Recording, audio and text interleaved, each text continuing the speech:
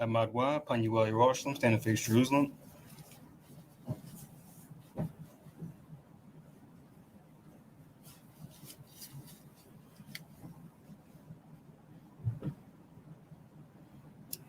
Blessing of the Sabbath.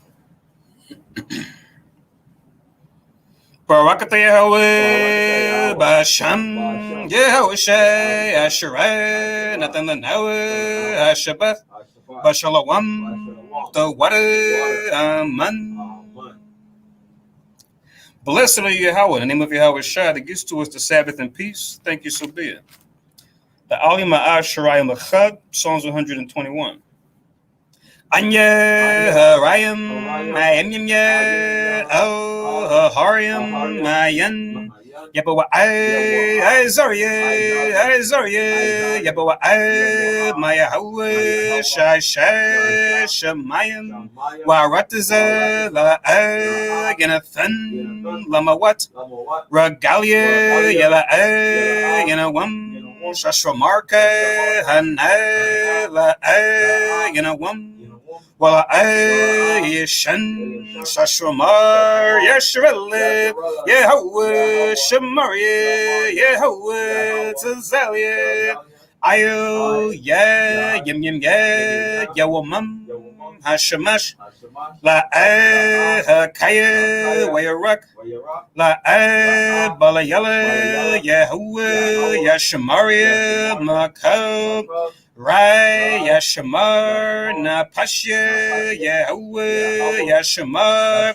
Hawalakya Wabawaya My Fa Wa Aid I Willam Basham Yehoshai for what Amen. Psalms 121. I will lift up mine eyes unto the hills, from whence cometh my help. My help cometh from the Lord which made heaven and earth. He will not suffer thy foot to be moved. He that keepeth thee will not slumber. Behold, he that keepeth Israel shall neither slumber nor sleep. The Lord is thy keeper. The Lord is thy shade upon thy right hand. The sun shall not smite thee by day, nor the moon by night. The Lord shall preserve thee from all evil. He shall preserve thy soul. The Lord shall preserve thy going out and thy coming in from this time forth and even forevermore. Amen. Amen. Shema Yasharallah, hero of Israel. Shema Yasharallah, Yahweh, Eloheinu, Yahweh, Shema Yasharallah, Yahweh, Eloheinu, Yahweh, Shema Yasharallah, Yahweh, Eloheinu, Yahweh. Deuteronomy 6 and 4. Hear, O Israel, the Lord our God is one Lord. Amen. Amen. Tapala Yahweh, the Lord's Prayer.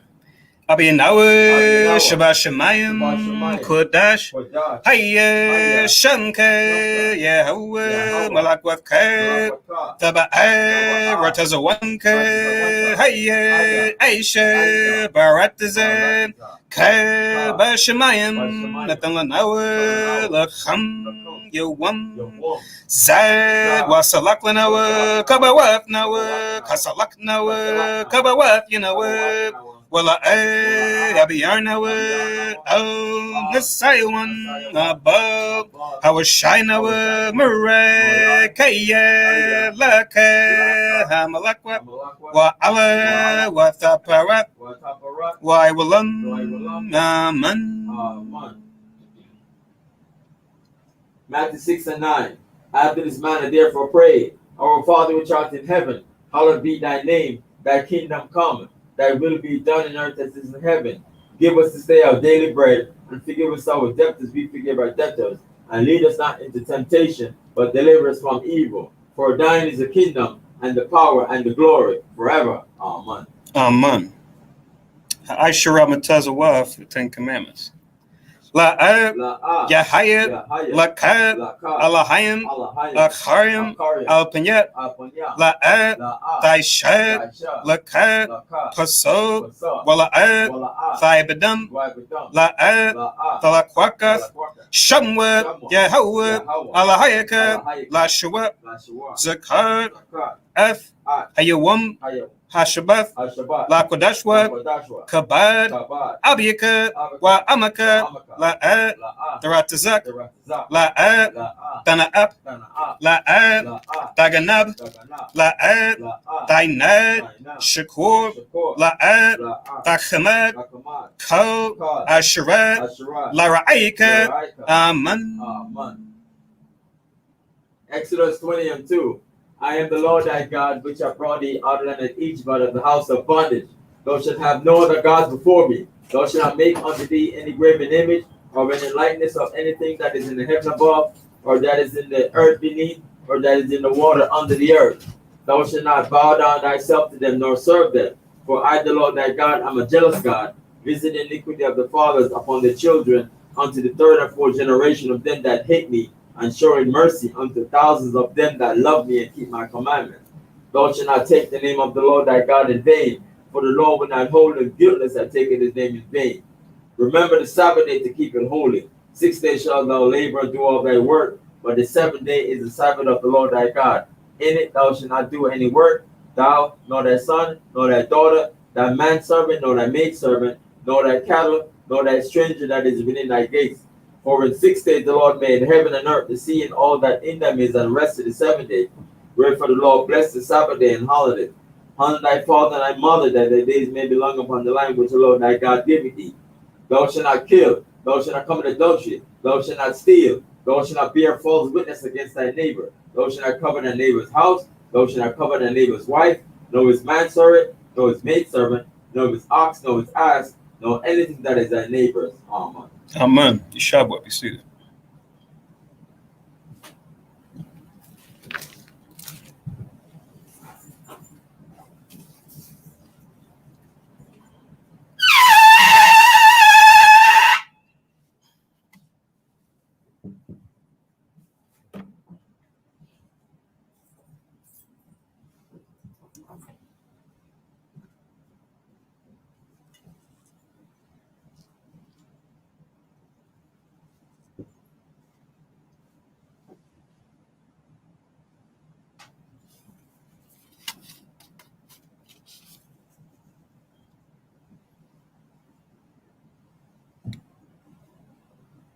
Barakatah Yahweh, Ba'ashemi Hawashai, Asherah, Tananao, Parya, Gapim, Thawada Aman.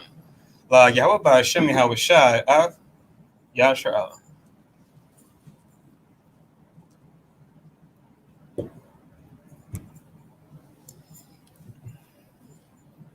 English translation. Blessed are you, Yahweh, in the name of Yahweh Shai, that gives to us the fruit of the vine, thank you, so be it. To Yahweh, in the name of Yahweh Shai, with Israel.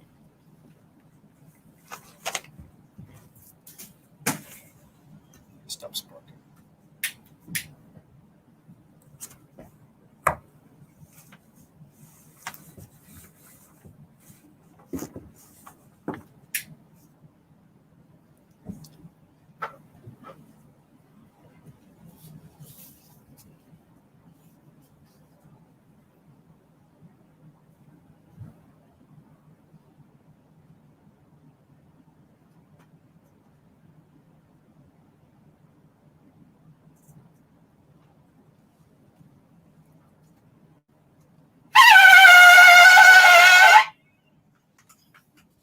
Amadwa, Panyua, Jerusalem, stand and face Jerusalem.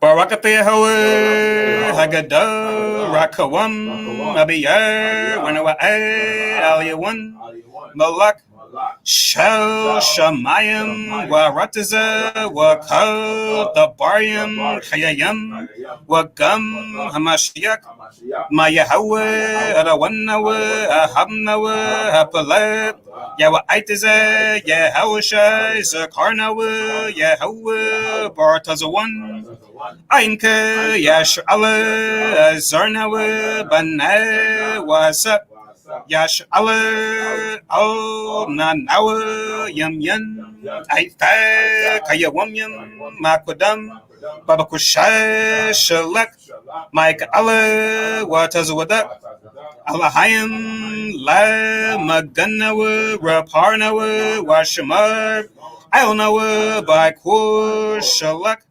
Haroka Shal Yawashai Lanawa Lamadnawa Rabiam Kakama Thabawana Wada Aif Shal da Barka Basham Yahoshai Thawada Thum Yed Waiwalam Maman. English translation. Blessed are you, Yahweh, the great, merciful, mighty, terrible, most high power, King of heaven and earth and all things living, and also the anointed from Yahweh, our Lord, our friend, and wonderful counselor, Yahweh Shai. Remember us, Yahweh, favorably your people Israel. Help us build and gather Israel, most high, we beg you right now, like the days of old. Please send Michael and the righteous powers to protect us, heal us, and watch over us. Mainly send the spirit of Yahweh Shai to us to teach us much wisdom, knowledge, and understanding of thy word. In the name of Yahweh Shai, thank you, always and forever, so be it. Repeat the Hebrew only. Blessed are you, Yahweh, in the name of Yahweh Shai that gives to us the law. Barakata Yahweh, Ba'ashem Yahweh Shai, Asherat, Natan Lanawa, HaTawarat. Blessed are you, Yahweh, in the name of Yahweh Shai that gives to us light to see. Barakata Yahweh, Ba'ashem Yahweh Shai, Asherat, Natan Lanawa, Award, Lara Awat. Blessed are you, Yahweh, in the name of Yahweh Shai that gives to us the ram's horn to call the people. Barakata Yahweh, Ba'ashem Yahweh Shai, Asherat, Natan Lanawa, Quran, Hayo, La Korab, Ha'aim, Yishak Salat. Blessed are Yahweh in the name of Yahweh Shai that gives to us the olive oil to anoint Israel. Barakata Yahweh, Ba'ashem Yahweh Shai, Asherat, Natan Lanawa, Hasheman, Zayat, Lamashak, Yasha'ala.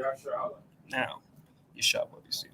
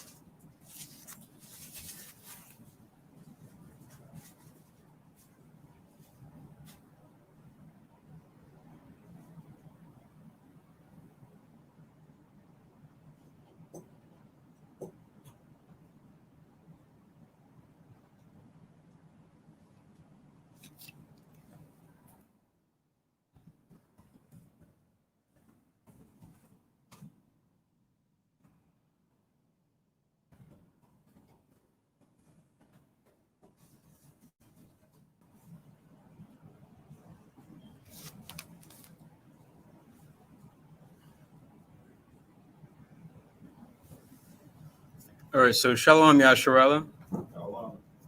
So Shalom everybody here in Philly.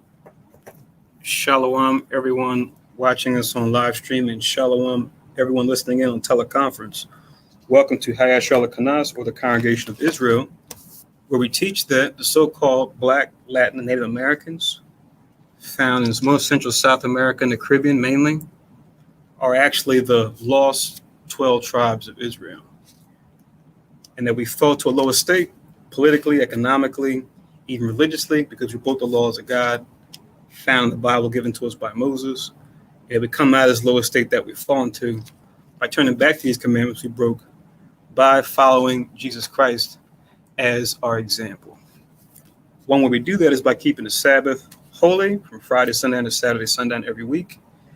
And as our particular branch of Christ does, we go through a Sabbath service.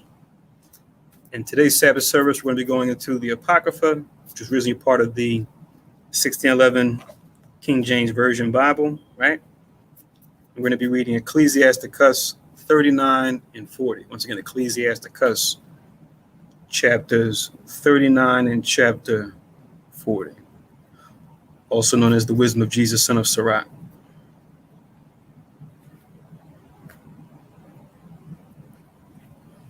All right. My name is Nabia Zerubbabel. I have the distinct privilege of going through the service with you today. And write down for your records that today, according to the Gregorian calendar, would be August 21st, 2021. But then according to our Gregorian calendar, it's the 5th month and the 14th day.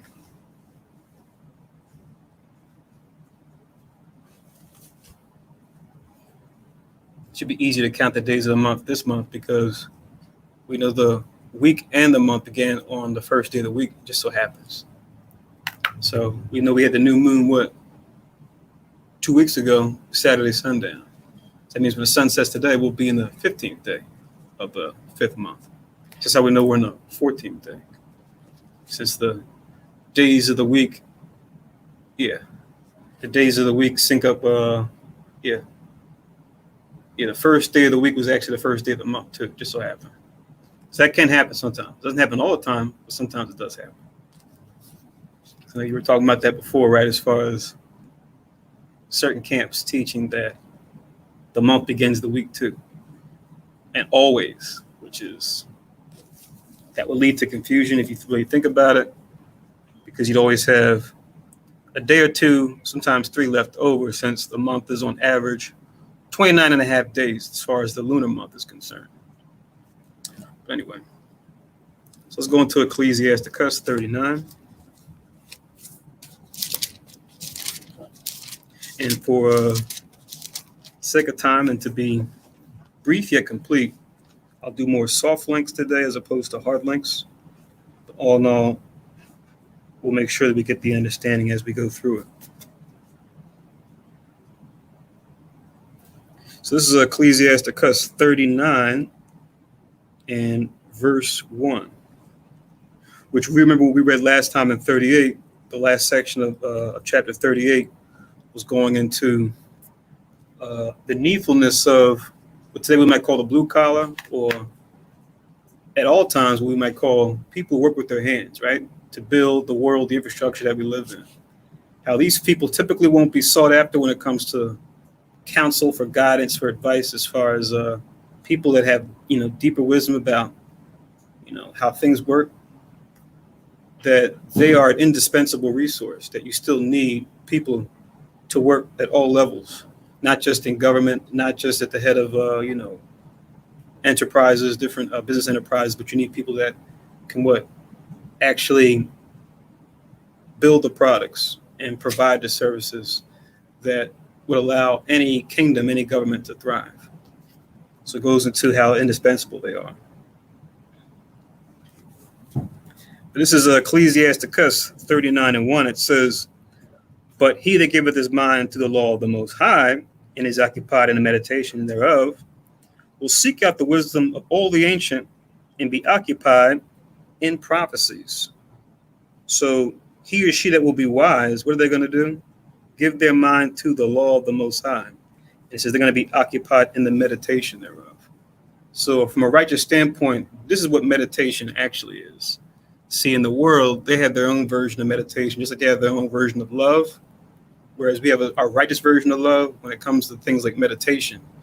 You hear the New Age movement talk about, what they consider meditation, which oftentimes will involve, just getting a blank slate and just clearing your mind of all thoughts so that they can put in whatever filth, whatever false doctrine that they want to incorporate into your being, as far as that's what's going to guide your decision-making process now, right? Or your thought process. Whereas the Most High said, no, fill yourself what? With my words. Fill yourself with my law. Let that be the thing that you meditate on. Let that be the thing that give you peace of mind, right? And this isn't the first time this was said. This was said before. So you could link this with 39:1. This is often similar to what we see even in Psalms. When you read in the beginning of the Psalms, the first Psalm, the first couple verses, the first 3 in particular, it talks about this. You could also, when you read in the beginning of Joshua, it talks about this as well. Which, we read in the Sabbath service not too long ago, since we're going through Joshua and Judges. But in Joshua 1:8, it talks about this, right? As far as meditating on the law day and night and how important that is, right? So always be thinking on the Most High's law. And like we always talk about, use your environment every day that you're out here, as a means of study, as a means of practice, right? When you see the news, you go outside and look at the conditions in your neighborhood or in the other nations, how they live, right? Or things you see on your phone, different reminders, right? Different advertisements you see. Try to call the scriptures out everywhere that you see, for the good and the bad, because the idea is to prophesy, right? You always want to be in that prophetic state of mind. As we read in this verse about being occupied with the prophecies. And the verse in Psalms is chapter 1, 1-3. It goes into why it's important to do that. Going back to what you meant about, how the world tries to influence and teaches us how we meditate. We look at different meditational practices.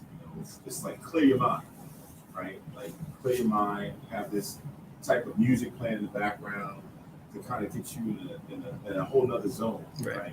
Whereas when you compare that, you're just sitting there and you're just thinking about, whatever worldly peaceful thoughts or tranquility.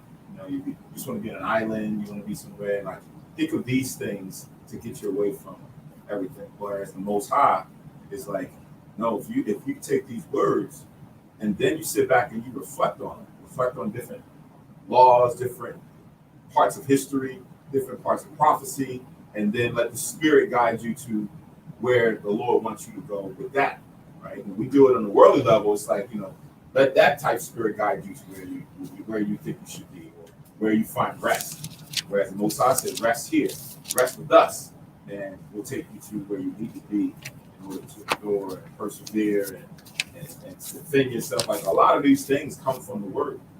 Testimonies from previous prophets, prophetesses, and what they went through. We can reflect and meditate on that, and then build our own spirit up so that we can at least do the same, if not better than what they've done before, or in a righteous state. Come.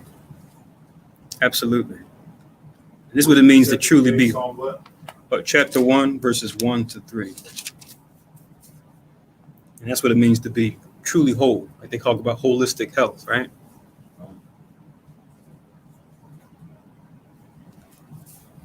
That's what it truly means to be holistic. It starts with you meditate on the law, which will then lead onto your spirit helping out, the spirit helping out your soul, which in turn will your mind, which will in turn help out your body. So it'll trickle down. And it says this in Psalms chapter 1, verse 1. It says, "Blessed is the man that walketh not in the counsel of the ungodly, nor standeth in the way of sinners, nor sitteth in the seat of the scornful. But his delight is in the law of the Lord," or Yahweh, "and in his law, the Most High's law, doth he meditate day and night. What's it say in verse 3? He shall be like a tree, planted by the rivers of water, that bringeth forth his fruit in his season. His leaf also shall not wither, and whithersoever he doeth shall prosper. So going into what that man or woman being fruitful, being, as they say today, productive, right? Constructive, right? Growing things. That's why you'll see all the parables. You'll see many likenesses or similitudes to us being made to be in like husbandry or being like a building, right? Something that you build that can store things or people, or like things that you can grow that you can use to chop down to build shelter or to grow food to eat, right? We want to be productive like that on a deeper level. And we also have, and I mentioned Joshua 1 and 8, but we could also write down Jeremiah 17, verses 5 to 8 talks about it too. Jeremiah 17, 5, it says, thus saith the Lord, or Yahweh, cursed be the man that trusteth in man and maketh flesh his arm, and whose heart departed from Yahweh. So cursed or misfortune come upon that man that trusteth in man, meaning his own fellow man and what he can produce, and maketh flesh his arm, meaning making the carnal his strength, right? Because when you see the arm, it just references strength, and that's the thing you trust in. Whose heart or mind departed from Yahweh. It says in verse 6, for he shall be like the heath in the desert, and shall not see when good cometh, but shall inhabit the parched places in the wilderness, in a salt land and not inhabited. But then it says in verse 7, blessed is the man that trusteth in Yahweh, in whose hope Yahweh is. For he shall be as a tree planted by the waters. Sounds like what we read in Psalms chapter 1, right? That spreadeth out her roots by the river, and shall not see when heat cometh, but her leaf shall be green, and shall not be careful in the year of drought, neither shall cease from yielding fruit. So same idea, but just showing it's here. And before it said meditating on the law day and night. Here it's talking about trusting in the Lord, showing you that what? When you trust in the Lord, you're going to meditate on his law day and night and practice it, because they're going to yield the same results. They go hand in hand. And then Joshua 1 and 8, this book of the law shall not depart out of thy mouth, but thou shalt meditate therein day and night, that thou mayest observe to do according to all that is written therein. For then thou shalt make thy way prosperous, and then thou shalt have good success. So we see the concord between the scriptures, right?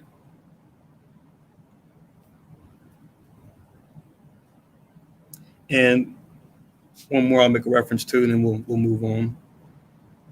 In Revelation, when you read Revelation towards the end, chapter 19 and verse 10 in particular, right? This is one of the ones we used to always look at before. I think it was when I remember you had pulled out Khan Samat about connecting Christ to prophecy. Because you have many, like you were talking about last night in the class, false prophets, right? False messiahs, so-called anointed ones of different backgrounds, some Bible-based, some not. But even the ones that aren't still get their stuff from the Bible, even when they don't acknowledge it.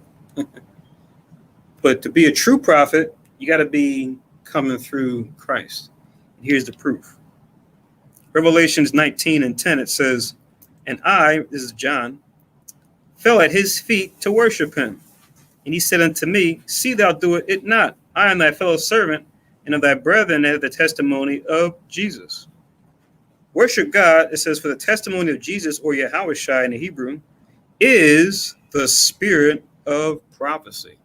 So anytime we're dealing with the word of God, which is Christ, which is Jesus, as they spell it now, but it's Yahweh in the ancient Hebrew, you're dealing in the spirit of prophecy, right? So from cover to cover, right, we're dealing in prophecy. It's not just about the future. It's about the present and the past. Ultimately, it's about the will of God, because in the end, all that really matters is not really about what I think or what anyone else thinks. All that really matters at the end of the day is what God is doing, right? What God has done and what he's doing and what he will do. That's all that matters. And as long as you're talking about that, you're talking about prophecy. In Christ is the perfect representation of what God is doing, because the Heavenly Father is a man of his word. And Christ being the word of God, he embodies that. So.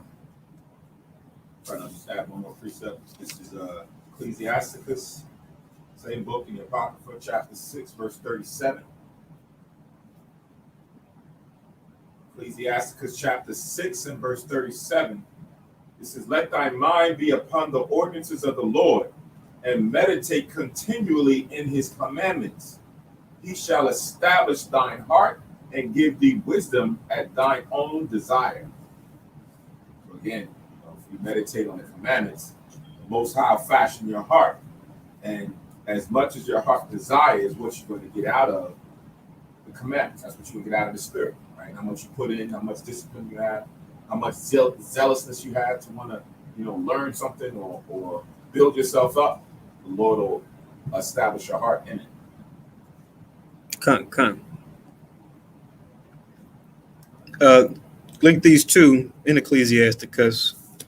Ecclesiasticus 44. We're going to come to it in a couple weeks. Ecclesiasticus 44 and verse 3.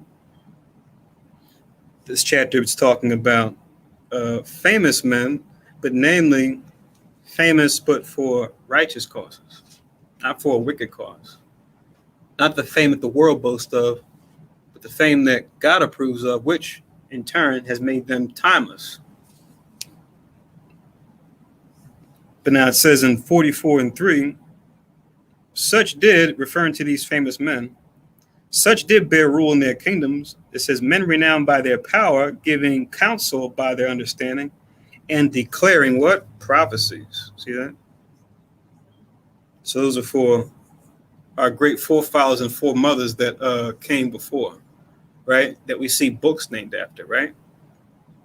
Like from Moses to David to Esther to Judith to, the list goes on, right? To Deborah to Barak, the list goes on.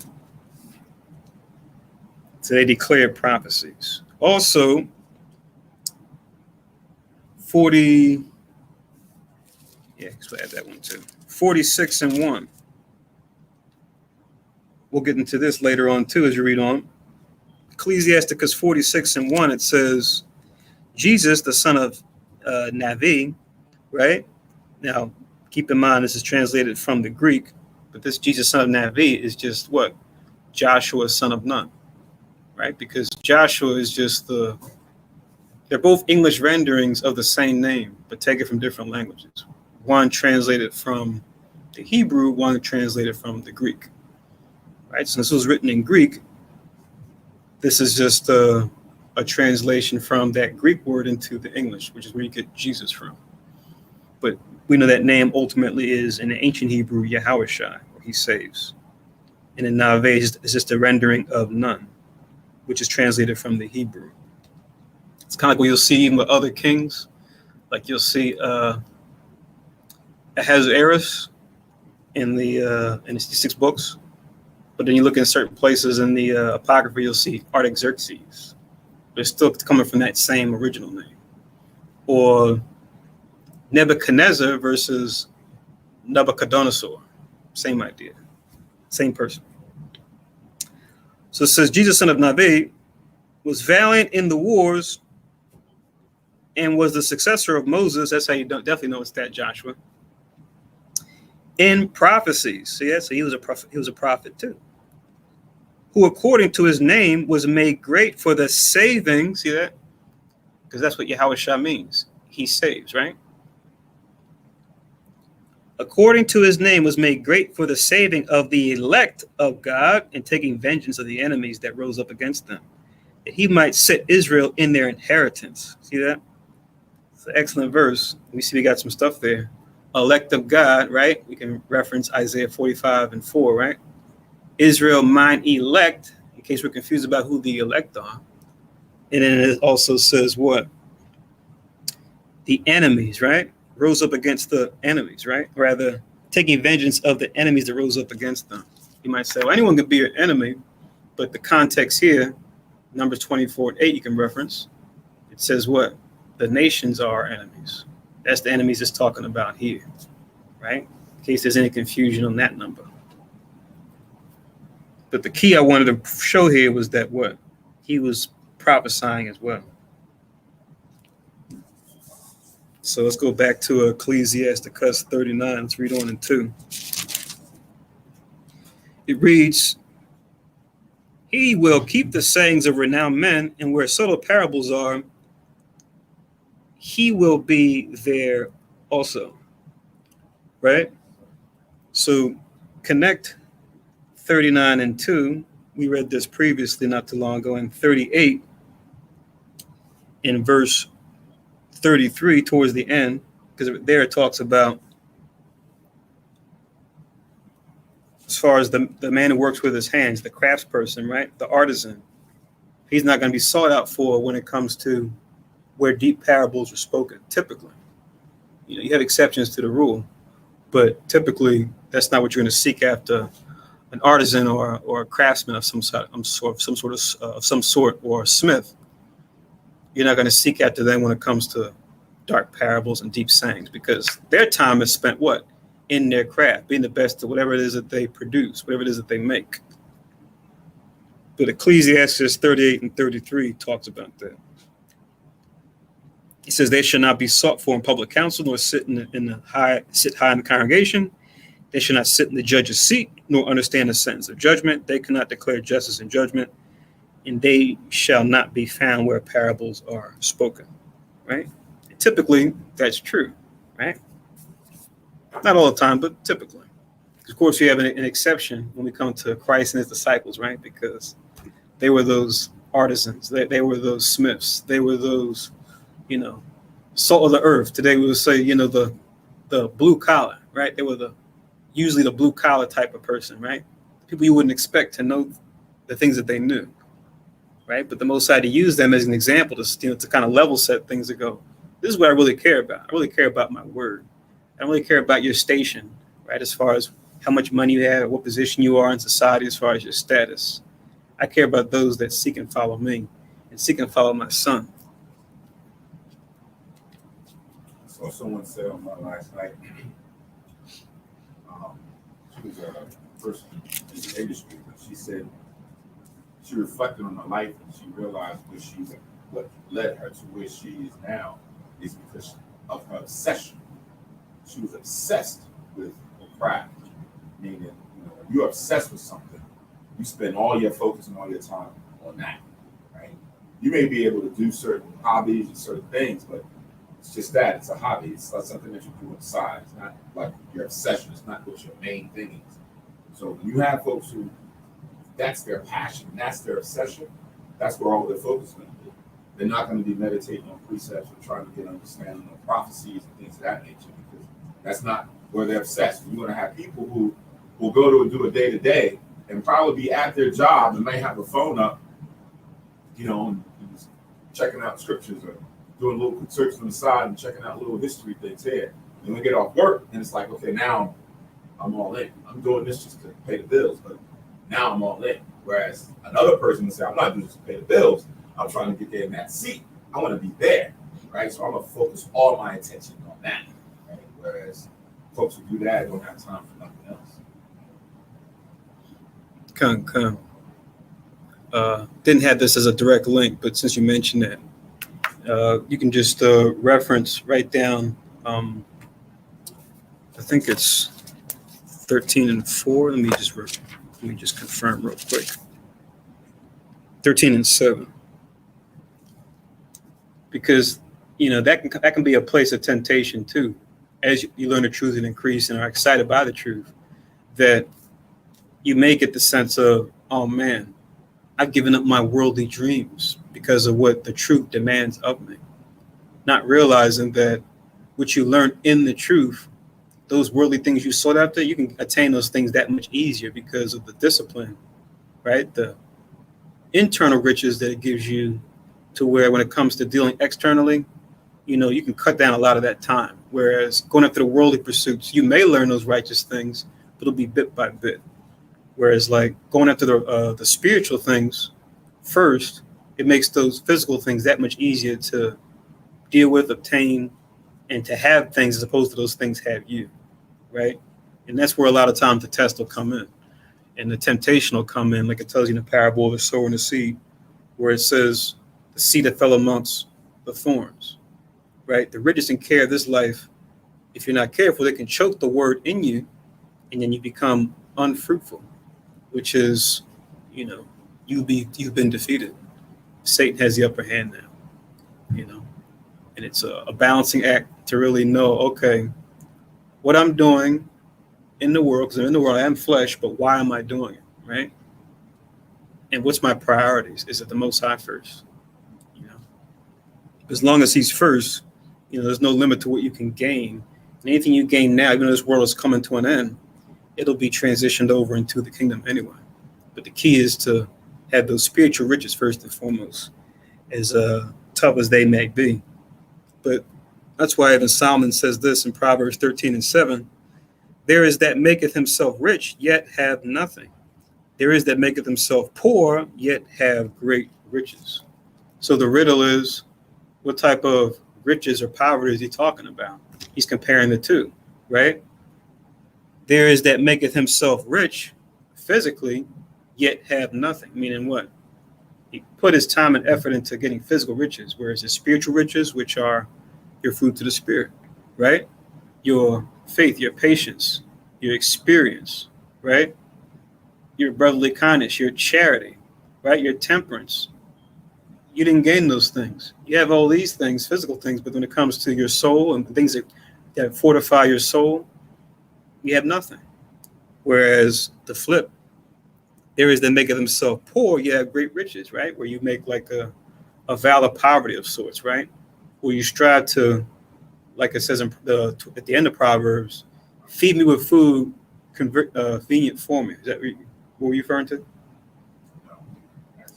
Oh, okay. Feed me with food convenient for me, right? So that what?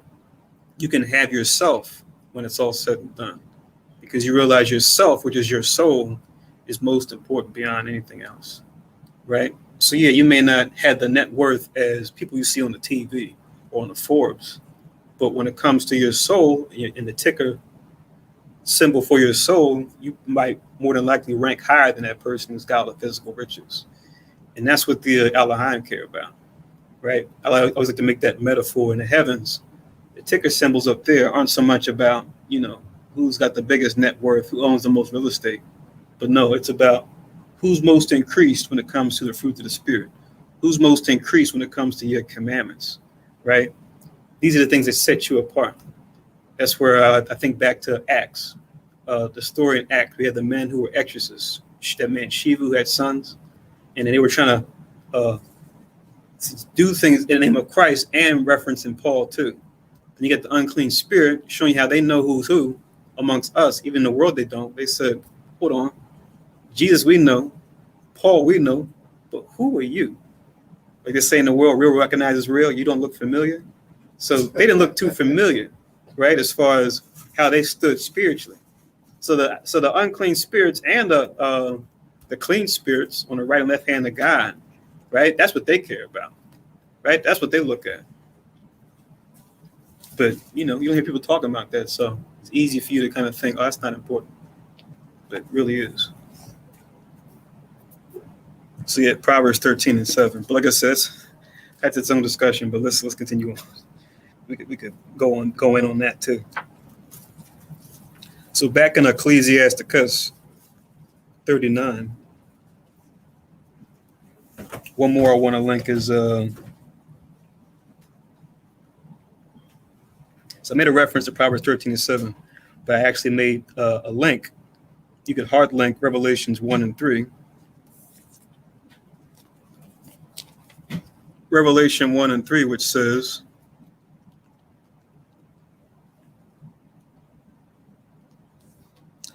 blessed is he that readeth, and they that hear the words of this prophecy. See that? There's the prophecy again, and hearing it, and keep those things which are written therein. So it's not just hearing the prophecy, but doing it too, right? Like it tells us in James 1:22, be doers of the word and not hearers only, deceiving your own selves, right? It says, for the time is at hand, right? So another reference to hearing the words of this prophecy and doing the things that are written therein. All right, so now 39:3. So what else will this person who gives his mind to the law of the Most High do? Verse 3, it states, where am I? He will seek out the secrets of grave sentences and be conversant in dark parables, right? So we know he's not the only, but we know who's famed for doing this would be Solomon, right? Solomon's probably most notable for doing this, right? And we're going to read about him later too, as later on in Ecclesiasticus, the authors talk about Solomon, right? When you go forward into chapter 47 and 17, it talks about this particular quality of him where it says, the countries marveled at thee for thy songs. The thee when you read above is talking about Solomon when you go up to verse 13. But in Ecclesiasticus 47 and 17, it says, the countries marveled at thee for thy songs and proverbs and parables and interpretations. See that? And then also in the record, the record of Kings, it tells you this. You go back to 1 Kings chapter 4.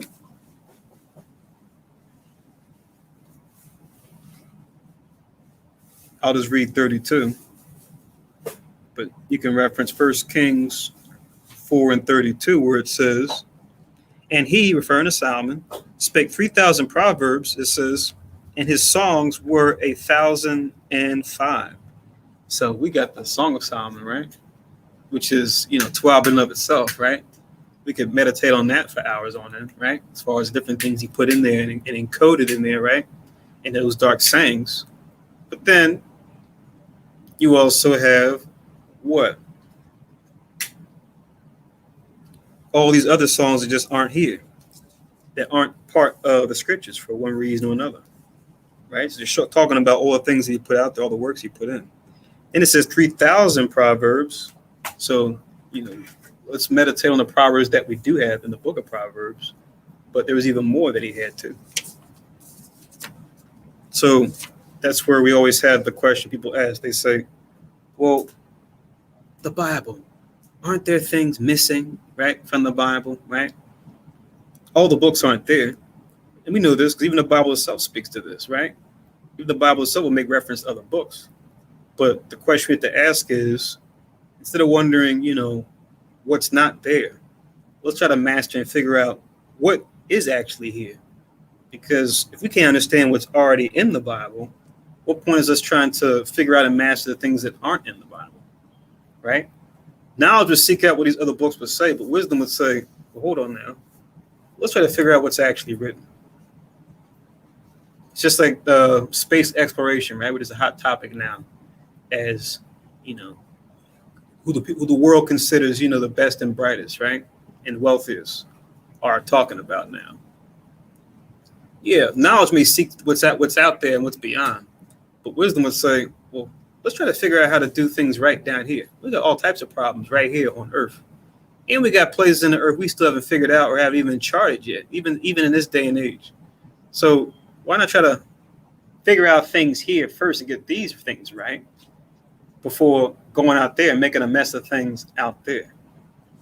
Just a perspective to consider when you see people all starry-eyed over, people doing these, amazing feats of going into space and everything else. And then also Proverbs 1.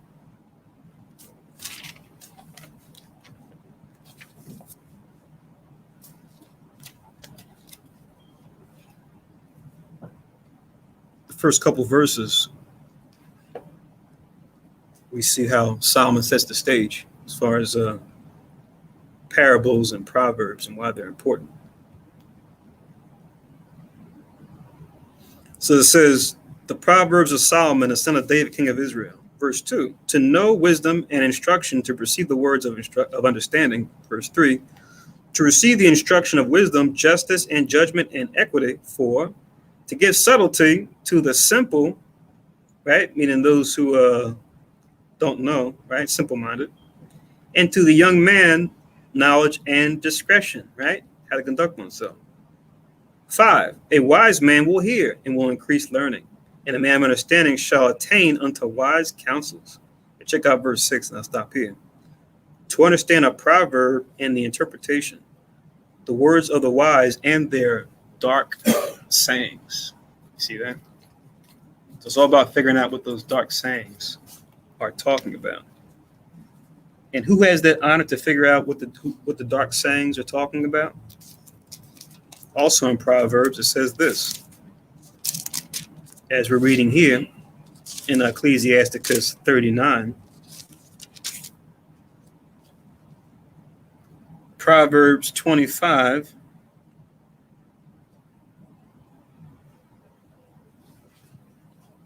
Two and 3.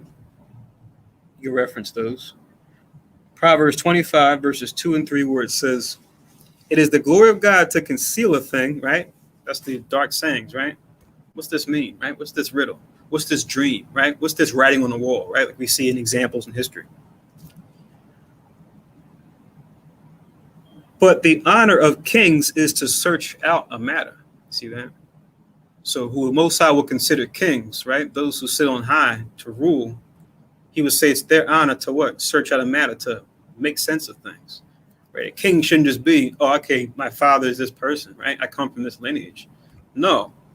Your seat of kingship should what? Be seated based on your judgment. Yeah, we know, okay, we have to come from Israel, yes. What really sets us apart is what? Our wisdom, right? And our ability to discern between good and evil, right? Between doing well and doing better, right? From small matters to great matters, right? That's what separates kings, right, from the rest, right? And that's what makes them suitable to what? To rule and to rule over people for their betterment. Then it says in verse 3, the heaven for height, the earth for depth, and the heart of kings is unsearchable. So the hearts and minds of kings should be unsearchable, same as the heavens, how we can never fully understand the fullness of the heavens or in the fullness of what's underground, right? And the depths of the earth. Same with those things can't be fully known. That's how the hearts of kings should be, right? Constantly meditating, constantly considering, constantly learning and understanding more and more. So I added one there, Proverbs 25, 2 and 3. Put that here. Let's go back to Ecclesiasticus 39.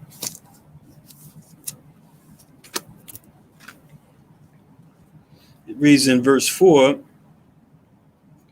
he shall serve among great men and appear before princes.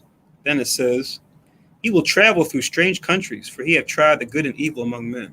So it says he shall serve among great men and appear before princes, right? Remember this also in Ecclesiasticus. You read this before. This is how the Most High does this, right? Chapter 11 and verse 1 to link with 39 and 4.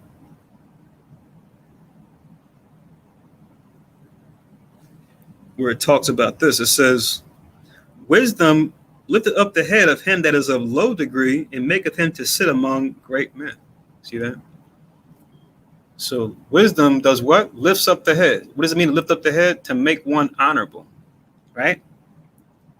That is a low degree, meaning as far as low status, as far as society. If that person has wisdom, it says what? It can easily make them to sit among great men. When situation arises, and the Most High can have that person in the right place at the right time to have the right guidance, the right answer.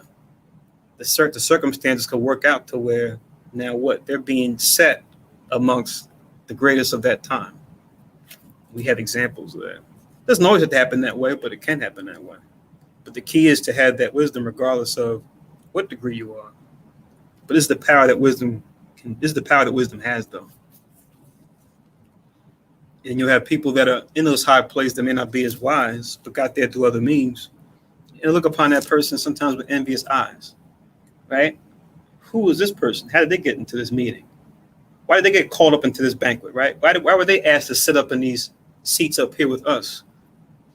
Who is he or she? What's their stock? What family do they come from? Right? What makes them special? Right? So they're asking pertinent questions, but they're asking with the wrong spirit. Maybe listen to him or her speak, or watch him or her behave, and then you might begin to realize, oh, maybe this is why, right? Maybe this is why this person now has the eyes on them, right? Because they're here for a needful purpose, right? To actually help in a time of need. I was at work this week, working with Mr. Fred, and he was talking about how he was somewhere with his boss, but he was kind of like on the side, and he had like a meeting, and he humbled himself and just left himself on the side, but just took notes. And his boss was like, no, he come up here. I need you to sit right here and explain to them X, Y, and Z. So he said after the fact, he asked his boss, like, why do you do that? He says, when I call you in, now everybody's gonna notice about, what type of man you're a person of wisdom, you got some knowledge that everyone now is gonna respect because I called you up. And I thought about it, I said, that's biblical, brother. It's like Christ speaks about a parable as far as for, when thou art bidden to a feast, right? Don't choose to sit at the high seat like you called in. But once you're called up, it's like you was back there and all of a sudden you're coming up and it was like, what's so important about him, right? But then now you're sitting amongst wise men and you were called in to sit there and it's like, oh, that guy, I need to talk to him. And he was like, afterward, everybody's coming to him, asking questions, this, that, and the third, but he humbled himself. So based on what you were just talking, it's that same premise, but he gave it from another objective, not from his point of view, but from the opposite, right? It's like, I feel worthy. Now I'm sitting much here, all right, I humbled myself and I got elevated. But it was the other people who was around that was watching that now they came up and was like, yo, so tell me, like, what is it? Like, explain to me. I got another question for you. Like, now you became the guy, right? It's like, oh, okay. It's kind of like, even though it's more in a carnal sense, but Juice from the 90s. Right, that was like the whole theme of the movie, right? Juice was just an old-fashioned word for like, what do the kids call it now? They call it, what's the word they use to kind of say the same thing? Can't really think of, everything I'm thinking of now is more like just wealth, where you got like, jewelry. But I can't, there's a word I think they use, but maybe it'll come to me later. But either way, we get the idea.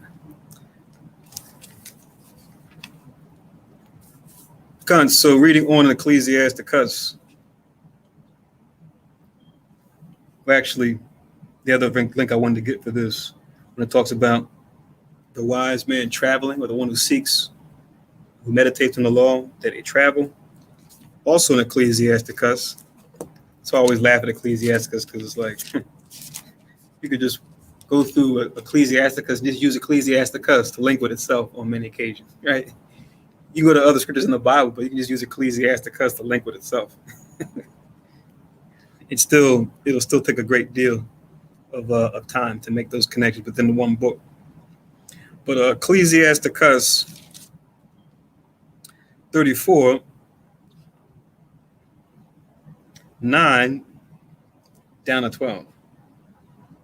Which Ecclesiasticus 34:9, it reads, a man that have traveled knoweth many things, and he that have much experience will declare wisdom. Then it says in verse 10, he that have no experience, remember experience is part of one of the fruits of the spirit, right? Knowledge and experience, right? They go hand in hand.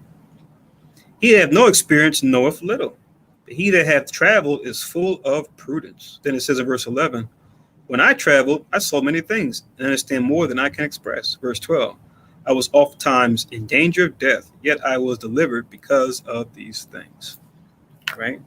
So whether it was then or now, the wise who have traveled, they can speak to their travels and say the things that they learned as a result of their travels, right? Because of the place they went, the things they seen, the people they encountered, right? They could talk about how they were enriched by these things. I know, for your work, you would be like an excellent example, at least amongst us, where because of your work, you're sent to many different places. So, and you travel to different countries and see the places, the people, and the things, the monuments, right? Overhear the conversations, have conversations. You gain more insight into, oh, okay, this is how it's done in this part of the world. Here's how things are done in this part of the world. Here's people talk in this place, so you're getting that insight. That's like Paul when he came back after he was accused. He was sitting amongst the brothers in Judea, and after he was given, his experiences, it was like, see, brother, see how many Jews is out there amongst the Gentiles? Because if he hadn't been given that commission by Yahushua, they would all just thought, all those guys is just done, man. Right. These guys they just wasted. Don't even count them as brothers. They're not a part of the salvation, right? And he comes back on going to all throughout, right? Because him and the rest of the brothers was going throughout Asia Minor, going to Crete, going here, going there, and they come back and they explain this happened. I told them, yeah, I did this. These brothers came up. They had. It's like, wow, word. Wow, now you feel even more when you start hearing that there's other brothers that's out there somewhere. Come. Just go down to Jamaica and they come back. They tell you about what happened in Jamaica. They go down to Barbados, or they go over to Germany in this area. They go to Amsterdam. They go here. They come back and it's like, word. Uh-huh. So what was they saying? Oh man, it was just like the brothers here. They was zealous to want to hear it. Dad, what y'all eat? Wow, right? You just going into all this type of things. You don't know what's out there beyond your own city, your own area. Come. I got an assist from Ariak Hazak. He said, swag? Yeah, part of it, yeah. But not exactly swag, though. But keep it coming, though. But that's a good one, right? That captures a piece of it, as far as I guess what they were before called juice. But I throw out for that. Yeah, and like just about every Bible, right? This is what you're talking about, Kahan. Just about every Bible, right? And definitely Bible dictionary, and definitely Bible Atlas. What do they always have in the back? First, second, third, fourth journeys of Paul. Right, so it just shows you this scripture here. We see evidence like, oh wow, this is why this is important. The work that he put in. It just makes you think. We had the technology we do now back then. How he would have did things too. Like he still would have traveled, but then how would the technology have affected how his travels went? Maybe he may have even been able to do a lot more. Even when he was on house arrest, might have had someone bring in like a camera, right, and just film him in prison, or house arrest, and just teaching on the live stream, and it makes you wonder. But nothing beats the human touch, and nothing beats, even with all the mediums that we have to communicate, like we're doing now, through like a camera, through the internet, right, through television, radio. Still, doesn't get rid of the other past mediums, because what do we still have? Even with all this technology, face-to-face contact, we still have word of mouth, right? These things are still prevalent. These things still spread news just as well as they did back then, even with all these new technologies that we have. Even though men have gone to and fro and knowledge shall be increased, it hasn't replaced the importance of that face-to-face contact or that word of mouth communication. So Ecclesiasticus 39, where did I leave off? I'm in verse 5. It says, 39:5, he will give his heart to resort early to the Lord that made him, and will pray before the Most High, and will open his mouth in prayer and make supplication for his sins. This is very important too. The fact that it says early. So we want to make sure we acknowledge the importance of seeking the Heavenly Father early, right? We read these before, but let's get the links in Ecclesiasticus, at least some links. When we go back to chapter, I'll do it in that order. Chapter 4 and verse 12. So Ecclesiasticus 4 and 12, which tells us what? He that loveth her, the her above is wisdom, when you read. He that loveth her loveth life, and they that seek to her early shall be filled with joy. So, like they talk about in sales, right? Sense of urgency, right? It's one of the things you use to pull the levers to get someone to buy the product or service, right? Or agree to your terms, right? If you're doing negotiations, right? You get a sense of urgency. You know, want to do it now. This might not be here, right? Or that the timing is, it's a short window, right? Like they say in commercials, while supplies last, right? Meaning the supply is running out, right? Do or die. So let's take that same attitude when it comes to buying the truth and selling it not, right? Like the proverb says. So 4 and 12 of Ecclesiasticus. Also 5 and 17 of Ecclesiasticus.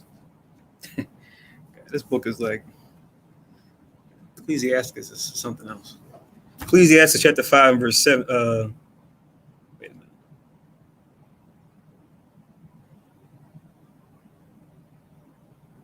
Oops.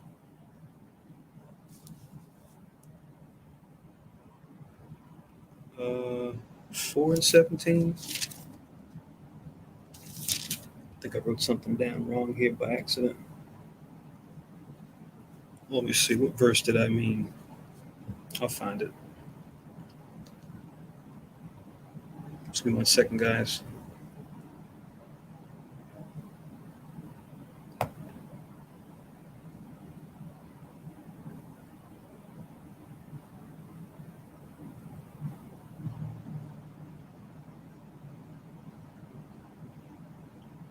Okay.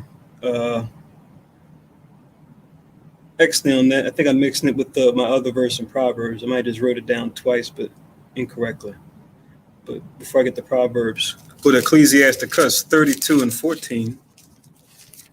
Ecclesiasticus 32 and 14. It reads, whoso feareth the Lord will receive his discipline, and they that seek him early shall find favor. So another sense of urgency, right? Oh, I see what I did now. Not 17, 5 and 7. That's where I messed up. It was Ecclesiasticus 5 and 7. There we go. Ecclesiasticus 5 and 7, not 17, but 7. It reads, make no tarry to turn to the Lord, and put not off from day to day, for suddenly shall the wrath of the Lord come forth, and in thy security thou shalt be destroyed and perish in the day of vengeance. So another famous verse we like to pull out there, especially when we're at camp, when people are like, I respect what you brothers are doing, right? But, I got to handle this. I got to do that. I got to do this first, right? I'm going to get with y'all. You guys going to be out here next week, right? Like it's a TV show, right? Like this thing is like a spectator sport, right? Tune in next week.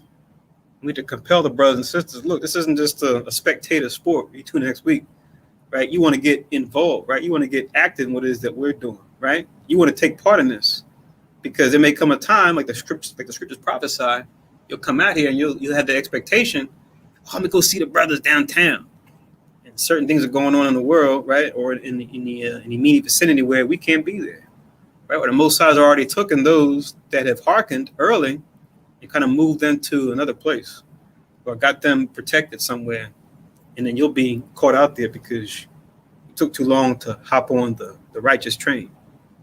Now you're left out there. That's why we compel folks to turn to the Lord, because even without the destructions happening worldwide, you could find destruction in your own immediate life, right? And find yourself in an early grave, right? Because the Most High can take you out whenever. And we've experienced that here. I know other brothers and sisters in other camps have experienced this too. Folks that you helped out or labored with, you're talking to them, and they're on the fence about certain things, or they kind of got one foot in the truth, one foot in the world, and then circumstances happen where Most High just takes them off of here, right? And your hope and prayer is, that they wholly repented, right, for whatever wrong that they were doing, and that they were found in a place of mercy, that they were part of that 1/3 before it's all said and done. But the Most High has to decide that, right? So you have 4 and 12, 5 and 7, 32 and 14 of Ecclesiasticus. Now, the ones I want to get in Proverbs, that's 8 and 17.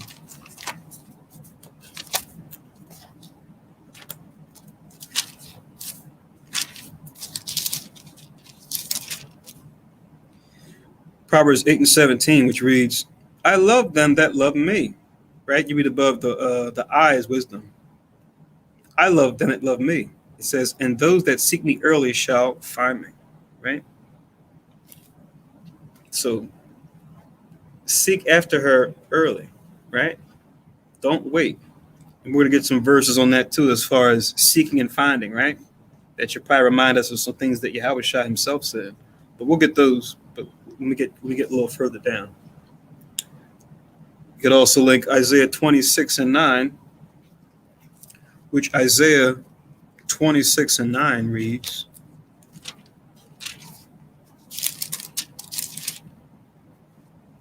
with my soul have I desired thee. In the night, yeah, with my spirit within me, I will seek thee early.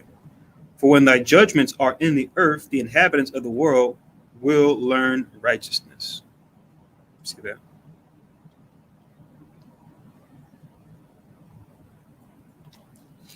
So even the prophet Isaiah is speaking those same sentiments, right?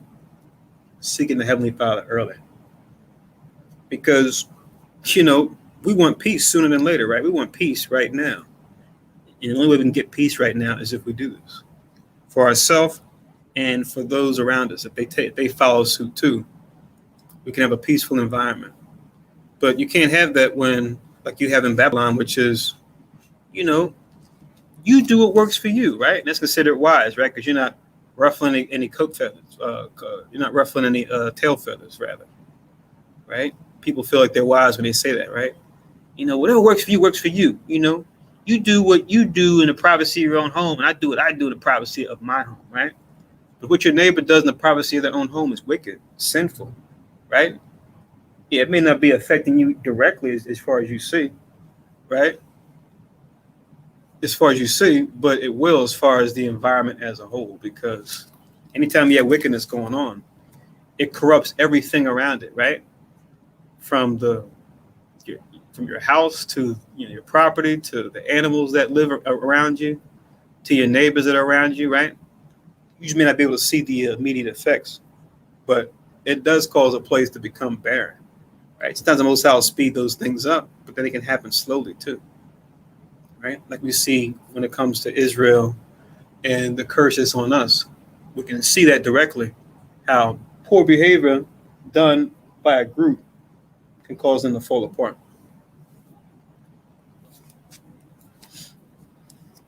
This is something that's observable, right?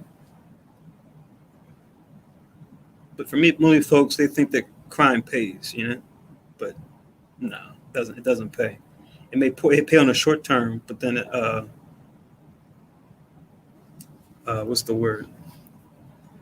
It may pay on the short term, but in the long term, it's going to cause nothing but trouble for you and those around you.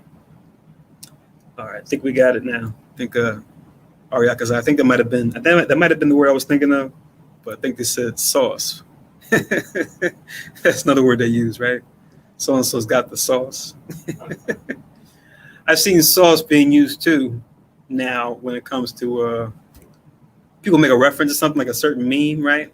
Like a scene from a movie or a television show or a cartoon or something. And they'll say, what's that sauce, right? Give me that sauce. In other words, give me the link to that book, that movie, that song, right? That TV show, whatever it is. Let's see to use that way too.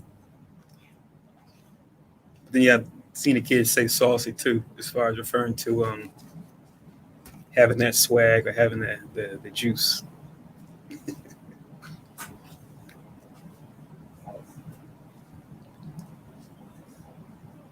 Okay, so back to Ecclesiasticus 39. That was 5. Let's read 6. When the great Lord will, that first precept is important. When the great Lord will, he shall be filled with the spirit of understanding. He will pour out wise sentences and give thanks unto the Lord in his prayer. So why did I say the first precept is important? Because remember, in the end, even though we're seeking out wisdom, right? It has to be the Most High to decide to impart that wisdom to someone or not. This isn't just something that we do on our own and that's it. Yeah, we start the initiative, right, to seek it out, but it still is up to the Most High for us to understand it. It's kind of like somebody trying at a sport, right? But unless you have that talent, right? Maybe you have to crack into the talent. Maybe it might take you a lot longer, but unless you have that latent talent to actually do the sport you're trying to perform, you can practice, all types of hours, rest up, practice again. But if you don't have that innate talent that to develop within yourself, you could do it for years and still only be able to reach a certain level, right? Still, you'll find what they call a plateau, right? When it comes to, your innate talent or ability that you have within you, right? You'll hit a cap, say, okay, this is about as far as I can take it, even though in my will, I want to be able to do this, that, and the third. I've reached my physical limits, right? Through proper diet and exercise and practice of different methods, right?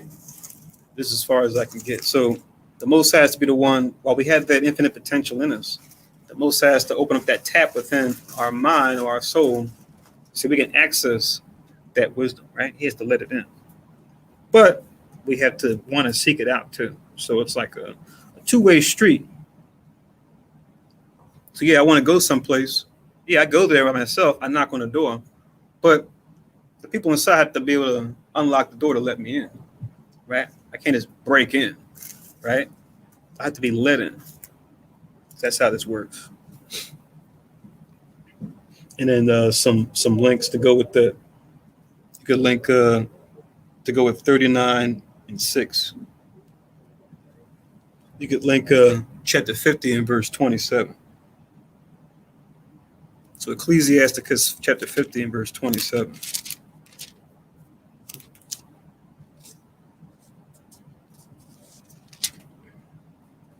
Which Ecclesiastes 15:27, it says, Jesus, the son of Sirach of Jerusalem, have written in this book the instruction of understanding and knowledge, wait a minute, did I jump? I think I skipped.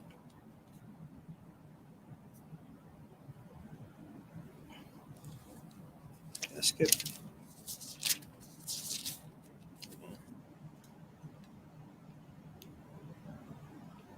Oh, no, I didn't skip.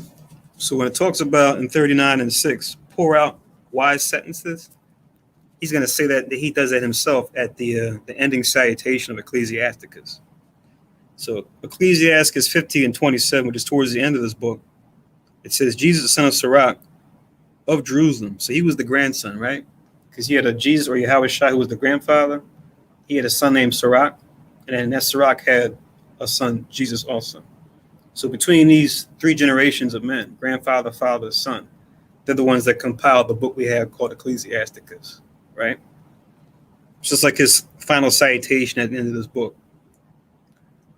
So it says, once again, Jesus, the son of Sirach of Jerusalem, have written in this book the instruction of understanding and knowledge, who out of his heart pour forth wisdom, right? So like a vessel that has water, right? You want to pour out the wisdom. It's just a way of thinking of wisdom. It pouring out like a water out of a vessel.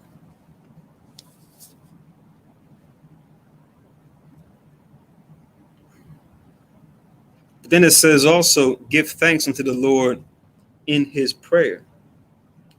So as far as seeking and finding and then asking and receiving, right?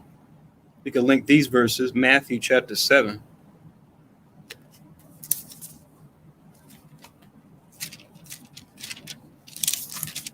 Matthew 7, verses 7 and 8, where it says, ask and it shall be given you. Seek and ye shall find. Knock and it shall be opened unto you. Verse 8. For everyone that asketh receiveth, and he that seeketh findeth. And to him that knocketh it shall be open. Right? And prayer is a part of that, right? Because part of our prayers can be giving thanks, but they could also be asking the Lord something, right? Jump to James chapter 5 on this. 7 verses 7 and 8.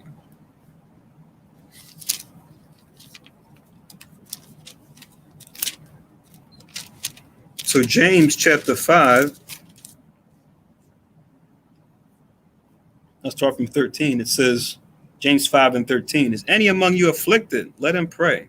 Is any merry? Let him sing psalms, right? So if we're happy, if we're going through affliction, we have things we can do to keep us in righteousness, right? Verse 14, is any sick among you?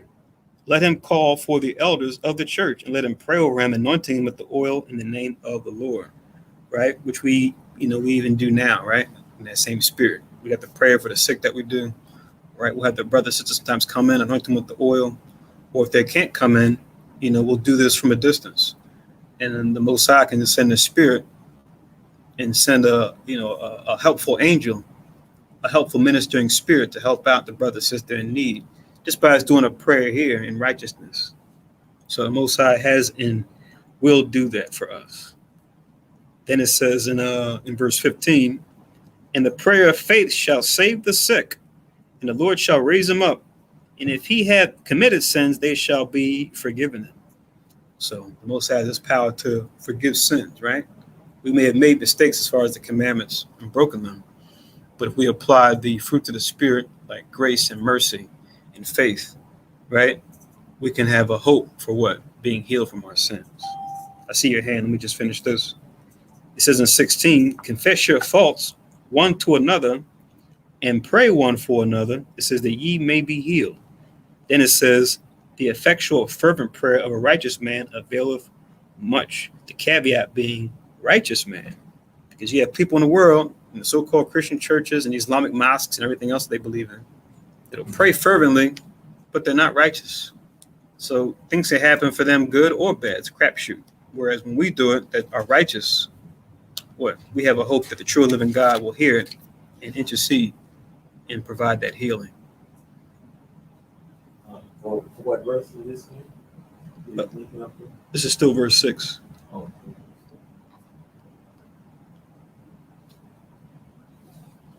Come. So also link, so that was James 5, 13 to 16. Link this also. I like to read these two together, right? Because when you read one up the other, someone can get vexed, right? And not understand what's going on. Because they hear us say this and they go, yeah, you say pray, pray to God and he'll do this, do that. Well, I've been praying to God to certain things and I haven't gotten it. So I don't know about that. I think you guys are lying. I think that book is lying, right? But that's where the scriptures provide clarity when it says this. 1 John chapter 3 and verse 22, it says, and whatsoever we ask, we receive of him. Why? Because we keep his commandments. Whose commandments? The Most High's commandments. Christ's commandments. Why? And do those things that are pleasing in his sight. Whose sight? The Most High's sight. Christ's sight, right? Where two or three are gathered, there is he in the midst. So we got to be obedient. But then you may say, well, I'm obedient, right? I'm keeping the commandments. These are the ones I know about. I'm striving for perfection. I'm praying to the Most High. Still not getting what I'm asking for, right? What's up with that? 1 John 5 and 14. To go with 1 John 3 and 22, right? I know we've done classes on this in the past, but that's why this is so important to weigh scriptures into balance. 1 John chapter 5 and 14, it says, and this is the confidence that we have in him, the Most High, that if we ask anything according to his will, whose will? The Most High's will, he heareth us. So it has to be of the Most High's will. That's why this verse in verse 6 of Ecclesiasticus 39 started off with what? When the great Lord will, right? But see, that's our confidence that we have in him, because if we're doing our best to follow his will, meaning what? Follow his commandments, apply his fruit to the spirit, right? Exercise his spiritual gifts, right? Which is true development, true growth. We have that confidence that what? The Most High will do what we ask, especially if our prayers, what we're asking for, are indeed righteous, are indeed coming from a righteous place, right? And even if he doesn't answer our prayer, we know that whatever he's going to give us is going to what? Provide what we ask and then some. Because sometimes you'll pray for a certain thing, and then the Most High will fix it. In a sense, he'll fix it. He'll say, oh, I know you asked for this, but I got something else for you. It's going to take care of that and this other thing that you're going to need down the road, to where now it develops your faith in the Most High. It develops your trust in the Most High, because you said, wow, I asked for this. And the Most High, he knew even beyond what I was asking for and gave me something even better, and gave it to me at the right time. I thought I wanted it right then, but I'm glad that he made me wait until I got this greater thing later. So the Most High is a master at that, right? But until you experience it, you might be a little skeptical, right? But give the Most High a try, you know? He knows what he's doing. Last time I checked, right? Even though it may not feel like it. That's your flesh. All right. So yeah, I always have to read those two together. So yes, the Most High will hear you because you're doing what his will, but it's his will to give you what you're asking for. It has to be on his terms, and Father knows best. So let's go back to Ecclesiasticus 39. Let's read on in 7. It says, he shall direct his counsel and knowledge, and in his secrets shall he meditate. So going back to verse 1 of the same chapter, right? Talking about meditating on the Most High's commandments, right? And on his prophecies. See what the Most High direct your counsel and knowledge, right? As far as your decision making. To discern between, once again, when it comes to small matters, between good and evil. When it comes to greater matters, between doing well and doing better. It says in verse 8, he shall show forth that which he have learned, and shall glory in the law of the covenant of the Lord. Right? So now it's emphasizing the goodness of what? Showing forth one's wisdom. Right? So don't put a lid on it, but what? Show it that it may help others. Right? And we even talk about this when it comes to words, right? The wisdom of words, and how a master can what? Use words of wisdom in the right way and at the right time, right? You can link this with chapter 20 of Ecclesiasticus and verse 30 and 31, which Ecclesiasticus chapter 20 and verse 30, it reads, wisdom that is hid and treasure that is hoarded up, what profit is in them both, right? It's the same way hiding wisdom. It's parallel with treasure that is hoarded up. So it's like for the, as they say, the 1% or the top 20%, 80%, 80-20 rule, right? What good is it you just sitting on your wealth as opposed to using the wealth that you may have accumulated, whether it was then or now, and just sit on it as opposed to use your wealth and actually create opportunity with it, right? Because even some of the ills we even see now, if the top wealthy people actually use that money to create programs, right? To not just give, right? Because giving is one thing, but also creating opportunity with what you have is another too, right? To cause development so that, you could actually put folks to work and not just have homeless everywhere, right? Or have the increase of crime or the increase of, diseases spreading, right? That you see now, right? These things can actually help their cause. But, for those who don't deal with the commandments, those who don't deal with the fruit of the Spirit, all the wealth they've accumulated through ill means, it's all going to be handed over to us in the end anyway, because they didn't deal with it according to righteousness. And you can't beat the laws of the Most High. And the wicked are no different. They didn't escape the Most High's judgment, not even, right? all they're doing is just, pretty much creating a situation that's going to lead to their inevitable downfall in the end.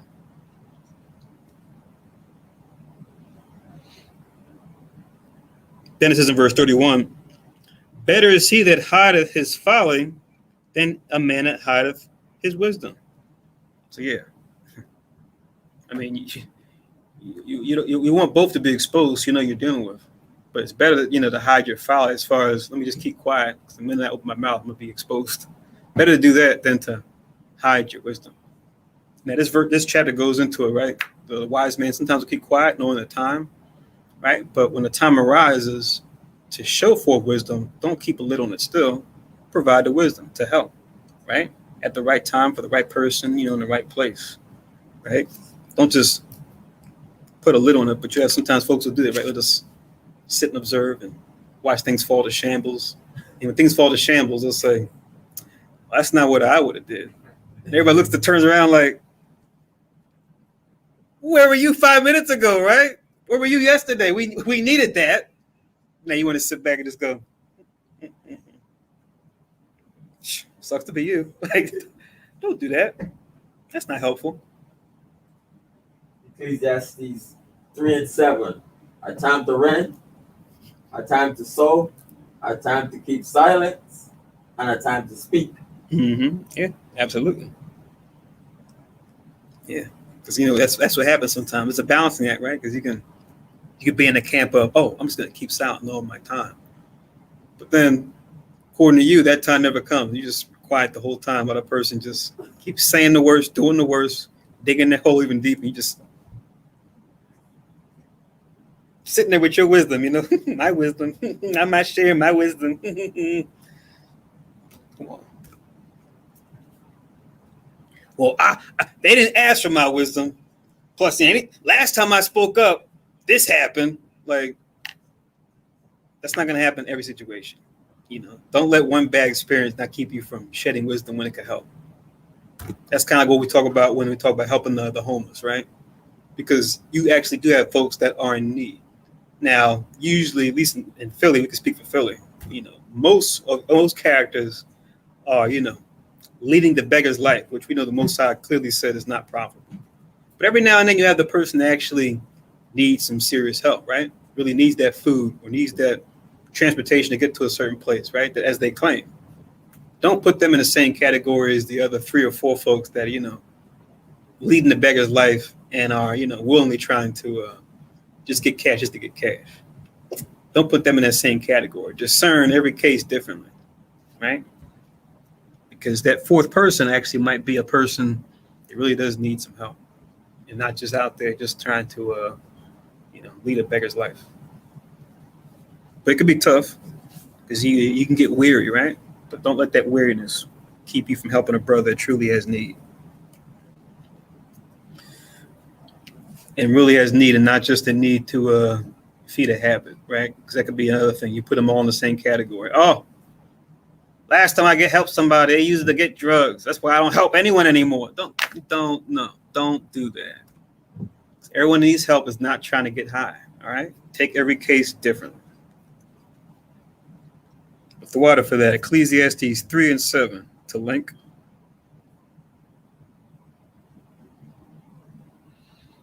Okay. And then get this too, or write it down, Jeremiah 9:23 and also 24, which says, thus saith Yahweh, let not the wise man glory in his wisdom, neither let the mighty man glory in his might, let not the rich man glory in his riches, but let him that glorieth glory in this, that he understandeth and knoweth me, that I am Yahweh, which exercise loving kindness, judgment, and righteousness in the earth. For in these things I delight, saith Yahweh. Right? So for all these folks that can boast of these things, glory, wisdom, might, right? Riches, these things come from the Most High. The Most High is the reason why you have these things. So first and foremost, glory in the Lord that gave you those things, that allowed you to get in that position, right? That's what we should glory. So yeah, link that too as well with verse 8 of Ecclesiasticus 39. As it says in the last part, and shall glory in the law of the covenant of the Lord. So let that be your glory. But now reading on, many shall commend his understanding, and so long as the world endureth, it shall not be blotted out. His memorials shall not depart away, and his name shall live from generation to generation. Right?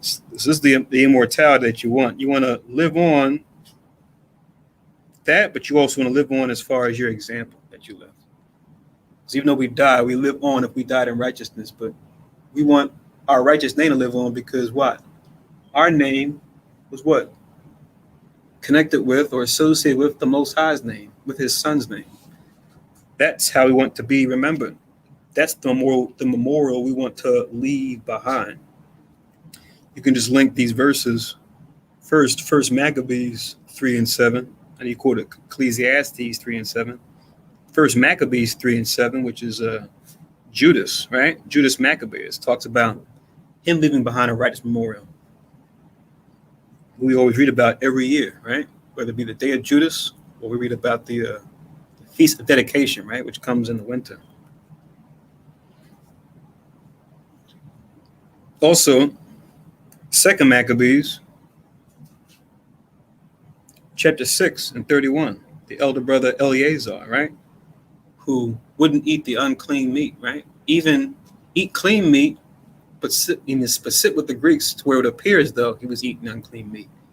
He knew that what? Even the appearance of him sitting down with the Greeks and eating, even though it was lawful, could taint his younger brothers and sisters' minds. So he still held fast and said, no, for their sakes, I'm not going to eat this unclean meat. I'm not going to do it. He was put to death for it, but now he lives on forever, right? Because he died a martyr for righteousness. And we can read about him all the time, all of us now, see his example. Not only does his name from that generation that he lived, but he's rewarded, later on, right? Mm-hmm. When you do deeds like that, society likes you to believe that this is it. This is only here once, YOLO, everything else. But when you do that for you, for the Most High, for the people, your name as Eleazar, that carries on. But then Eleazar comes back in the reincarnation later on, and then he leaves another name like Elijah.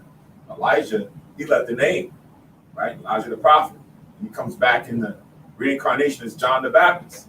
He left the name then, right? So he continually does good deeds and he leaves a name after the fact. So it never ends. And then you get rewarded, right? Because we haven't seen the reward yet of Elijah. Like we see what Job got. Like we see the reward of Job gotten, discipline and trusted in the Lord and went through his own little battles, but he came out and he got, more than what he had before. But it was more so not just the tangible things, but the spiritual thing, right? He got a name of honor, Job. Everyone knows, man, the patience and faith of Job, right? And that first resurrection, that's when you really get your real crown. Right?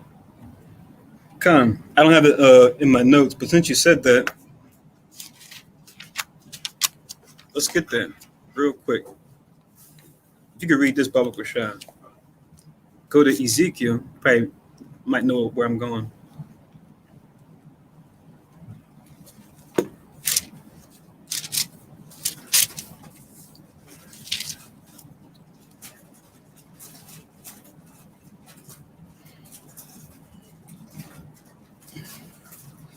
Ezekiel 14, read verse 14 and also verse 20.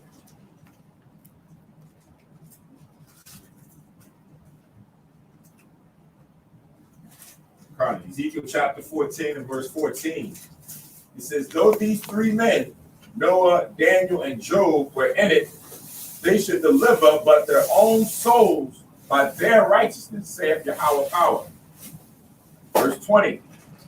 Though Noah, Daniel, and Job were in it, as I live, saith the Lord power, they shall deliver neither son nor daughter, they shall but deliver their own souls by their righteousness. So, those men in their deeds, their actions have delivered themselves to a crown, right? And the Most High has given you, the insight already. It says their names are written in the book. Daniel, Job, Noah, they're in the book, right? We may not know who they are right now in the regeneration if their spirit is here on the earth, right? If they're not, they're still going to get raised up. But if they're here, there's some brother in one of the camps that might be Daniel, another Job, right? Another Noah that's still staying the course, doing the work and making a name for themselves with today's name. But the Lord already knows that they was going to be worthy enough and found worthy to make it to the first resurrection and then be found glorious in the kingdom. But their sons, like if you use Samuel, for example, his sons went off, right? They took bribes and things of that nature. They're not going to be rewarded because of what Samuel did.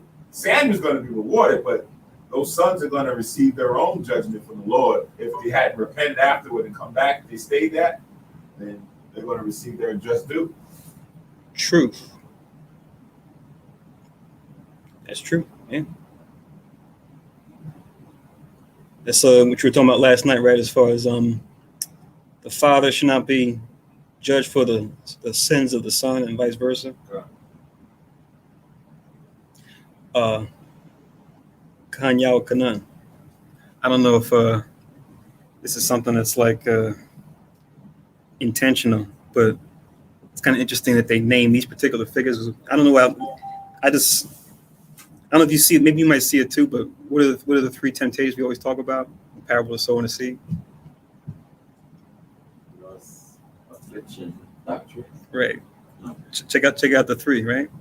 Not to say they weren't tempted in other ways, but what are they known for? Right. Daniel. Right. Doctrines. Job, afflictions. Right. What are you looking up now? I'm writing down. Job, affliction. Right. Daniel, doctrines. Right. Because they said, bow down to this, don't pray. Right. And you got Noah with lust. Right. As far as, he made the vineyard, but then he had a little too much. Right.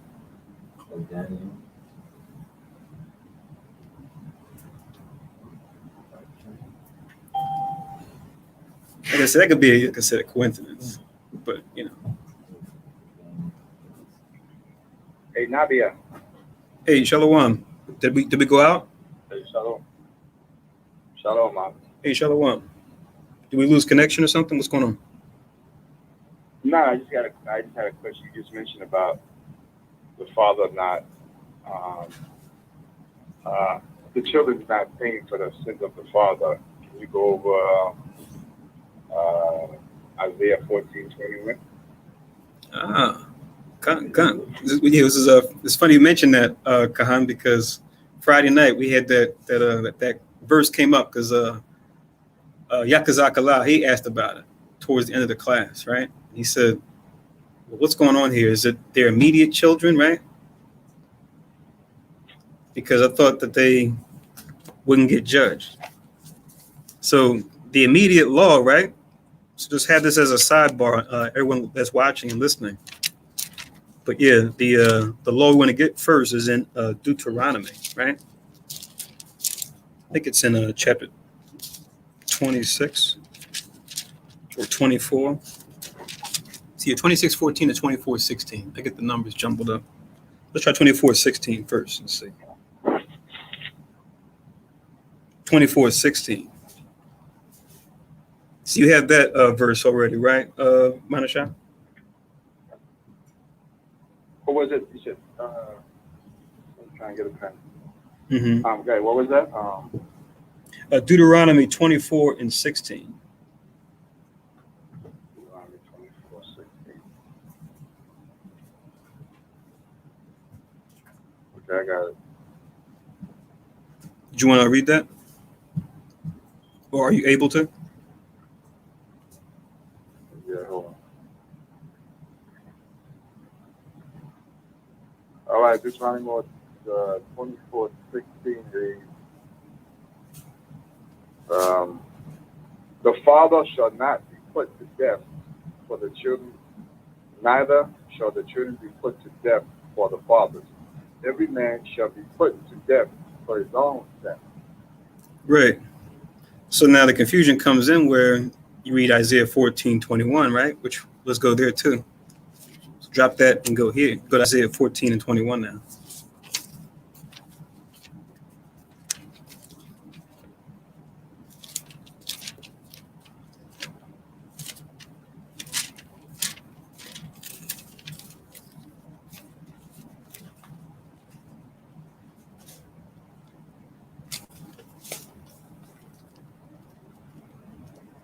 You got this?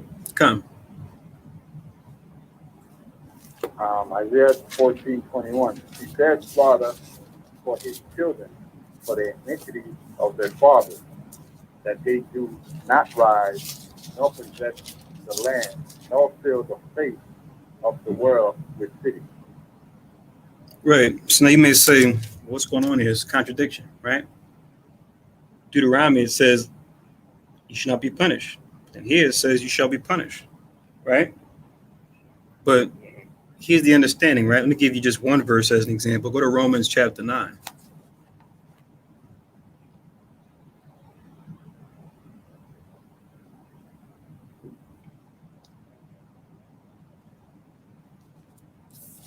Romans chapter 9. You can start from 3.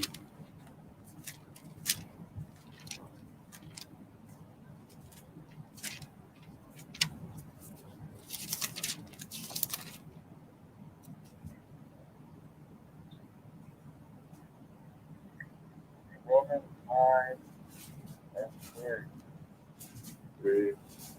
For I commit that myself for a sin for Christ, for my brethren, my kinsmen according to the flesh, who are Israelites, who pertain the adoption and the glory and the covenant and the giving of the law, services of God and the promise.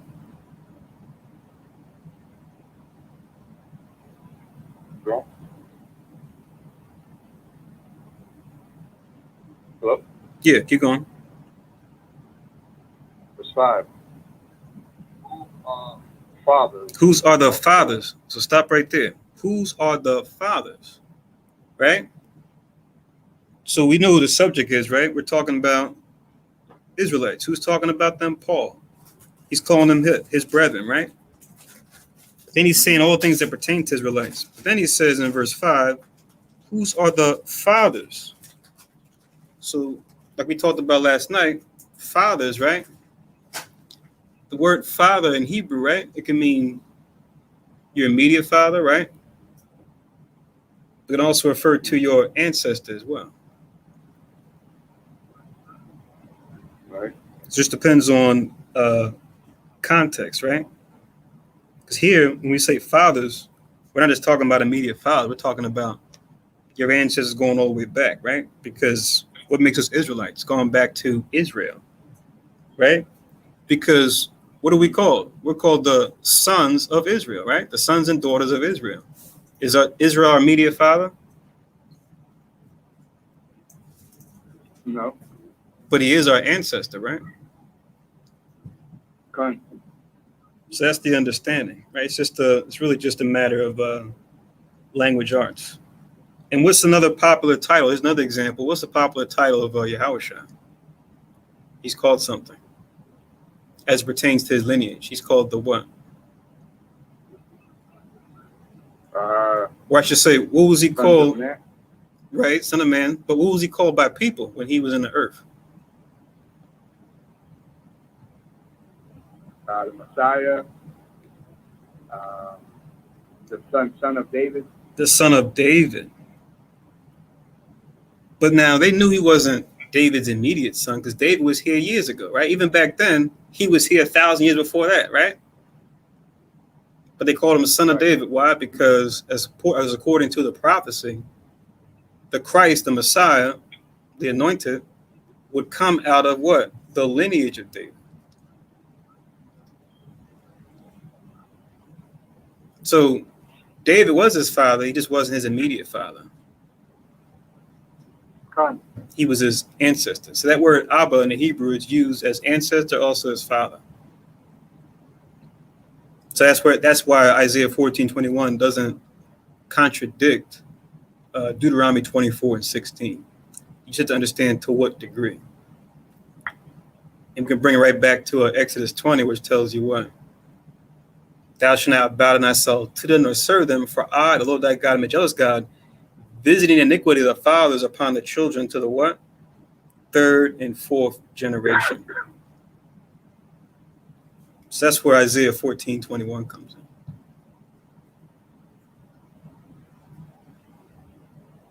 Okay.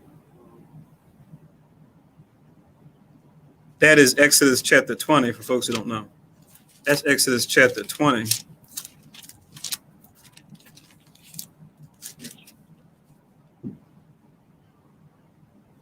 Verse 5. You could say 4 and 5, but mainly verse 5.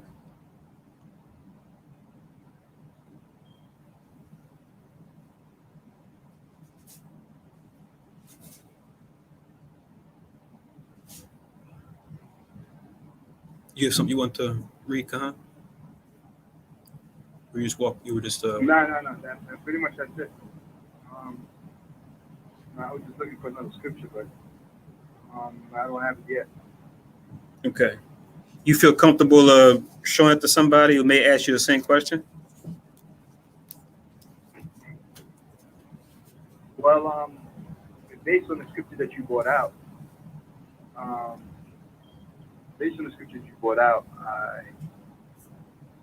it's not 100% clear as far as the way the scripture you brought out. But I think I need to probably read some more to make the connection in terms of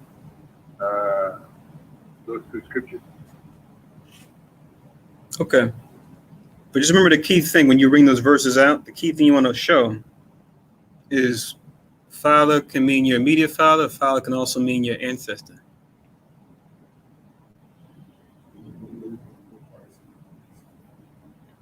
Okay.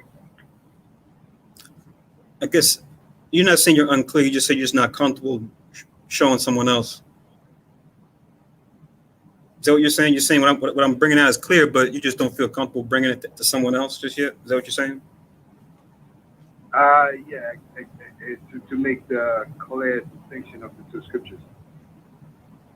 To make the clear distinction between the two scriptures. Like between Deuteronomy, Isaiah, and Romans. Like, is that what you mean? The one in Isaiah and the one in Deuteronomy 24:6.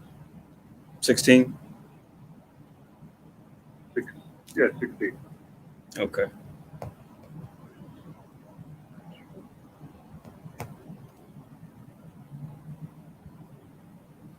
You know, it's like virgin. Same word, but you just got to go with the right definition. Like the scripture says, a virgin shall be with child. Right. I mean, then it says, because it says, okay.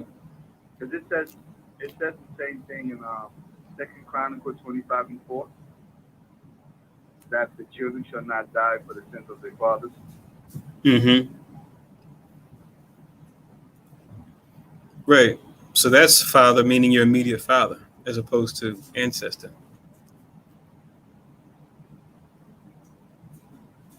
Oh, for the immediate father. Yeah, because it's a call back to Deuteronomy 24:16, which is talking about your immediate father. So the one and 21 is talking about your forefathers. That's the difference. Your ancestors, right? Your forefathers, right? Exactly. Forefathers meaning ancestors. Right. Okay, I got it. Yeah. And for folks who don't know, when I said virgin, what I mean is when we break down the virgin birth, what we do is we say, when it says a virgin, right? Virgin in English can mean what? A woman who hasn't been betrothed to a husband. But a virgin can also just mean a young maiden. You look up the original Hebrew, it'll be one word versus the other. So the prophecy pertaining to Christ, where it says a virgin shall be with child, it's the Hebrew word for young maiden, right? You look up the scripture that's in Isaiah. You look up the other word for virgin, right, in Exodus, when it talks about, a woman being betrothed to a husband. It's a different word altogether. So it's not a mistranslation. It's just you have to understand the different definitions that virgin can mean. And that's where context comes in. So same thing here. Father, or it can mean your ancestor. Or like you said, Manashah, your forefather. Right. As long as you got the right definition, the Bible doesn't contradict. Right. Let me just add another verse, another precept to this. I think it'll be beneficial, Manashah, for Paida during the next week's Tuesday or Friday class to bring this back up, just to go through get more precepts to go with it. But I'm gonna read this in Psalms chapter 109 and verse 14. Psalms chapter 109 and verse 14. It reads, "Let the iniquity of his fathers, plural, be remembered with the Lord, and let not the sin of his mother be blotted out. Let them be before the Lord continually, that he may cut off the memory of them from the earth." Right? So this is now a prayer to the Lord that he doesn't forget the iniquity of their fathers, their forefathers, those from the past of what they've done, let alone their mother, right? Of all the things that they've done to us as a people, please don't forget, right? Make it so that in time to come, you may judge them and get their memory off the earth, right? So now the people that's still there present, the ones that to come, the Most High would have to judge them for what happened in the past. Then it gives you a little insight, verse 16, because that he remembered not to show mercy, but persecuted the poor and needy man, that he might even slay the broken in heart. As he loved cursing, so let it come unto him. As he delighted not in blessing, so let it be far from him. Right? So your fathers from the past, if they had done that, the Most High didn't get them yet. So how is the Most High going to judge the fathers from their past iniquity? It's going to have to come in the regeneration or the reincarnation when they come back into the earth, that they're going to have to be judged. That's everybody. That's any and everybody. If you had done a sin that you had not received yet, the punishment or the judgment for, the Most High can still get you in the future, your third or fourth generation at a minimum, in time to come. And that's what we understood even when you read in St. John, the 9th chapter. The disciples knew, did this man sin or his parents? Right? What happened? Was his mother on something that caused him, he didn't eat too good when he was in the womb? Or was the man sinful in a past life that the Lord was judging him at that moment? Right? So we understand that it always isn't in the father-son direct relationship, that it's a forefathers relationship, ancestry going back. Because the Lord, we speak in grandfather, great-grandfather, great-great-great-grand. We put all those greats behind it. But in the Bible, it just says your fathers. Right? It's just your fathers. And you can go back 5, 10, 15, 20 generations, and that's your fathers. Come to what? So Psalms 109 and 14. Right. And I'll give you one more verse, and then we'll continue on, and we could just pick it up during the week. Luke chapter 1 in verse 32. Just an example of what I was saying before about Christ being referred to as the Son of David. So read that real quick, Baba Kushah.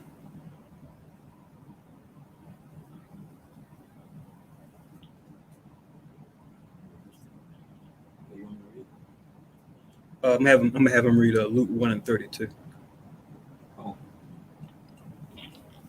So just read that, Baba Kushah, once you have it, Manashah.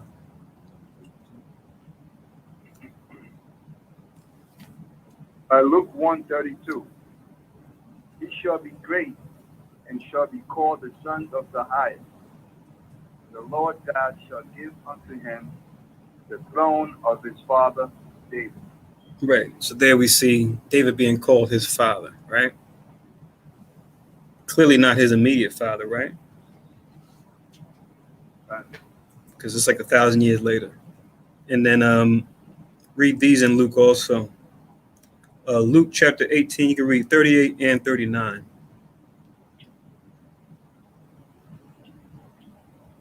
To see the same thing, but in reverse.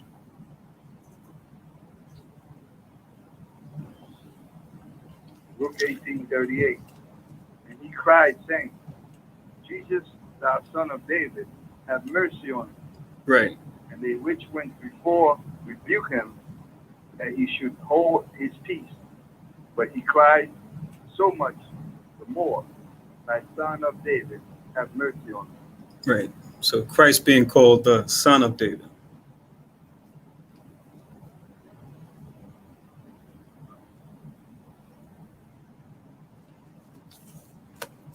So yeah, just use that for the person who it's not clicking.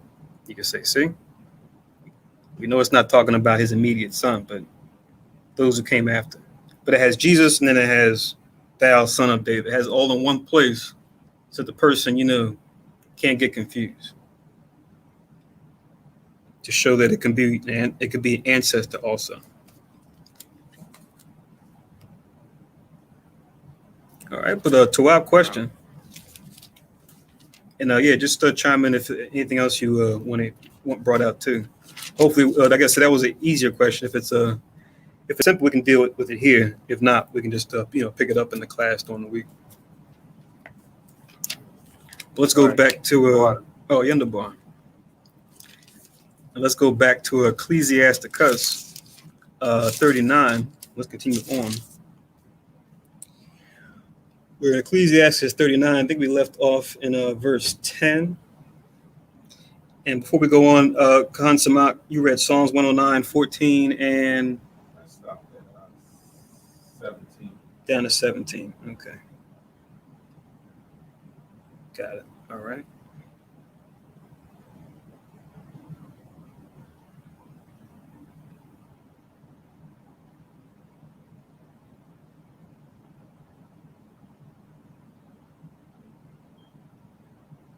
Stop. I'm trying to paste it. All right. Do that later. All right. So 39 and 10. Nation shall show forth his wisdom, and the congregation shall declare his praise. Right?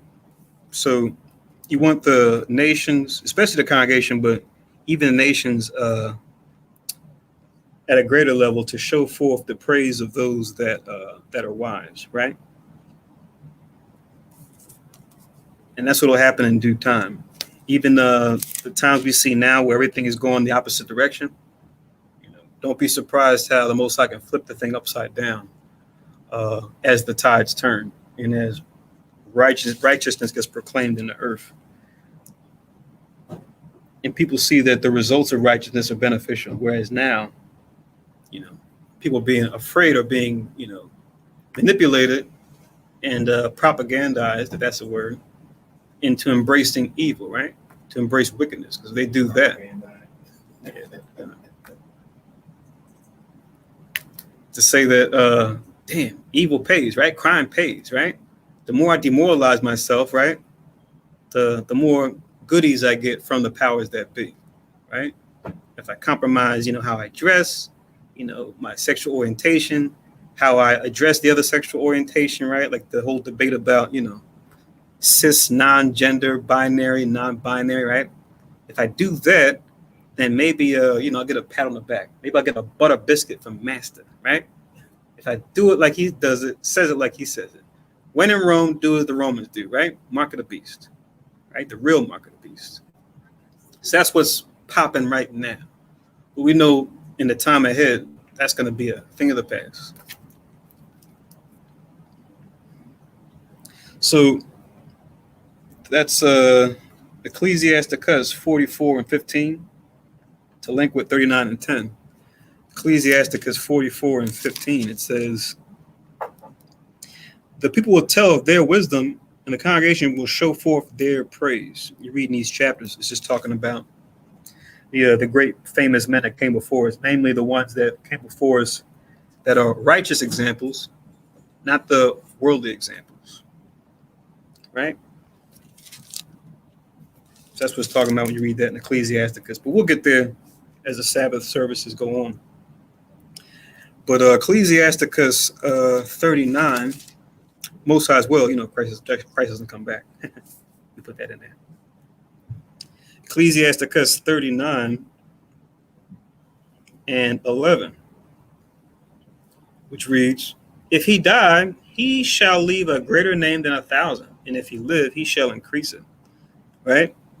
So doing the right thing pays, right? Even if it cost your life. It says what? He shall leave a greater name than 1,000. If he died by natural cause or died by the hands of men, right?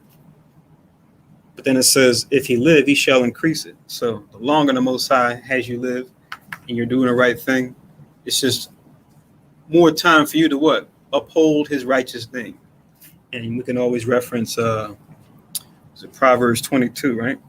In 1, where it talks about a good name is more precious than silver and gold. So Proverbs 22 and 1, you have to get it, but just write it down.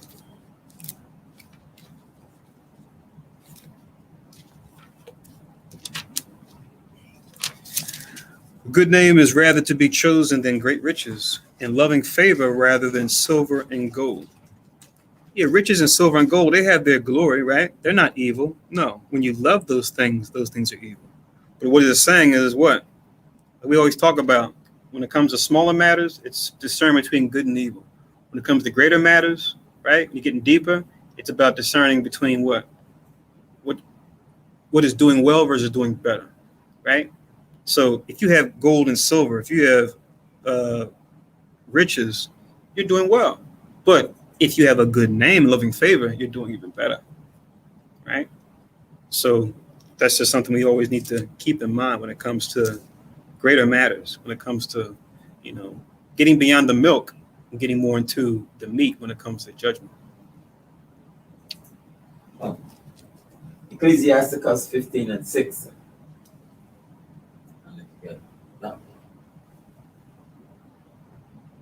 Ecclesiasticus 15 and 6. He shall find joy and a crown of gladness, and she shall cause him to inherit an everlasting name. Come to what? It says the everlasting name again.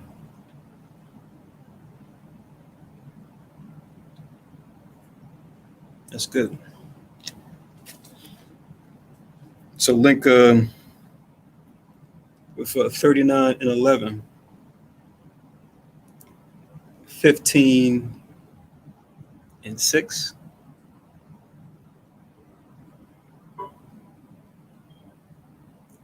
As well as 22 and 1 of Proverbs.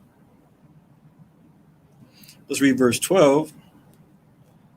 Yet I have more to say, which I have thought upon, for I am filled as the moon at the full, right?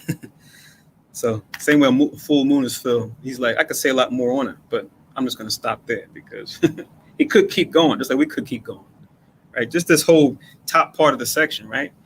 There's probably more verses that could come out about this, but, we're being a bit liberal, right? We're just saying, okay, these are some key verses we can pull, but we could probably turn this whole thing into a service, right? Just this, these first 11 verses, as far as what the Most High will do for those that occupy their mind with the law of the Most High, right? We can wax poetic on this for quite some time. But let's continue on, though. 13, hearken unto me, ye holy children, and bud forth as the rose growing by the brook of the field, right? So once again, we're talking about showing forth growth, right? Being productive, right? This is what we want. And we want to be likened unto those things when we carry ourselves in the earth. We want to always look at the things that we say and do and say, what I'm saying, what I'm doing, is it causing growth or is it causing what? Things to wither away and to be destroyed, right? Which one? You could link this with, just as an example, Psalms 144, Psalms 144, 11 and 12. Psalms 144 and 11, it says, rid me and deliver me from the hand of the strange children, whose mouth speaketh vanity, and their right hand is a right hand of falsehood. Right? So they have a falsehood at their right hand, whereas us, we have Christ, the word of God, truth as our right hand. But the strange children, they deal with other gods. That's why their right hand is a right hand of falsehood. But then verse 12 says that our sons may be as plants grown up in their youth. See that? And that our daughters may be as cornerstones, polished after the similitude of a palace. Right? Paul has similar sentiment, right? What does he say? 1 Corinthians chapter 3. 1 Corinthians chapter 3.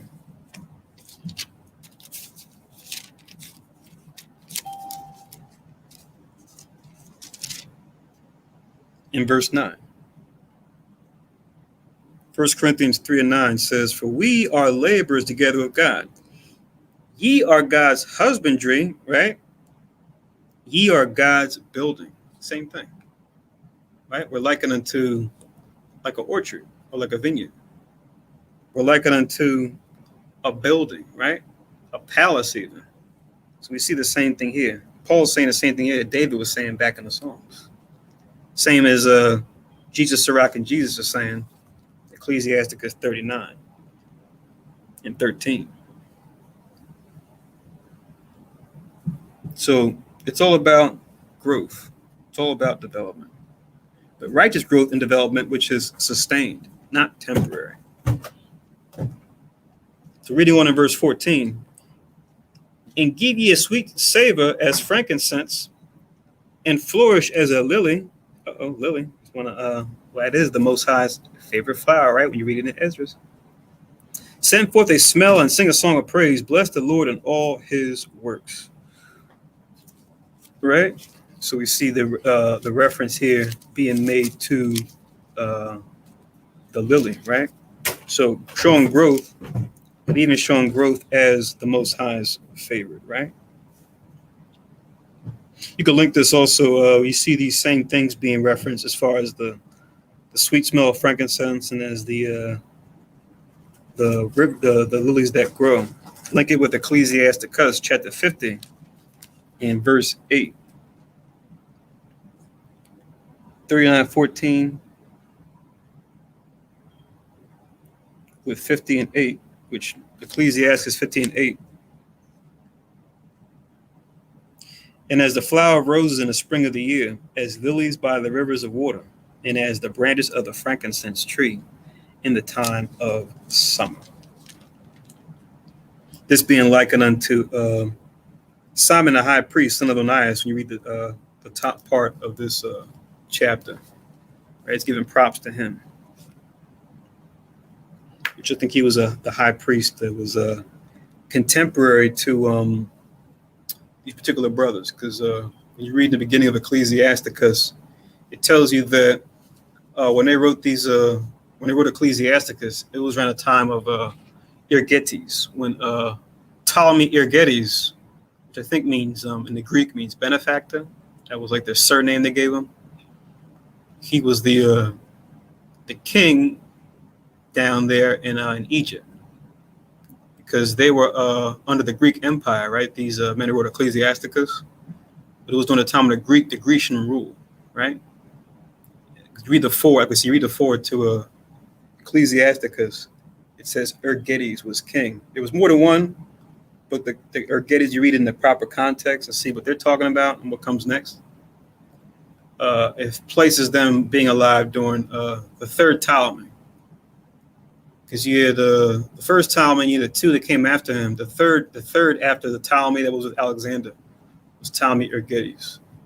And that's when they wrote Ecclesiasticus. They were pretty much Hebrews that were living in Egypt. More than likely, they were probably in Alexandria, which was like the major city of the Greeks, where they conquered and they collected a lot of the records they had and brought them back to Alexandria, and that's where you have the famed Library of Alexandria.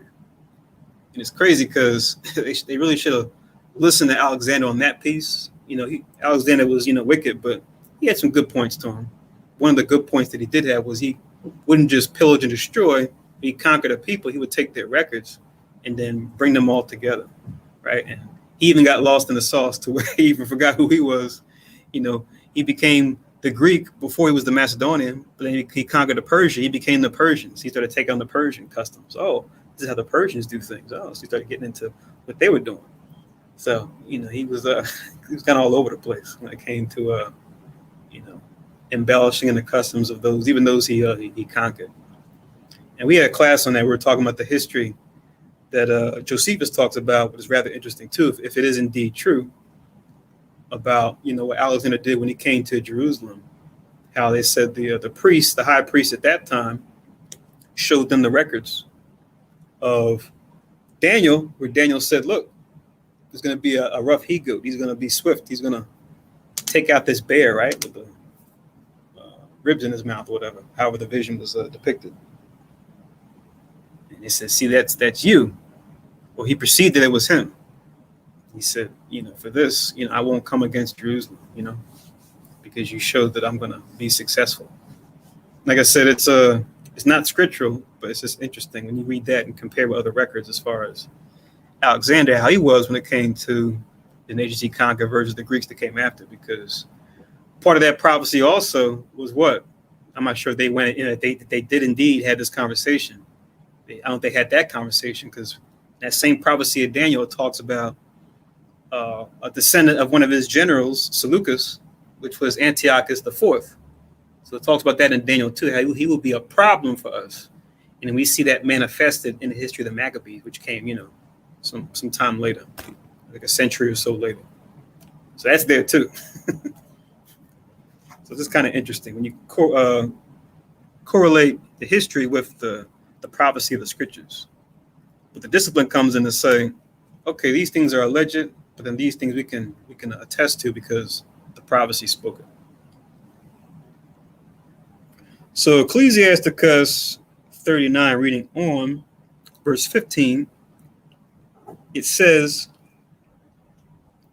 "Magnify his name and show forth his praise with the songs of your lips and with harps, and in praising him ye may say after this manner." Right? So praising the Most High with psalms and with songs, right?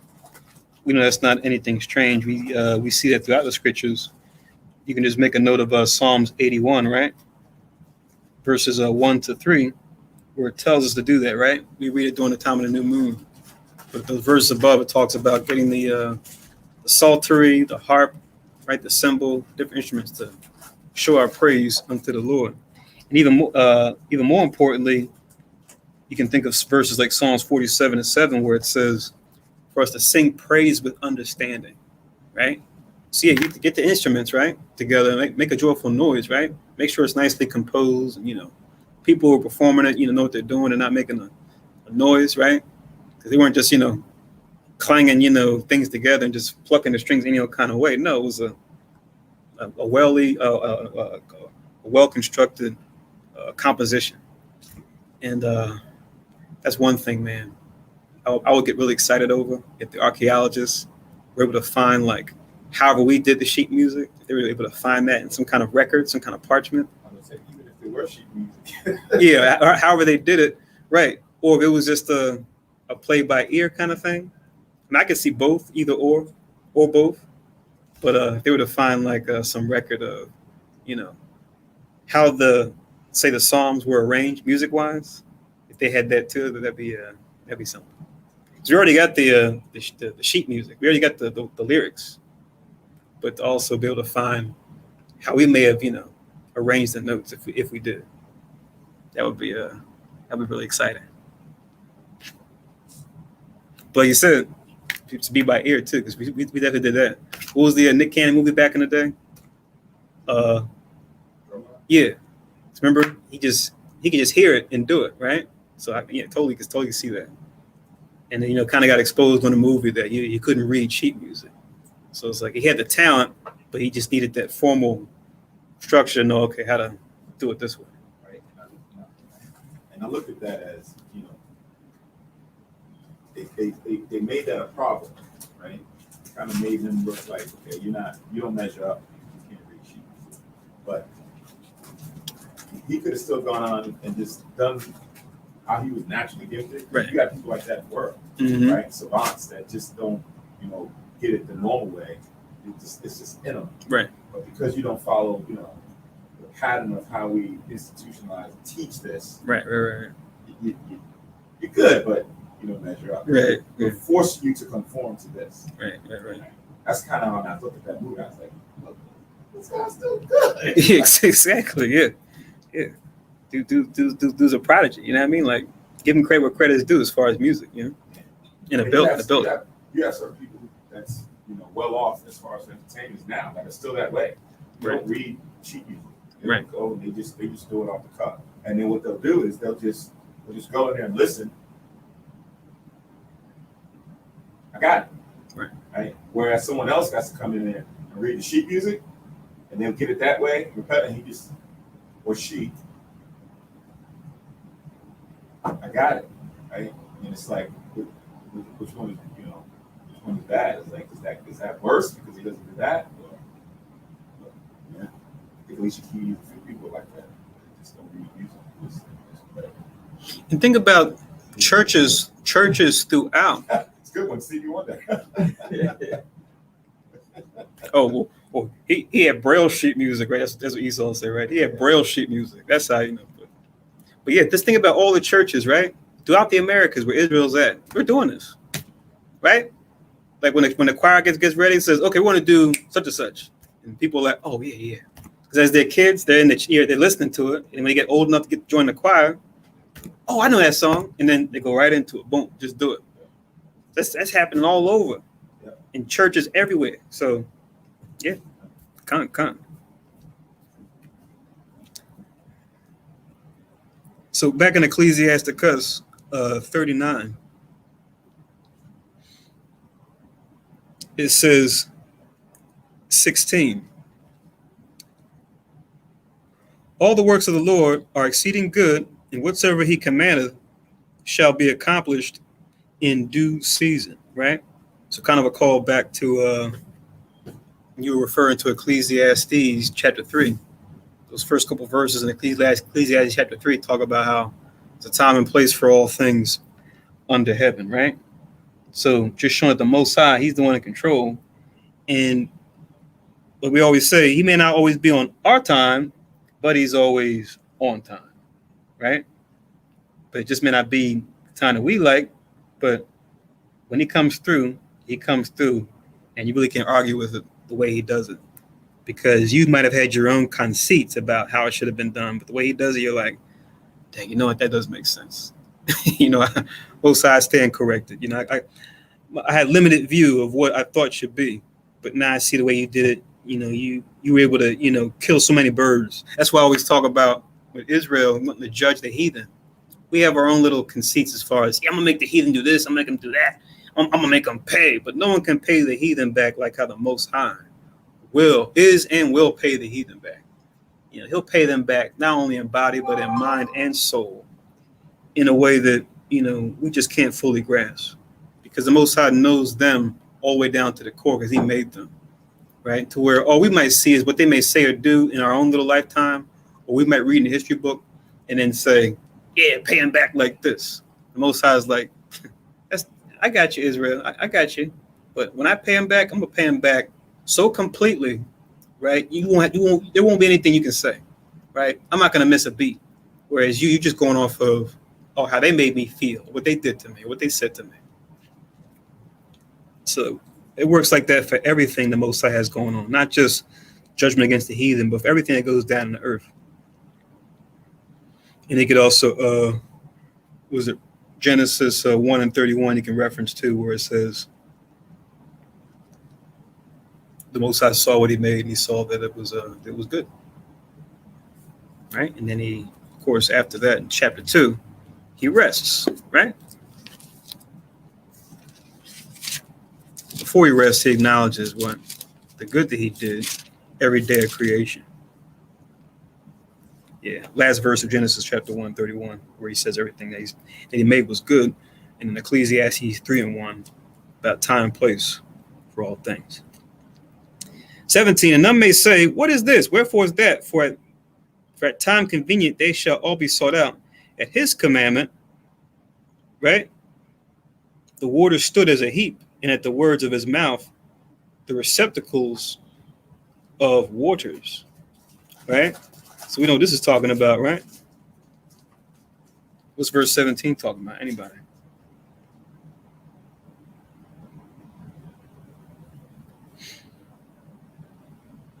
When it says at his commandment, the waters stood as a heap.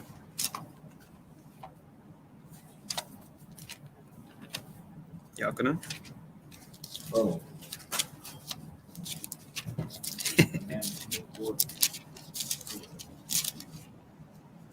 Moses, Elisha, crossing Jordan. Those are all examples. Say those again, a little louder. Yeah, Moses. That was kind of a trick because it's not say one instance where this happened. He said Moses. I think Elijah or Elisha, when the water was thither and thither. Mm-hmm. Another example. No. Mm. No. The third one. I'm scratching my head. What's the third one, Con? On the time of Joshua, they also came through. They had priests set their foot on the bank. Water stood up as well. So they can cross through. Mm-hmm. So yeah, we can link directly with this. As you can write down Psalms 33. Psalms 33 and 7.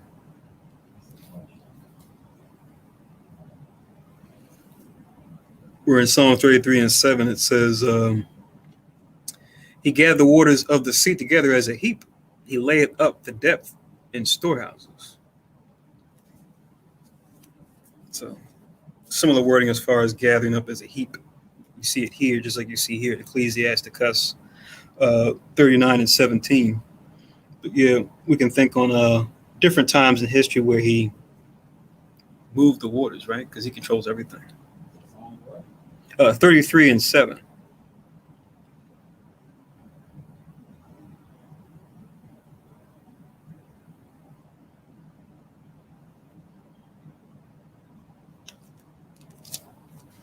And then as far as speaking at the Most High and saying, well, I don't know, Most High, I think you got it wrong. You could link this. Romans 9 and 20. Connect that one too to the first precept of 39 and 17, Romans 9 and 20, which says, nay, but oh man, who art thou that replies against God? Shall the thing formed say to him that formed it, why hast thou made me thus? Right?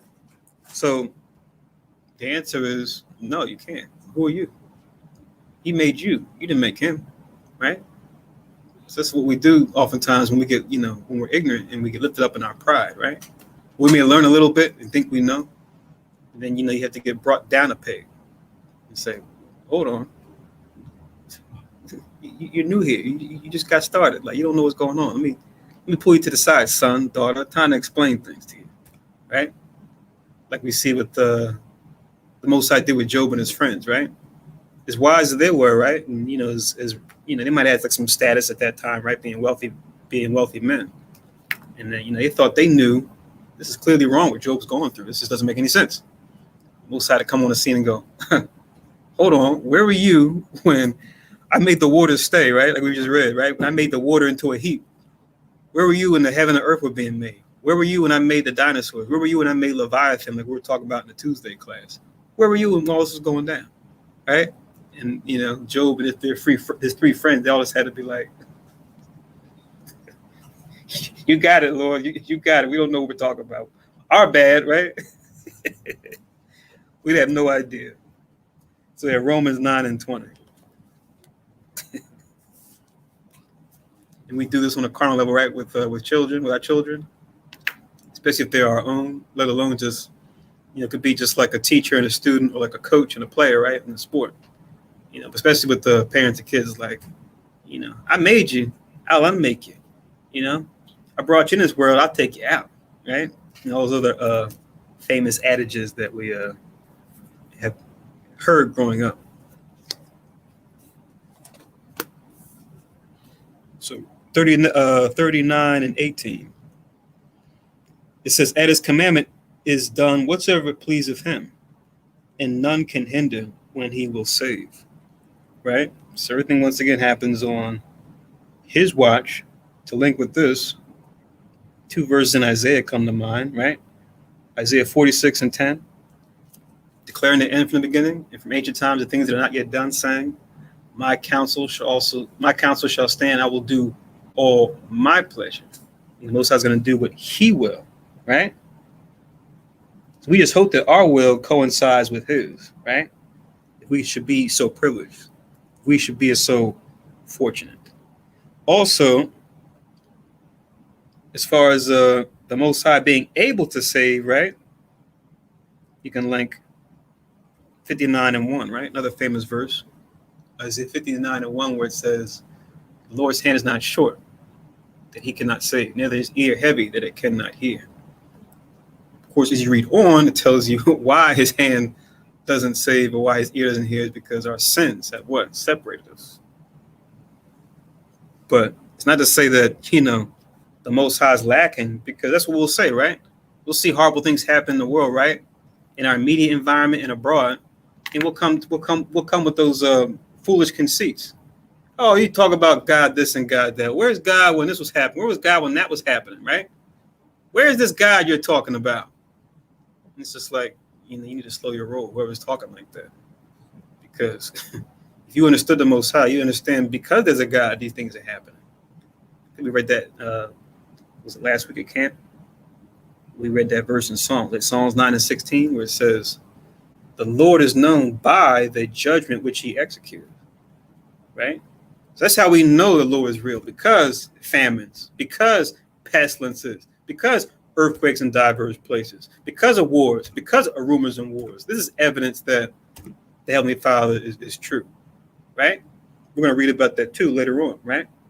About the things that are made for his vengeance, that are part of nature, part of the environment. We're going to get there as we go further down. This is on the Most High's watch. People flip it. They say, oh, because these horrible things happen, clearly there's no God. Or they may take what they call the deist approach, right? Which deism, right? It's kind of like theism, but the difference between theism and deism.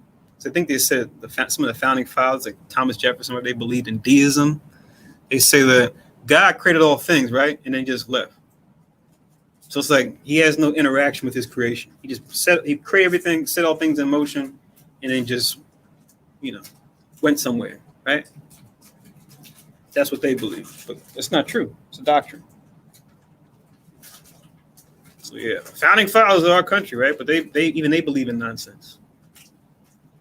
As initiated as they are, right? As elevated as as the powers that be claim them to be, right? They were fools too. So reading on, it says in verse 19, the works of all flesh are before him, and nothing can be hid from his eyes, right? So famous verse, right, where we talk about how nothing escapes from the purview of the Most High, right? His eyes behold everything. And we just read this in Ecclesiasticus. I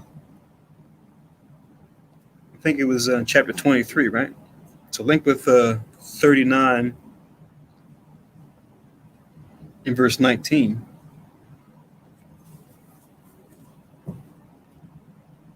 Link this with chapter 23 of Ecclesiasticus.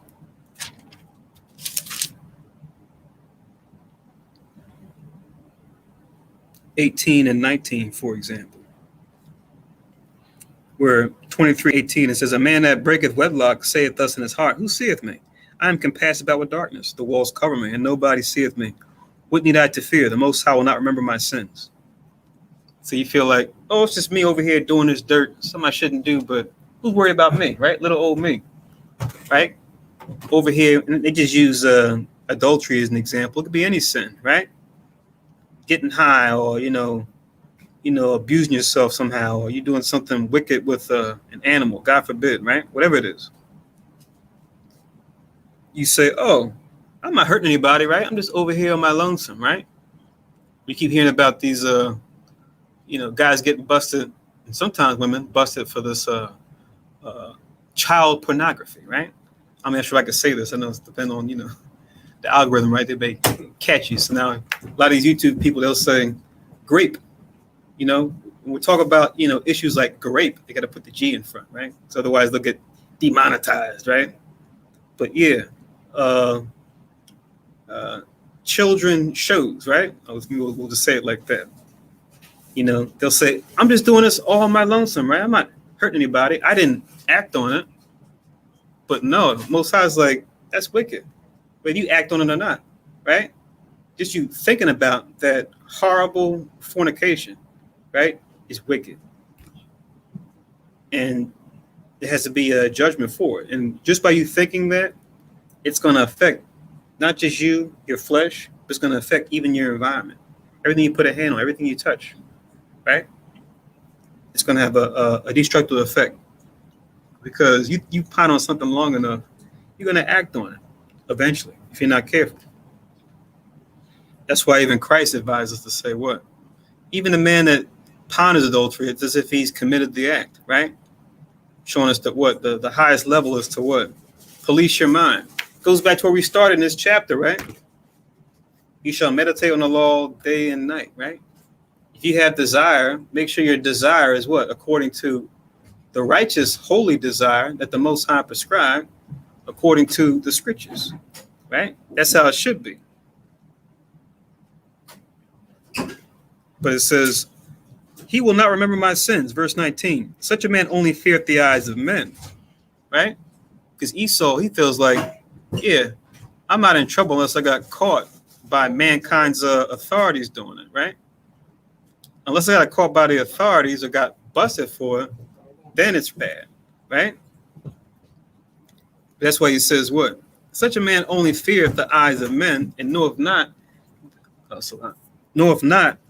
that the Most High's, that the Lord, rather the eyes of the Lord are 10,000 times brighter than the sun, beholding all the ways of men and considering the most secret parts. So the Most High sees all that through and through. Even the stuff you are doing or pondering all by your lonesome. You could also link this with 18 and 19. You can link this with 15. Ecclesiasticus 15 and 19 as well. Which 15 and 19 says of Ecclesiasticus, "And his eyes, the Most High's eyes, are upon them that fear him. He knoweth every work of man." Right?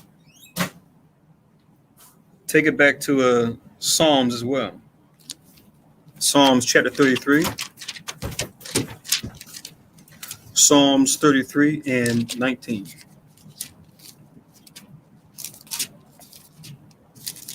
I like to use these two together, right? Sorry, 33 and 18. So I can. Psalms 33 and 18, which reads, "Behold, the eye of the Lord is upon them that fear him, upon them that hope in his mercy." You say, the eye of the Lord, who's that? Jump down to Psalm 34, the next psalm, and we go to verse 7.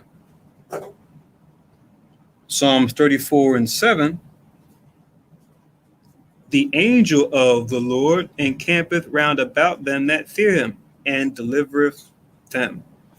Right? So precept upon precept, precept upon precept, line upon line, line upon line, here a little, and there a little, right? When we know the milk, when we know the metaphors, the parables, right? Then when we read visions, right? Different visions the prophets had, right? Referring to different aspects. then we can make sense and go, oh, I read this before. I know why in the vision it's depicted this way. They use this body part or this animals represent this because it was part what I already read in the milk, right? That's why I can also go to Revelation chapter 5. What does it say here? Revelation chapter 5. I'll just read chapter 5 and verse 6 to go along with the eye, what it represents, right? The Most High's eyes, how the angels are representative of his eyes, right? So they're like messengers, right? It's just like on a carnal level, right? You have like a general, he'll send out scouts, messengers, spies, right? To go and spy out different areas, right? To get knowledge, right? From people that are in the outside territories. And then they come back, right? Hopefully they're not discovered, and they report back and they say, here are the things that I saw when I was in this land. I saw these activities by these people, right? So that comes from, we get that from the Most High, right? He does that in his most highest, purest form. So that's what his eyes are, right? His Elohim, his angels, right? Not to say he has to have them out there, but that's the role that he has them play, among many others.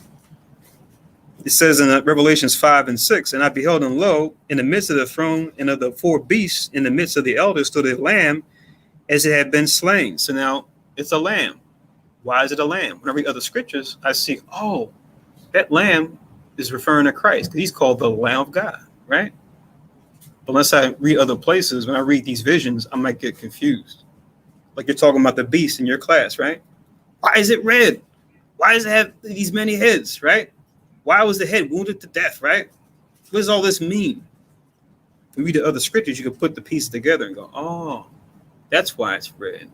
Okay. Oh, that's why it's casting a flood out of its mouth. Oh, okay. I've seen that before over here, and I read this.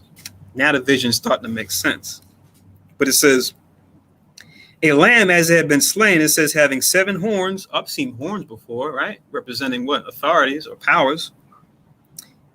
And 7 eyes. Oh, there's eyes again. Who are the 7 eyes? Which are the 7 spirits of God sent forth into all the earth.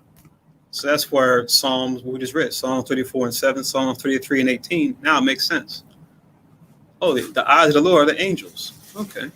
So I see why this lamb having 7 eyes, I see why those eyes represent angels. It makes sense now. Right? All praise to the Most High, all praise to his Son, all praise to the Holy Spirit. Without it, we couldn't see any of this. Blessed are our eyes, for they see, right? Blessed are our ears, for they hear. Blessed are our hearts, for they understand. So let's go back to Ecclesiastes 39. Let's read on in verse 20. 39 and 20. He seeth from everlasting to everlasting, there is nothing wonderful before him. A man needeth not to say, what is this? Wherefore is that? For he have made all things for their uses, right? So like we referenced already in Romans, right? You know, who are we to reply against the Most High, right? Everything is here for what he intends. We're going to get this later on in Ecclesiasticus 42, right? You can just read, we'll just read 42, verse 22 and 23 to link with this. So link with 39 and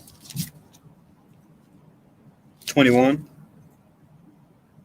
42, verse 22 and 23. So 42 and 22 reads, oh, how desirable are all his works, even and that a man may see even to a spark, right? So even down to the smallest spark, right?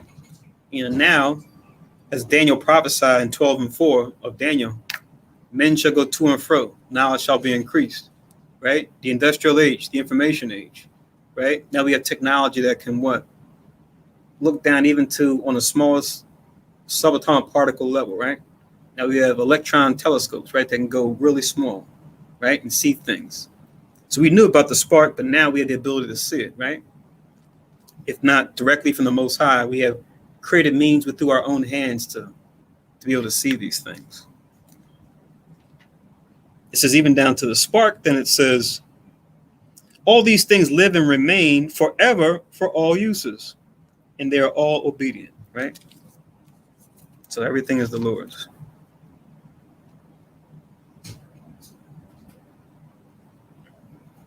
So going back to 39:22, his blessing covered the dry land as a river, and it watered as a flood. So this blessing covers everything the same way that rainfall would cover, right? In the same way as, So you have dry land and the river comes in. That's like how the Most High's blessing comes in. And we can also, we read this too in other places. 39:23, we can compare this to what? Also in the book of Isaiah.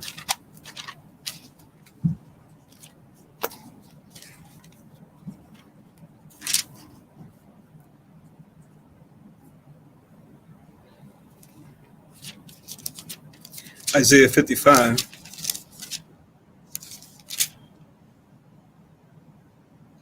Eight down to 11. You just write it down, but I'll read it.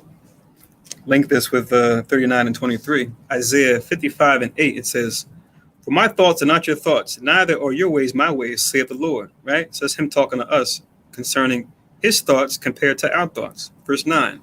"For as the heavens are higher than the earth, so are my ways higher than your ways, and my thoughts than your thoughts." Same way you can perceive this, man, right? Israel in particular, heavens are above the earth, right? You can clearly understand that, right? From a child to an adult, you can see this.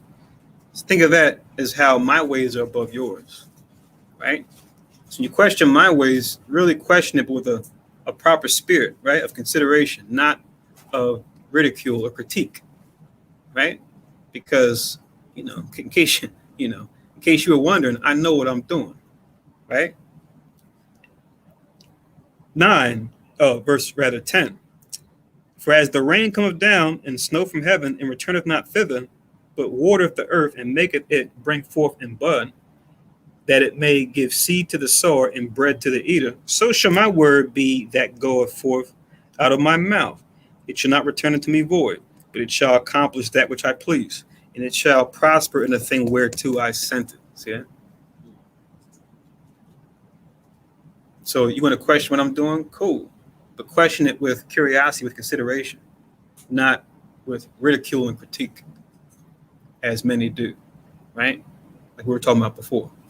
Oh, you talk about God this and God that, right? Well, if there's a God, how come all these horrible things are happening? It's like, hello, because there's a God, all these horrible things are happening, right? Let us count the ways. Let's go through all the scriptures, right? This is proof that there's a God, right? He's showing himself through these horrible things. And he's supposed to be a reflection back on you and your wicked ways. But you're so proud in your own mind, you want to question the Most High, right? Know your place. But back in 39, let's continue. So you can link that with verse 23. Verse 22. Ecclesiasticus 39 and 22. You can link that with I just read in Isaiah 55, 8 through 11. 39 and 23. "As he hath turned the waters into saltness, so shall the heathen inherit his wrath." So same way we have they call freshwater habitat, saltwater habitat, which, saltwater has its place just like freshwater. You got certain animals of the sea that dwell in the fresh. So you have certain animals that dwell in the salt, and you can't put one in the other, right? It'll bug out. Right? You can't put a freshwater animal in a saltwater. You can't put a saltwater into a freshwater. It'll be like, right? Most High made them for their respective water environments. Yeah, in the middle of the ocean, you see the two oceans, the two waters, they're like next to each other, but they don't mix. Mm-hmm. The part right there in the ocean, they don't mix. They're like right there. It's interesting, right? How that works. Yeah, it's like, wow. They don't mix. Mm-hmm. There's a line right there. So shall the heathen inherit his wrath, right? Because we know when it comes to saltness, especially when it's used on the earth, it's not good, right? We know it has good properties, right? As far as preserving things, for adding flavor to our food, right? But we know it was a weapon that was used, right? You would take salt and throw it on the crops, right, of your enemy in warfare. That's what you read about with the, like we had the Caesar, was it the Are You of African Descent flyers, right? Where we have, the breakdown on who Publius Scipio Africanus was, right? Where the name Africa comes from, his namesake. Where it says he beat Hannibal in the Second Punic War, right? Because he lost the first, but then he got the advantage in the second. And in the third, it's all she wrote. And that's where the Romans had the dominion. But that was one of the tactics that the Romans used. And you read about Scipio Africanus Major doing that, where he went to Carthage, North Africa, where we were residing at, right, as far as our kingdom, Carthage, right? Because they were actually Hebrews that were living there in North Africa at that time, called Carthaginians. They took salt and then threw it on the crops there that people used to, for their nourishment to eat, right? To try to starve us out in those Punic conflicts. So yeah, like I said, we could spend time on that. Even Esau, he can't deny he can't deny Carthage in history and them being, a formidable foe to Rome, right? They say even in West Point to this day, they still study Hannibal in particular, right? Hannibal Barca, or Hannibal the Blessed, as he was surnamed, right? And, they have History Channel shows about him, about the man who almost took Rome, right? The great Rome. He almost took it, right? And how what he did was, considered unfathomable, right? To take elephants and cross the Alps, right? Who would think to do that, right? But what a surprise it caused the Italians, right? When he came from the north and came down south. And he got all the way down to Naples. Like, he was just coming through the whole place. So, like I said, they still probably lose sleep, at night over Hannibal, right? And they say, we can't let the barbarians rise up again. Like Senator Byrd talking about Michael Vick. Barbaric! He's barbaric! Oh, you're so mad. You're so mad. Come on, Esau, just do your thing, man. Just rule and govern, right? What are you so afraid of, right? You outnumber us, you outgun us. What are you so afraid of? Boy. Yeah, let's continue on. So it says in 24, Ecclesiasticus 39:24. As his ways are plain unto the holy, so are they stumbling blocks unto the wicked. Right? So they're plain to us, right? Like, oh, this is the right way to go, right? This is just the right way to be.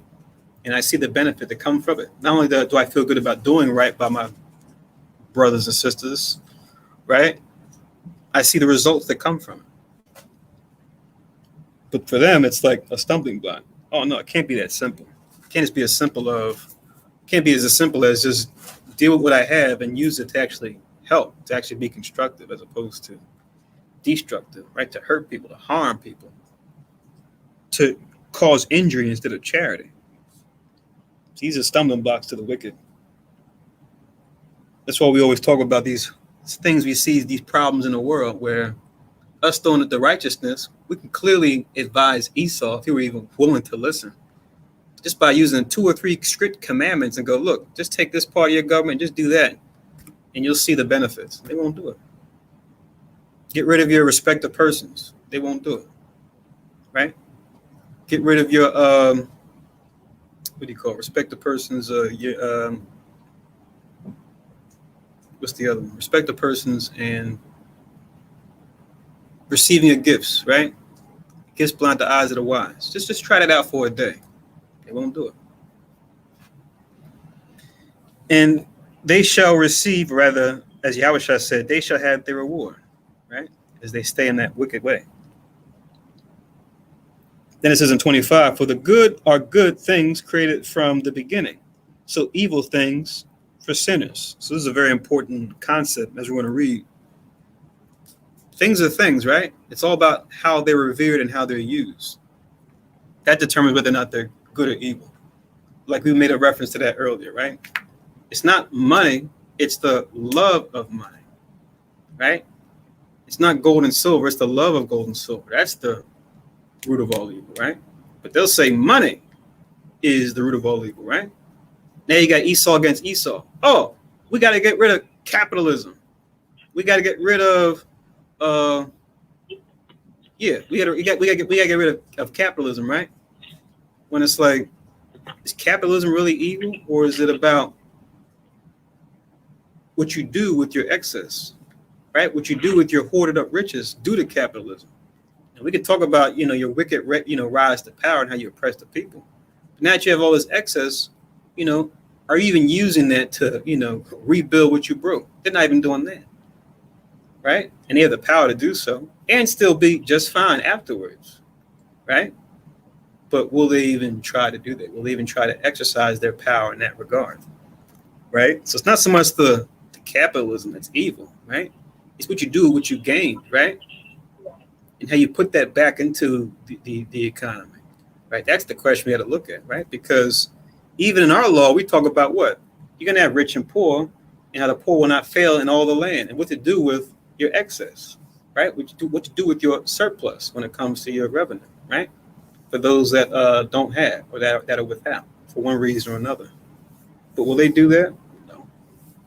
Can they? Sure. Will they? We could say time will tell to the person not there.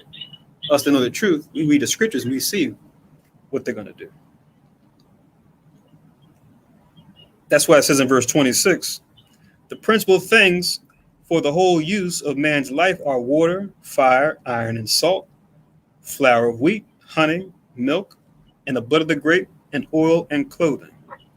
It says, all these things are for good to the godly, so to the sinners are they turned into evil, right? So these are like principal things, right, that we use for our everyday life, everyday use.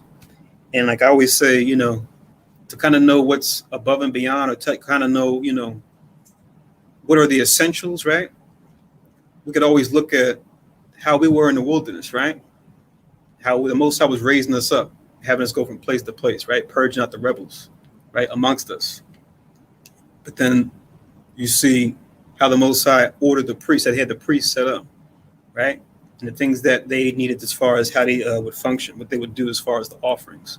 And you see, when it comes to the things they were required of, when you read Leviticus 1-7, or like Numbers 28 and 29, when you see the offerings they did for every holy day, you can see that all the things that they had to do as like a bare necessity to be like a nation, to be a functioning nation. Israel and the priests and the priesthood, and Levi in general, but the priesthood in particular, you see these are the core things that they had, right? The core things they used to do all these different things, the different offerings, the burnt offering, the peace offering, right? They needed the blood of the grape. They needed milk, honey, wheat, hot flour of wheat. They needed iron for tools, right? Water and fire to wash and to cleanse, right? And to purify, right? So these are like the core essential things they needed to do what they did, right? Kind of like a cookbook, right? If I'm going to make a certain dish, you go into the recipe, it tells you what. It always starts off with, these are your ingredients, right? So you go into the Bible and go into the laws of sacrifice in Leviticus, more or less it's a cookbook, right? But not just for, for yourself. I want to make this because I want to eat this, but it's a recipe for the Most High, how to serve the Most High, right? And it has all those key things that you need and then what to do with those things, right? Because you have the ingredients, then you have the instructions. Take this, combine it with this. Take this, heat it up. Take this, cool this down for this amount of time. Then after that, do this.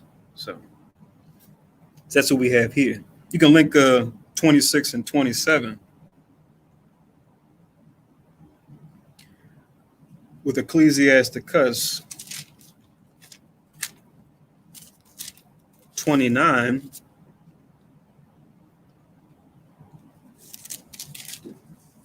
and 21.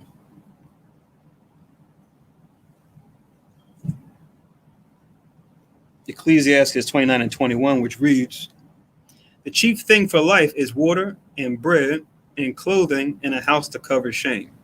So there's your food, clothing, and shelter, right? So now just here just goes into more specifics as far as when it comes to food, clothing, and shelter. Here's more specific things as far as the types of food, right, that you want to have, as well as these are the key materials you need to use to provide for these necessities, right? To make your tools. That's why it says in 27 again, all these things that list the 10 things that we saw, principal things, are good to the godly. So to the sinners, they are turned into evil, right? And I'll just use a basic example. Look at what happened with, we were in the wilderness, Moses went to the mountain, and they went and built the golden calf, right? They took these same principal things, right? They used them to do righteous offerings, right? Unto the true and living God. They took those same principal things and used them to what? Make a golden calf, right? Similar to what they knew, what they were familiar with when they were in Egypt. They saw that, right? They saw the Egyptians do that. Hell, they made them partaking of it, right? And then we saw when Moses came back down, right? He came right to his brother and said, yo, what's going on? What are they doing? And then, Aaron gave his roundabout answer, and then he ended with, hey, we put this all in the fire and out came this calf, right? Just the way it's worded makes you laugh because it's just like, come on, Aaron, where's the accountability, right? Like the calf didn't just make itself, right? You had to have someone's will had to be in there to want to do this. But that's what happens when you get in trouble for saying or doing something you shouldn't, right? There's a temptation in the flesh to want to escape accountability, right? Because it was feeling good while you were doing it, right? That wicked thing. But now you want to escape whatever punishment may come because of it. Hence I wash my hands, of the accountability of what took place.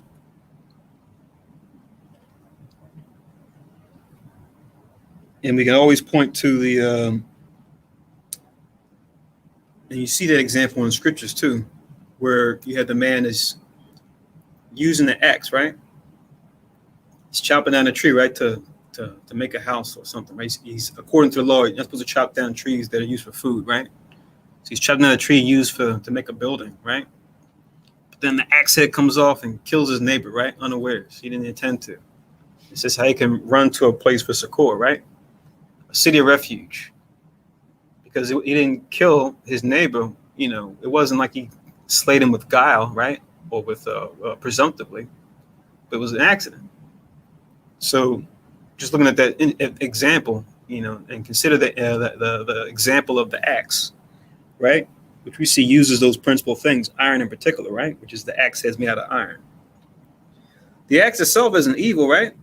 An axe can be used to chop down a tree to provide shelter or to provide firewood.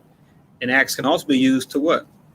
Murder your brother, right? So it's not the axe itself, right? It's the person and their intent. That's what's a question when it comes to judgment. That's the thing we have to look at. That's why they always say in the world, it's true. They kind of make fun of it, but it's a true statement when they say, we talk about gun laws. People always come back and they say, guns don't kill people. People kill people, right? Which is true, right? So it's about the murderous intent and where that comes from. That's the root cause we need to, really address, first and foremost, before we can really tackle, the gun issue in a way it's going to be really comprehensive. Verse 28, it says, there are spirits that are created for vengeance, what I was talking about earlier, which in their fury lay on sore strokes. In the time of destruction, they pour out their force and appease the wrath of him that made them, right? So what are these spirits of vengeance the Most High is talking about that's going to appease the wrath of him that made them, right? Verse 29, fire and hail and famine and death. All these were created for vengeance. So now it's going to the elements, right? Now in the world, they call it Mother Nature, right? But that's really just idolatry. Really, look into the wording behind it, right? Mother Nature, right? Because Mother Nature is supposed to be married to Father Time, right? It's supposed to be allegories for Kronos, where they get Saturn from, and his wife, I think, was called Rhea. I think that's what the Greeks called her. But that's who was supposed to be Mother Nature, right? They're supposed to be the ones that gave birth to the Titans, who then gave birth to the gods, according to their belief. But it's part of our vernacular now, so a lot of folks don't even connect those dots, right? When it comes to why Esau uses that in his conversation. He said, "Oh, it's Mother Nature, Mother Nature." But the truth is, it's the Most High who made nature, right? Who made the environment, right? He's the one that has power over these things, right? And they might have to, accept that in some of their terms too, even their legal terms, right? Like we talk about in insurance, they have the legal term "act of God," right? So you have insurance, like property insurance, where they'll say, your insurance will cover this amount of damage, these types of damages to your house, except, and have like a stop loss clause, except in the cases of act of God, right?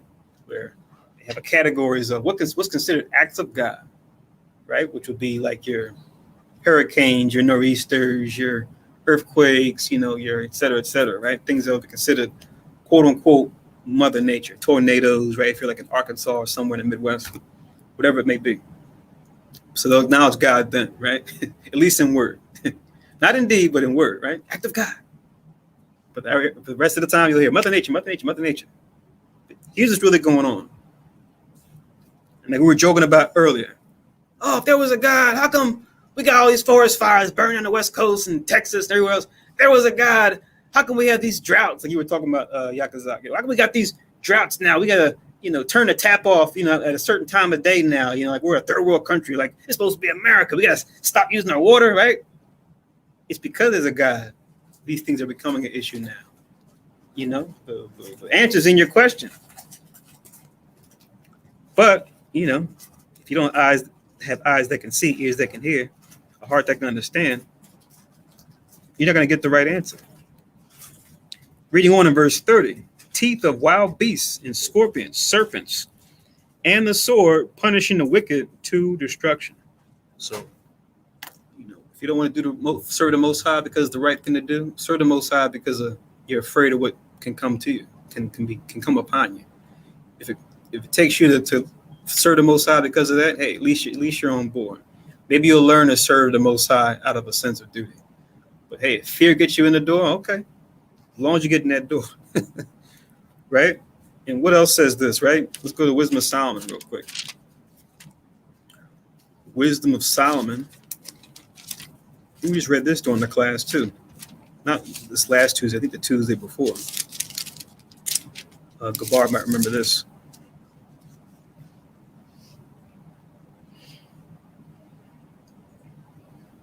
Wisdom of Solomon 5 in verse 20, it says, once again, Wisdom of Solomon, chapter 5, verse 20.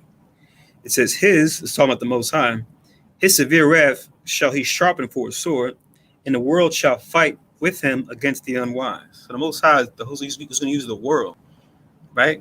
And all the things in it, right? As his weapon. Let's get some examples. 21. Then shall the right aiming thunderbolts go abroad, and from the clouds, and from a well-drawn bow, they shall fly to the mark. I think you were talking about this too, right? About the thunderbolts and how they can hit a certain place. You would say, how are they hitting a certain place so many times, right? What are the odds of that? Like striking the same place two times. Right? Exactly. And I got to look it up on CNN. I think I bookmarked it on my old computer. They probably took it down, but this was on CNN. I'm about to talk about when they were filming The Passion of the Christ, one of our latest additions to the Caesar Borgia collection, right? Of fake Jesus movies, right? They got Jim Caviezel, right? He played, was supposed to be our Lord and Savior. And they said when they were filming the movie, he got struck by lightning twice while filming that movie. There was a lot of other weird stuff going on during the set. I think even Mel Gibson talked about it too. But he got struck by lightning twice, and both times it wasn't fatal when they were filming the movie. The way they tried to explain it was, we were filming on this hill during a certain scene, and it was, it was the highest point where we were at, and, I guess it was just, they didn't go into why he didn't die. They just said, that's probably the reason why he ended up getting hit twice, because, we were on like this hill. There were like no other trees around, and that's the reason why. That's the reason they gave. But us reading that, knowing the truth, we just laughed to ourselves like, we know what that was about, because the Most High, he'll do just enough to show us, don't worry, I got this, but just enough to where the doubters can still doubt, right? They can still say, oh, that was just, happenstance. That was just a coincidence. Why are you making such a big deal out of that?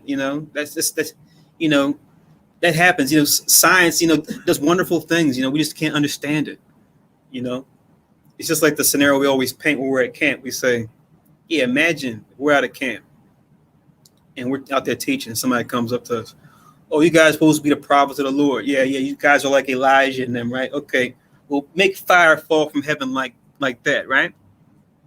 And we laugh to ourselves. We're just like, yeah, we have that power. Yeah. But if we did it, we already know the response, right? The response would be, oh, well, we had meteor showers around this time of year, and it just so happened that, sometimes meteors, they make it through the atmosphere, don't burn up all the way. We get a meteor shower. So the very moment you made that statement, it just so happened that one of those meteors just happened to land right at the camp, or go above us in the sky at that very moment, right? So while it's not probable, very probable, it is possible, right? That could have happened, right? And that's the reason why it happened. It's not because your God did X, Y, Z. It was because we're in the right place at the right time. And they're gonna have a reason for it. How do we know? They did it to our Lord and Savior, right? He was doing miracles right in front of the people. What did they say? Oh, he did that because he has a devil. He did that because he's got the king of devils, right? Beelzebub is helping him out. That's why he did it. So we can do the miracles in front of you all day, but if you have a heart of unbelief, your own conceit is going to manufacture a reason up as to why this, what we know is a miracle. You're going to have a way to explain it away and say, oh, it was just chance or luck, or it's a sleight of hand. You guys out here doing tricks. You guys are, dealing with witchcraft. That's how you did it, right? For people who actually believe in that, because a lot of folks don't even believe in that, even though we know it's real. You guys are doing, dealing with witchcraft, magic. That's how you guys do that. Look at what you got going, what you got, what you're wearing. You guys out here like, Chris Angel or what's the other guy, David Blaine. You guys out here like that. It has some kind of explanation instead of the true explanation, which is this is the true and living God at work right now, right? And take heed. But reading on, verse 22, and hailstones full of wrath shall be cast as out of a stone bow. And the water of the sea shall rage against them, and the floods shall cruelly drown them. So I think that's the reason why we read this, because I think the right around the time when we saw the floods happening in Europe. And what's the aftermath of that? What happens when the news stops talking about something, we just say, oh, I guess it's over. Not necessarily. They may shift attention. Doesn't mean that the floods still aren't happening, right? It was like a week ago, 2 weeks ago, give or take. So that's where I think the question came out about that, and then we went right to this verse. Because we know, us that know the truth, this is what's going on. It's the Most High doing it. And here's the evidence. 23, yeah, mighty wind shall stand up against them, and like a storm shall blow them away. Thus iniquity shall lay waste the whole earth, and ill dealing shall overthrow the thrones of the mighty. Right? So still let you know, only reason why these things are being used as a tool is because why? Iniquity. Why? Ill dealing. Right? So if the leadership changes the behavior, right, the environment will change its behavior. Who would have thought, right? Who would have thought it would have been, that easy? But since they aren't changing their behavior, expect more of this. So that's what's in Solomon 5:20 down to 23. Link that with 28 down to 30 here. So Ecclesiasticus 39, 28 to 30. Link it with Wisdom of Solomon 5.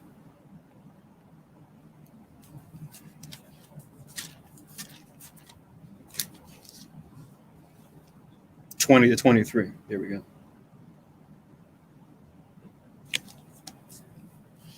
Verse 31, back in Ecclesiasticus 39. They shall rejoice in his commandment, and they shall be ready upon earth when need is. And when their time is come, they shall not transgress his word. Therefore, from the beginning, I was resolved and thought upon these things and have left them in writing. Right? So Jesus, Sirach, Jesus the grandson, they left these things in writing, right, when considering. Because they had these things back then, just like now, right? We just see a lot more of it now, right? But they had earthquakes, storms, tempests back then too, right? But now they knew why these things were happening, right? When these things happened, when they took place. And they wrote it down. And they're acknowledging who's responsible. 33, all the works of the Lord are good, and he will give every needful thing in due season, like we read earlier, right? Time and place for all things. 34, so that a man cannot say, this is worse than that, for in time they shall all be well approved. Like what you were alluding to, I think, last night in the class, you were referring back to, I think, Ezra, where Ezra was asking, can all this happen now? Can all the prophecies happen now so we get into the kingdom? And Uriel had to say, hold on, Ezra, breaks. All right. Can't have it all at once. The earth can't, handle if we just have everybody come into earth and everything take place at once. Everything has to happen in its due course. Right. So him writing this, he has this understanding. Not to say he still doesn't have that same desire, right? But wisdom will come in to say, okay, well, I want things now. I know that it has to happen this way. May I gain enough maturity to be able to accept that. So now you and I always had that conversation, right? You and me, Yakazat. We talk on the phone. It's always like, man, I just want to get up out of here. I'm tired of this so-called white man. I'm tired of this dude. I just want him out of here, right? I always say the same thing. I say the same thing right here, right? Hey, brother, getting closer. What can I say? Getting closer. We got to make sure we're on our P's and Q's, right? Got to make sure that we're, doing what we're supposed to do, right? Because we say we're waiting on the Most High in Christ, but really, they're waiting on us in our different camps, right, to spread this word, one soul at a time, right, to spread this gospel. So throughout all the Americas and all the places where Israel has been scattered, all the languages that we're speaking, we got to get this warning out, right? We know that's a prerequisite. That's a prerequisite before the end coming, right? And how do we know that? How do we know that to be true? Indirect link, but let me get it just as a means of comfort, right? Because I'm sure other folks have similar sentiment. They want to see kingdom. They want to see the kingdom come right now, right? They want the kingdom of heaven on earth right now. They want Christ to come back right now. But here's what the Most High said. Is what Matthew wrote down, right? So this is Matthew 24.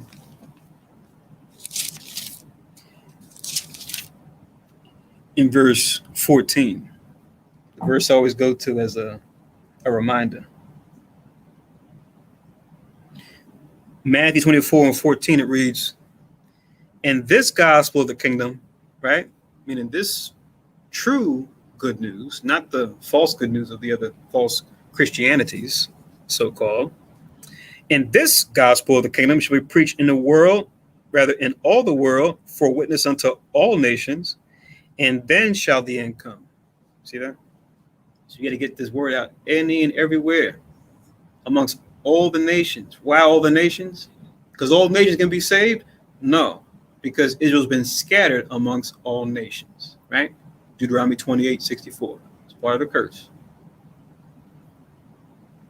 So we know this is a prerequisite before the end can come. So this is our great work, right, that we have before us. And we got to keep it going, right, on all levels, right, to teach all things, right? Because we all are blessed in different ways, right, to teach different aspects of the truth.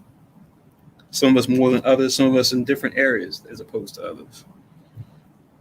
But no, all in all, the word must be taught and the gospel must be preached and translated, right, into all the languages that our people speak. So let's go back.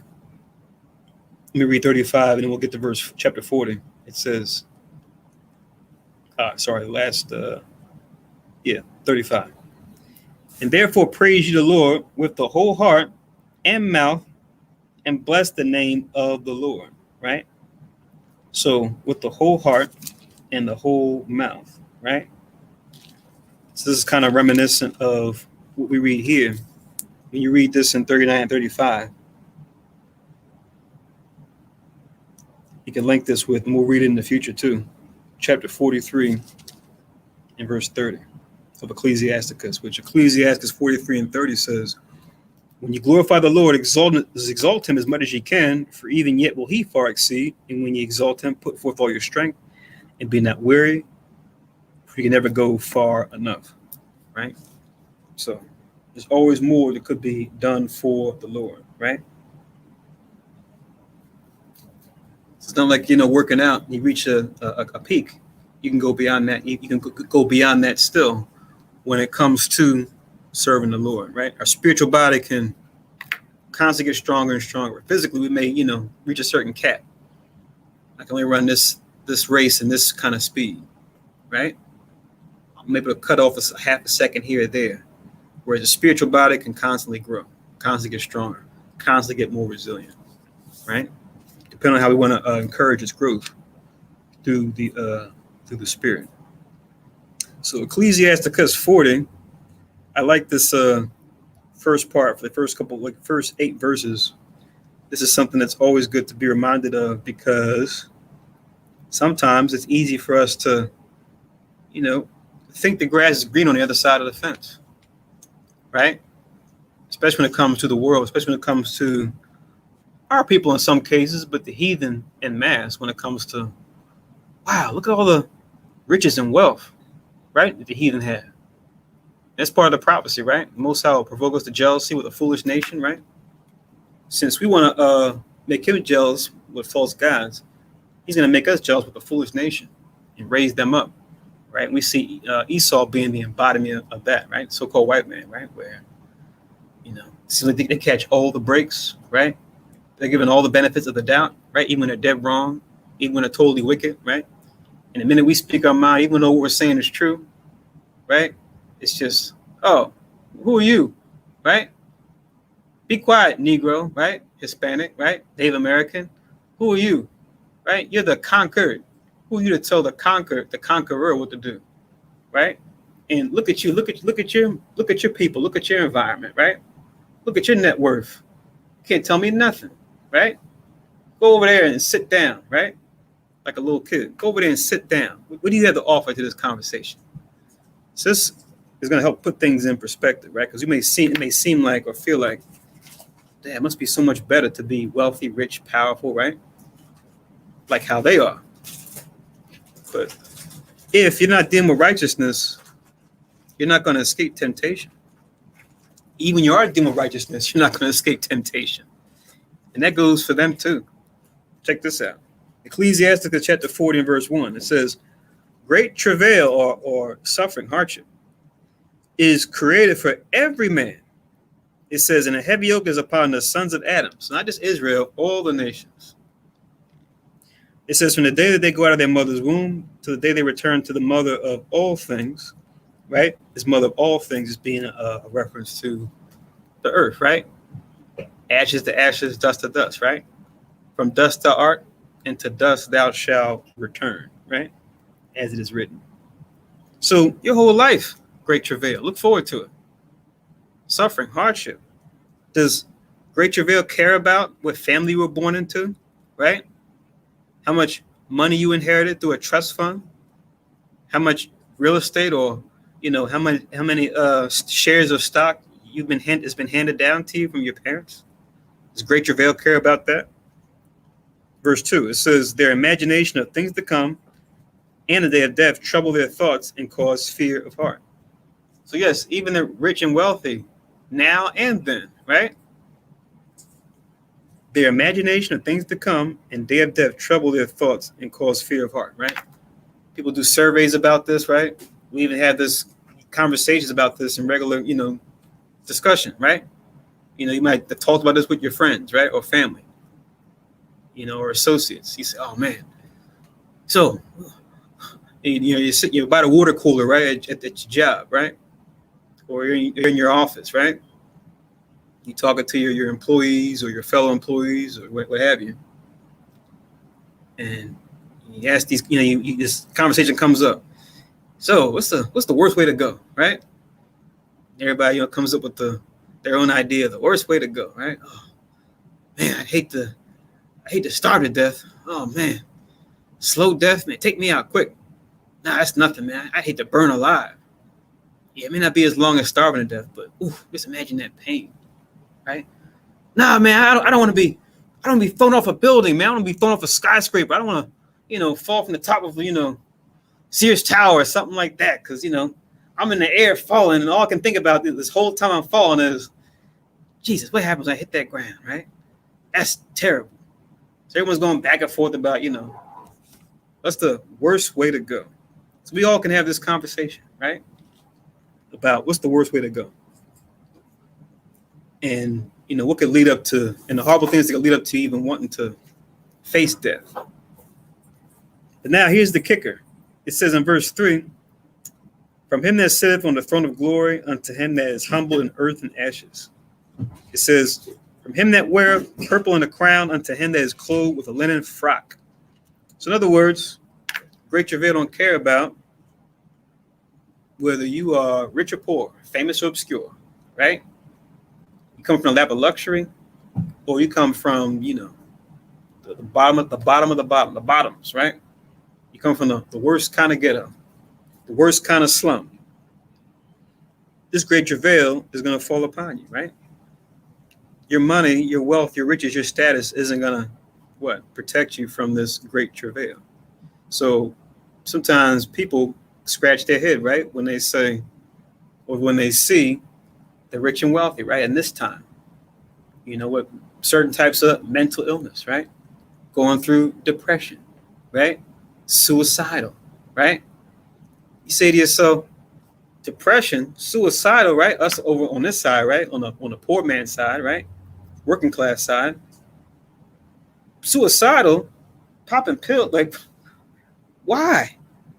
I'd love to be where you're at, right? Man, if I was where you're at right now, I would be depressed. I'd be in, quote unquote, hog heaven, right? I don't understand. That's just it. You don't understand, because you go on that side of it, especially in this world, that side of riches, it may not be what you thought it was, right? But it's hard for you to see it from this side. It's hard for you to see it from this side, stand on this lawn, because the grass is always greener, right? On the other side of the fence, on your neighbor's lawn, right? On the rich man's lawn. It's always greener over there. It's hard for you to see that until you go into that side and you realize, oh man, I don't escape affliction over here. If anything, I may have certain things that are taken care of, but then I got problems on this side and I didn't even think of that I didn't have to deal with when I was a poor man. So you don't escape the great travail.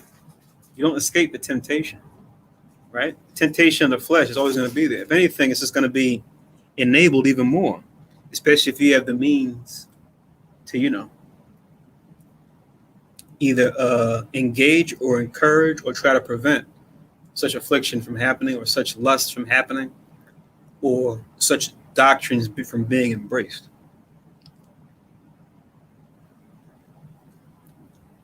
It says in verse 5, wrath and envy, trouble and unquietness, fear of death and anger and strife, in the time of rest upon his bed, his night's sleep, doeth change his knowledge, right? So you might have been able to get that, that good night's sleep, right? As the poor man, as the working class man, right?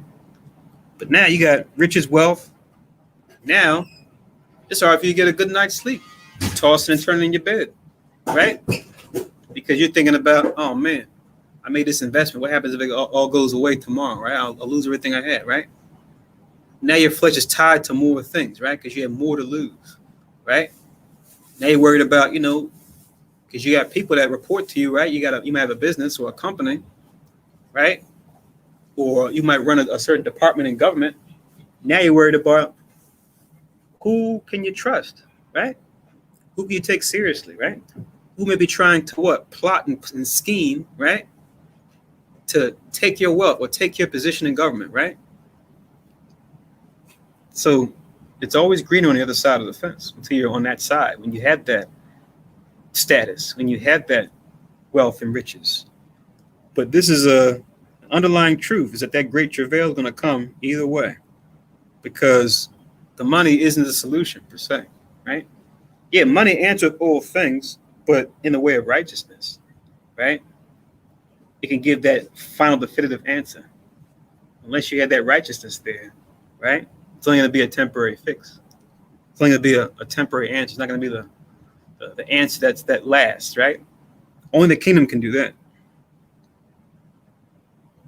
It says in verse 6, a little or nothing is his rest, and afterward he is in his sleep, as in a day of keeping watch, trouble in a vision of his heart, as if it were escaped of a battle, right? So we always read that in Ecclesiastes, right? Where it talks about dreams, right?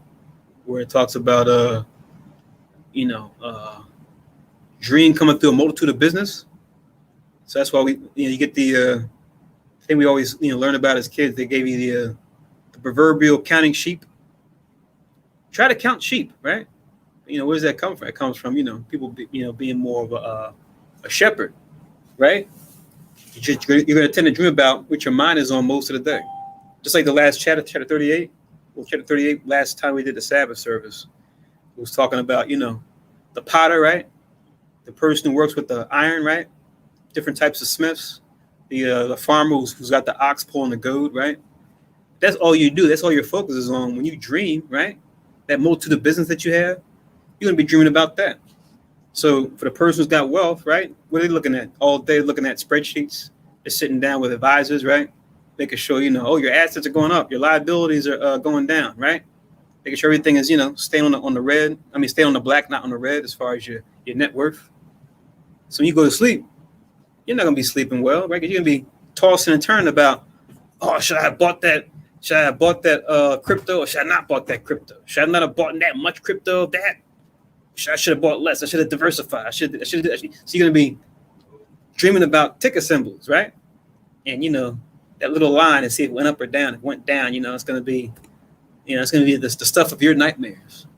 You guys talking about, horror movies, right? Scary movies. People don't like to mess with scary movies, right? That's the rich woman scary movie, right? They got dreams about the little line going like this, and they wake up, oh, sell. Oh, it's just a dream. Just a dream. Oh God, I thought my investment was going away. Oh, that was horrible. God, what a nightmare, right? I thought I was gonna have to jump off the Golden Gate Bridge. I thought I was gonna have to pop some pills real quick, right? Call the loss, right? I blew it. I blew all my cash. So this is a true thing that the brothers are sharing with us here, man. That's what it says. Troubled in the vision of his heart, as if he were escaped out of a battle, right? It says, when all is safe, he awakened and marveled that the fear was nothing, right? Oh, it's the dream, right? But what I'm talking about, and I made a reference to it, I'll just read it real quick.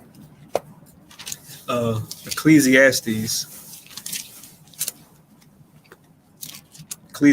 7.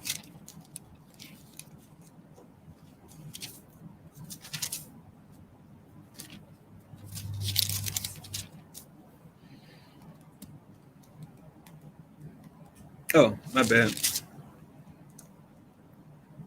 Ecclesiastes 5 in verse 3.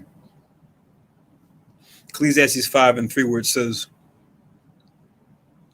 For a dream cometh through the multitude of for a dream cometh through the multitude of business, and a fool's voice is known by multitude of words, right?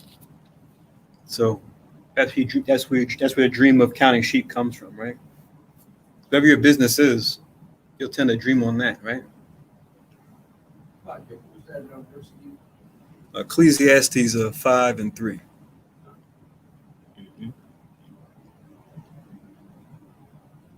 Then verse 7 clears it up by telling us, for in a multitude of dreams and many words, there are also diverse vanities, but fear thou God, right? So don't make too much out of a dream or, many words, like fancy words used to encourage or to lead someone a certain way. In the end, fear God. That way you can look through the many words, right? And point out the vanities in them, just like dreams.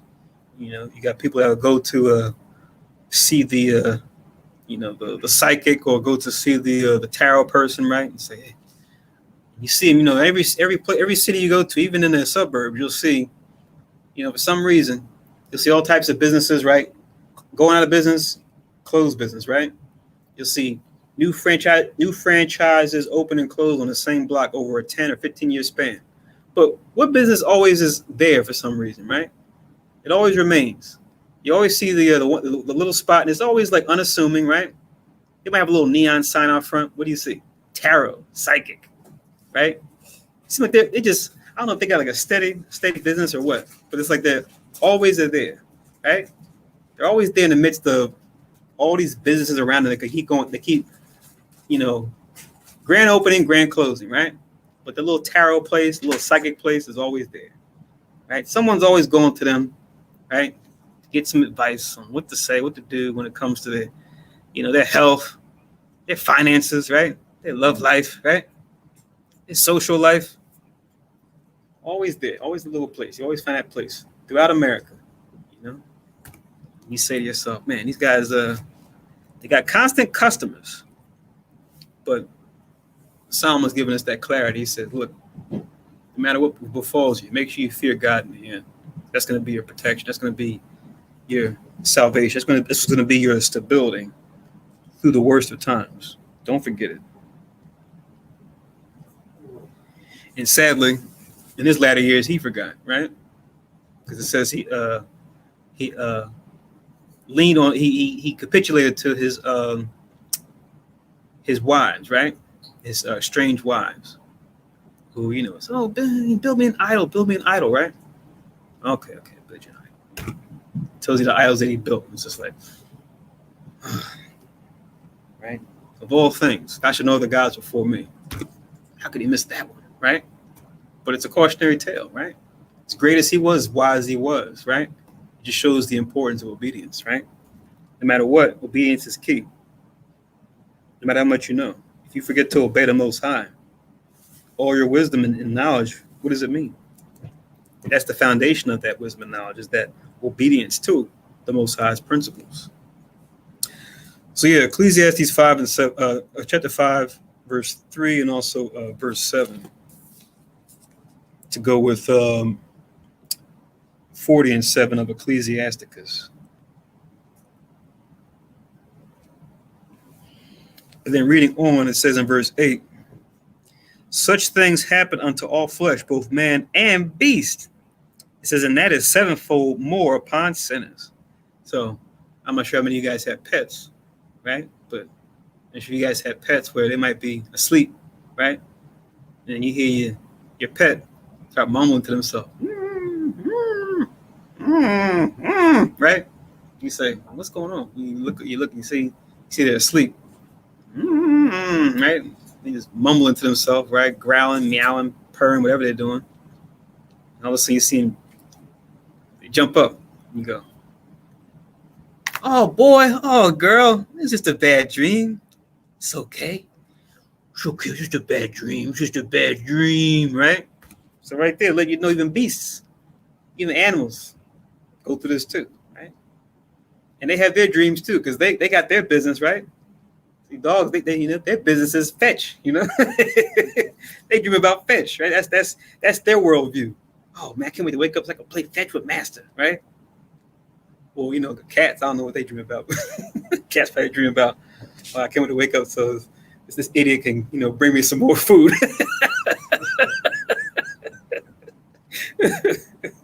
But let's not make this a discussion about cats and dogs, but you guys know what I mean. But yeah, so even they have dreams, right? Even they have great travail, right? A good dream is fetch, but then a bad dream might be, get hit by a car, if they did get hit by a car or something like that. That could be a trauma, right? And they dream about that. Or maybe they came close to it. So you might wake up in the dream, because in the dream they thought the car was going to hit them. The car slams on brakes. Animal jumps up. And then he's looking, what's the matter? Say, just like you have bad dreams too. Then it says in verse 9, death and bloodshed, strife and sword, calamities, famine, tribulation, and the scourge. These things are created for the wicked, and for their sakes came the flood, right? So all the horrible things are read in verse 9, right? Those are things that we saw then and things that we see right now, right? And these are things for the wicked. whether it be our people or the strangers.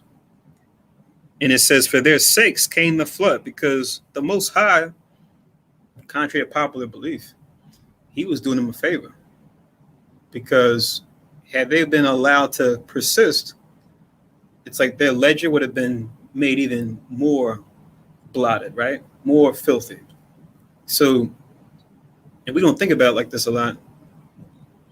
Being wicked and meeting an early death is actually good sometimes, because you prevent it from doing even more wickedness, which is going to be what? An even worse charge when it comes to the books. Like I said, the books were open, and everybody was there, and they said, okay, we're going to judge you according to all the good or evil you did this life and your life before, right? Lives before. So if you'd be taken out quicker, it's actually better. It's worse for the people that cared about you, that were family and friends when you were in the earth.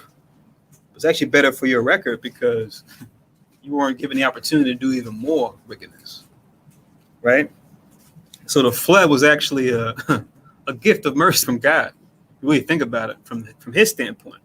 But from our standpoint, it's just, oh, people already don't believe in the flood already. But if they do, they go, oh, what a wrathful thing to do, That's real Old Testament, right? The Old Testament God thing to do, just kill people, right? Wow. He created all these people just to kill them. What a murderer, right? It's people's outlook, not realizing that he's actually helping them by killing them. But they don't see it that way, because they don't understand the Most High's judgment and how it works. So yeah, the flood came for their sakes. But reading on in verse 11, it says, all things that are of the earth shall turn to the earth again. So as we read before in verse 1. Return to the mother of all things. Into dust thou shalt return. And that which is of the waters doth return into the sea, right? Because we read that in the Genesis also, right? Most High made the creeping thing and the cattle, right? Out of the dust of the ground, right? But then it tells you to what? When it comes to the fish, the whales, and the birds, they came out the waters, right? Which is kind of interesting, because you would say, well, that's weird. You might think that a bird will probably come from the dust of the ground too. That's not what the scriptures say, right? So, when animals die, they decompose going to the earth, but it tells you that a bird originally was made from the water. So, how the Most High did that, we don't know, but he did it. He took H2O and just made birds out of it. And we got examples of that too. I know we always talk about the history of Israel, like we talk about what happened in the wilderness, and it says how the Most High caused the quail, right? Because Israel was tired of all this manna, right? Every day. Can't we just have something we used to back in Egypt, right? And the Most High granted their wish, and it says how he caused the quail to come out the water. So you would say, quail out of the water, why not make it out of the dust of the ground? But it's consistent with Genesis, right? The first chapter, because it tells you he made the birds out of the water originally. So he caused a miracle and made some more birds for consumption, but made them out of the water that was close by Israel. And it says, as Israel went and prepared the quail, and as they sank their teeth in, so the Most High just smoked them as they were eating. He was going to give them so much quail. Out of their nostrils. You want quail? You want some quail? I got your quail. So my manna isn't good enough for you, huh? Any other nation, right, that the Most I don't care about, they'd be, oh. Israel, manna, it's all right. Oh, it's all right, huh? That's it? Oh, okay, all right. Israel, man. Yeah, man. Marginalize something that allows you to taste whatever it is, or imagine the taste of whatever it is that you're eating. You marginalize that with no labor, right? You're eating something that you didn't labor for. Exactly. That wicked. You complain about that. That goes like, we was talking about in the New Testament, with Yahweh doing the miracles, right? Certain things they just didn't believe. It's like you do one thing to the next. You know, whatever it is, just wasn't going to be satisfactory. It's like, you got that. Oh, you did that. You had some witchcraft stuff. Nothing was satisfactory. He definitely couldn't do it in his hometown. Oh, we remember you running around. You was running around here a little snot nose, right? Chasing after your father, right? Playing with your tools, right? Your carpenter tools. Now you're somebody. Now you're supposed to be some kind of Pharisee. Like who are you supposed to be? You're supposed to be someone of authority. You're a carpenter's son at that. We saw this like today. Where's your PhD? Where's your certification? Where's your doctorate? Right? Who gave you a certificate, a license to teach? So if our Lord and Savior went through it, don't feel bad, if you go through it too. People question your authority, right? Where's your money bags? Because these guys on a Sunday morning, TBN, they're making it rain. But look at you, you working class, or you might be middle class, but still you don't have money like these guys. They must know what they're talking about. Look how much they have. But look at you. You're supposed to be somebody now. You're supposed to have the answers. And then, not to say Christ did wicked before. We know he didn't.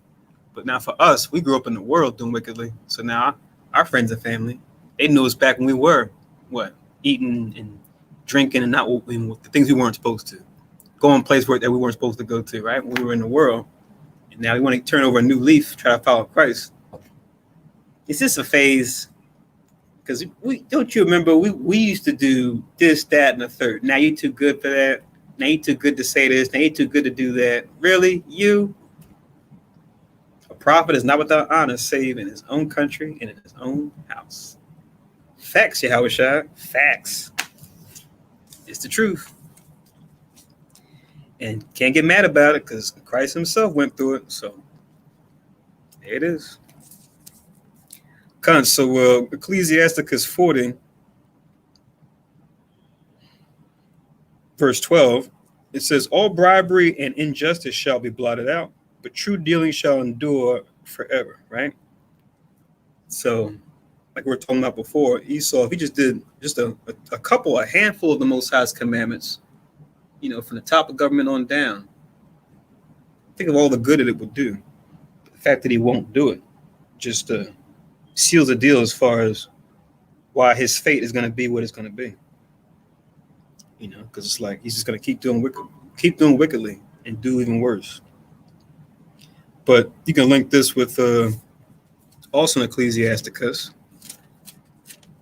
This is clear for us to see, but it's easy for those to kind of explain away. When we talk about the rise and fall of empires, link this with chapter 10 and verse 8, where Ecclesiasticus chapter 10 verse 8, it says, because of unrighteous dealings, injuries, and riches gotten by deceit, the kingdom is translated from one people to another. That's really the reason why. That's the root cause behind it all, right? That's why America's falling, right? It's why Esau's whole world government is falling. It's why the nation's governments are falling, because they're trying to follow them, right? Woe unto thee, Babylon. Woe unto thee, Asia. Thou art a partaker of the hope of Babylon and art the glory of her person. So they're going to fall too for the same reason Babylon's going to fall, right? But it couldn't be that simple. It's got to be something else, right? There's got to be another reason. So unrighteous dealings are going to fall? But true dealings shall endure forever, right? Also, you can link, we referred to it earlier, but Exodus 23. Exodus 23 and 8. It says, thou shalt take no gift, for the gift blind the wise and pervert the words of the righteous. Now, context here is not saying you can't give gifts, because we got Purim, right? That'd be a contradiction. Well, we can't keep Purim. It says you should not take a gift. No, it's talking, the gift here is in context talking about a bribe, right? That's why it says it blind the eyes of the wise, right? You want to say the right or wrong, you want to say what's right or wrong about a situation. And a person comes to you like, I know what I did was wrong, but yeah, Take this. You want this, right? Thanks, but hold on. Wait a minute. Well, okay. Well, all right. Fine. I'll let you. I'll just give you a lighter sentence. It's just like, really? We have that happening all the time, right? Throughout the world, especially here, right? Accepting bribes. And then you could also link Deuteronomy 16 and 19. It calls back to this. Deuteronomy 16 and 19 also.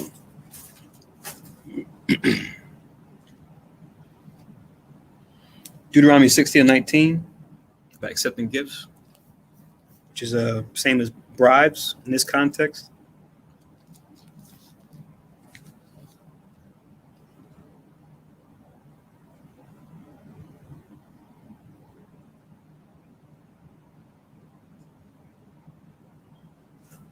Sorry about that.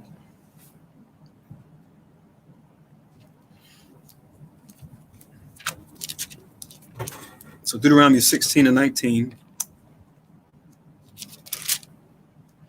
Thou shalt not wrest judgment or hold back judgment, meaning like if there's evidence or witnesses, trying to prevent them from being brought forward so that a proper judgment can go down. Thou shalt not respect persons, we were talking about before, neither take a gift, for a gift doth blind the eyes of the wise and pervert the words of the righteous. It's the same thing, right? About accepting bribes. And I mean, we technically could, from that, as a matter of speaking, we technically talk about when we look at elections, right? You have websites like, was it Open Secret, or I'm not sure, it's secret or secrets.org, where they track this kind of stuff, right? It's a matter of public record. You can see top campaign contributions, right? They have certain dark funds. We can kind of hide some donations, but for the most part, they have to report it publicly. It's part of public record. What types of campaign contributions politicians receive for their elections, right? You can sort it by a spreadsheet and have like a website. We can pull up the spreadsheets and pull up the databases. But you look on there and you sort it by top donors to not only individuals, but you can do it just by the whole party altogether. And who do you see ranking at the top? You see defense contractors, right? What was what Eisenhower talk about back in the 50s? Military industrial complex, right? So you see top of the list. You see all the top defense contractors, right? Like Northrop Grumman, or Boeing, or General Dynamics, right? Now they make a lot of things, but we know they definitely make things for the military. And we know it's like a well-known thing, right?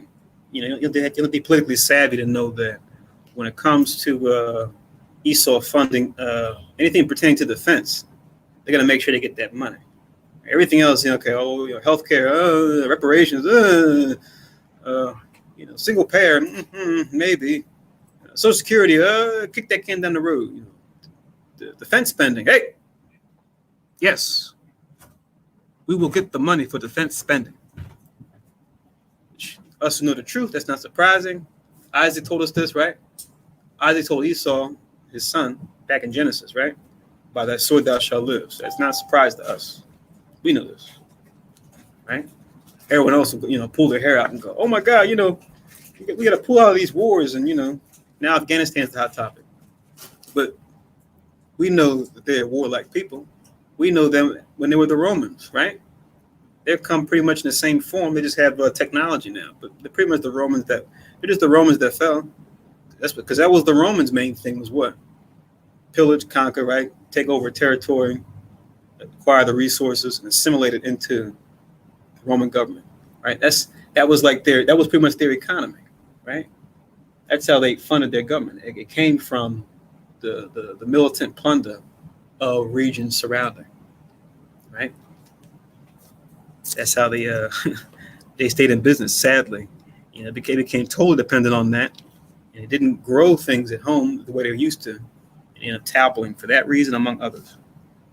But all in all, got to be mindful of the bribes, because the funny thing is, going back to that Open Secret website, and you look at all the defense contractors, you'll see with the top 10, right? It's pretty much the same amount or close to the same amount for both Democrats and Republicans. You talk about two wings of the same bird. You're getting money from the same places, right? So when it comes to certain things they say out their mouth, they can only say certain things, right? So it's going to pervert the eyes of the wise. We said here, even for them, not applying that principle too. It's clearly easy to see how they're going to keep a lid on those who pat their pockets, those who help them get elected. They're not going to speak forthright about any wrongdoing they got going on. They're going to clearly talk about some other topic because I can't bite the hand that feeds me. I can't bite the hand that bribes me. That bribed me. Right. That's in the political realm, but even with men in the truth, we've seen throughout the years where you had some organizations or whatever that went and stepped to certain camps and offered them money, to either not say certain things or to do certain things on their behalf, right? And we'll give you money, building rent free to stay here, you can use this, or even individually, right? Because there might be someone within a camp that is not disclosing something else to the rest of the brothers, right? Like, yeah, we just want to know like where you guys going to meet up at, so that not anything that we want to do against we just want to make sure that you guys are well protected. We'll have staff there, and I give you a quick little kickback here and there, right? And sometimes the bribes can seem obvious, and then sometimes they can be subtle where you're not even paying attention to it that it's a bribe. Like someone can really be grooming you, like, and you don't realize it. Giving you something here, giving you an accolade or accommodation or some form of flattery, whatever, and then you use something else. And then, like you said, once you do that, once you accept it, it's like you feel guilty. You can't bite the hand that's giving you bribes or giving you something. It's like, I can't speak bad about it. Or, fear of being exposed. It's like, I can't say anything because he's like, don't you remember I gave you, such and such and such and such? I don't want to say anything. I can't say anything. It's like on the streets where when the cops have a CI, right, an informant type person who's just giving them information. Mm-hmm. That's what they do all day. It's like, well, what do I get? Right? Mm-hmm. All right, I'll give you some food. Well, I'll give you some money here and there. And then when they take them around, it's like, don't drop me over there. Drop me off over here. Mm-hmm. I can't even see what you got. Right? And then all of a sudden they just pull up on the block. It's like,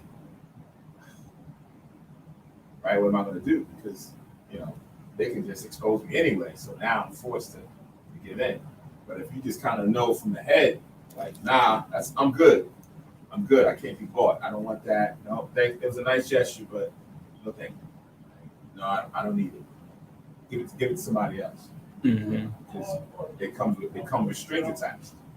Right? The bribes come with strings. Like one hand wash the other. I'll give you this. Maybe a year later, 2 years later, I come back, you just kind of be out, right? Mm-hmm. And then you don't say certain things. You start to curb your words. So it's like, yeah. Come. One more. 1 Samuel 8. 1 Samuel 8. You were talking about Samuel earlier, right? About the fathers versus the sons. In verse 3, it says, and his sons, his is Samuel, his sons walked not in his ways, Samuel's ways, which is the Most High's ways, but turned aside after lucre, which is just Latin for money, right? And took bribes and perverted judgment, right? So they didn't do what Exodus and Deuteronomy said to do. They did the opposite. So there's an example, right? So, yeah. I gotta go back on that site again to take a look on there, but yeah, it's rather telling, and then but it really clears things up. And you got some alternative media that's actually reporting on this too. When you see like certain politicians giving speeches, and you're wondering like, why are they half ASS in their speech, or why are they like talking around certain issues? Like why not just say what needs to be said? Then you do a little quick lookup. And they're saying, oh, yeah, you look up so-and-so, their top campaign contributor was General Dynamics or, Blackwater or some other group that, they're on the board of directors for. right? So it's like, oh, that's why they're saying this about Afghanistan, right? Because they're on the board of directors of the companies making money off selling the weapons to, the soldiers or the dissidents for said conflict. So it's like, oh, there's your conflict of interest right there. That's why they're talking all, talking out the side of their mouth. Now it makes sense. So, and to that point, they have a cap on, bribery is known, in the political system, government, whatever. But they'll have a cap on how much they can accept, right? Like $20, $30, whatever that may be. But even in that, right? You say, okay, this is the limit. But if I every day, if I give you, some form of a gift, $30, $20, whatever it may be, that still weighs on that goes into your conscience, right? It's like, wow, this person's sending me, fruit, right? Flowers, right? Some other trinket, right? Every day, it's like something you're going to feel obligated at some point, to thank the person and do something in return, favor for a favor, right? So even that is still like token line on bribery. Come.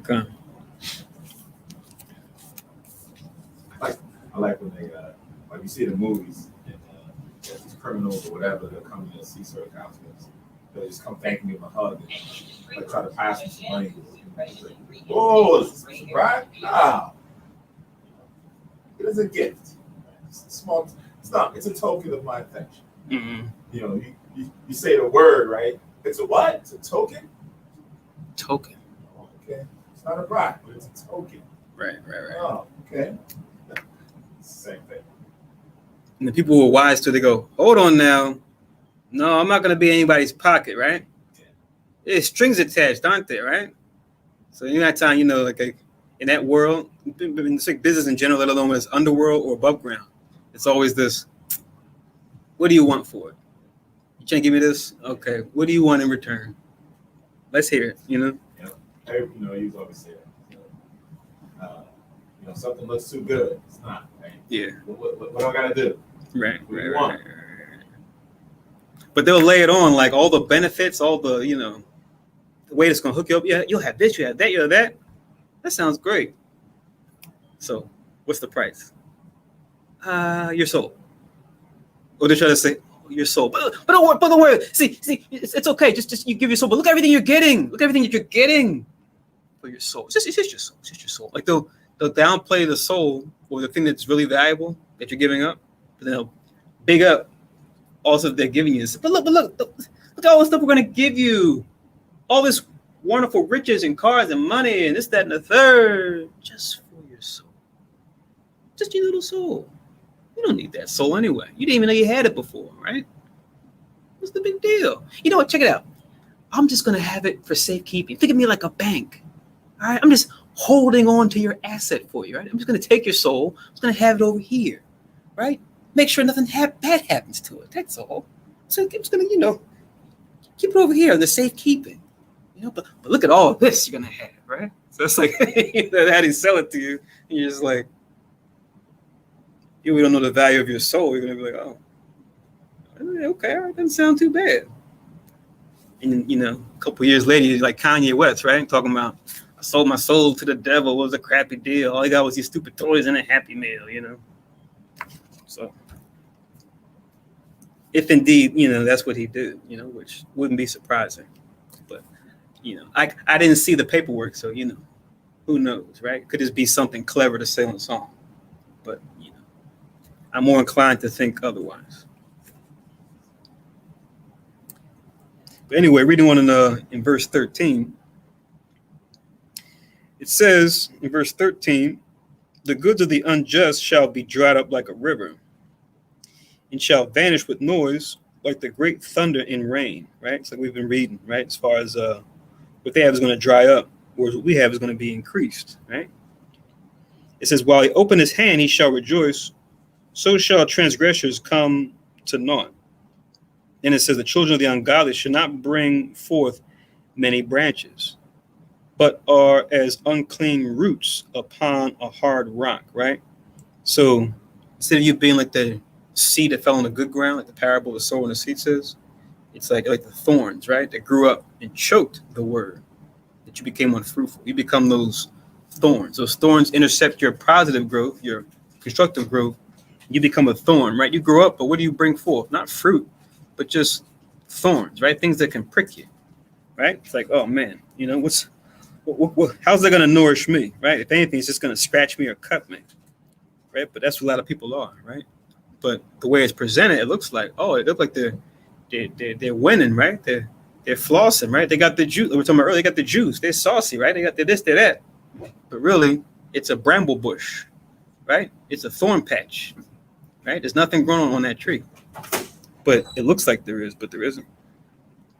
That's why it says in verse 26, the weed growing upon every water and bank of a river shall be pulled up before all grass, right?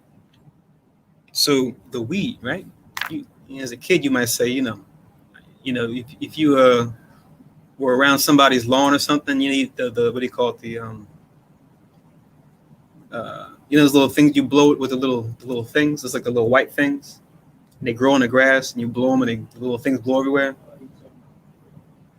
It's supposed to be like the dandelions, but as a kid, we would blow them, and then if an adult was around, they would go, "Don't blow that thing!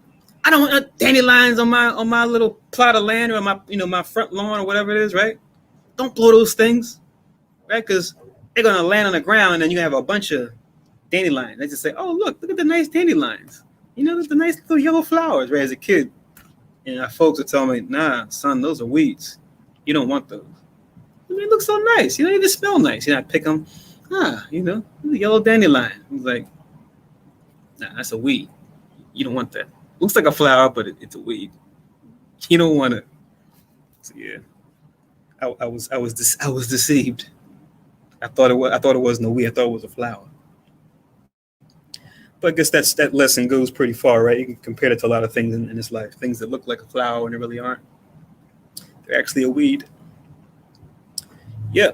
But now reading on in 17, it says, bountifulness is as a most fruitful garden, and mercifulness endureth forever. Right? So we want the beautiful garden, which only comes through the bountifulness, right? Not from growing weeds, but from growing things that things that are righteous, have a righteous root, a righteous seed, the seed which is supposed to be the word of God, as opposed to a false seed, which is a seed of another doctrine, right? So you have another doctrine, you're not going to have a fruitful tree that's going to grow up. You're not going to have any 100-fold, 60-fold, or 30-fold, anything. If you got a seed that's not the word of God, it's something else. Something else is going to grow up. You can link this with what we're reading here. Link this with verse 17, I guess, 40 and 17. But it says in Isaiah chapter 3,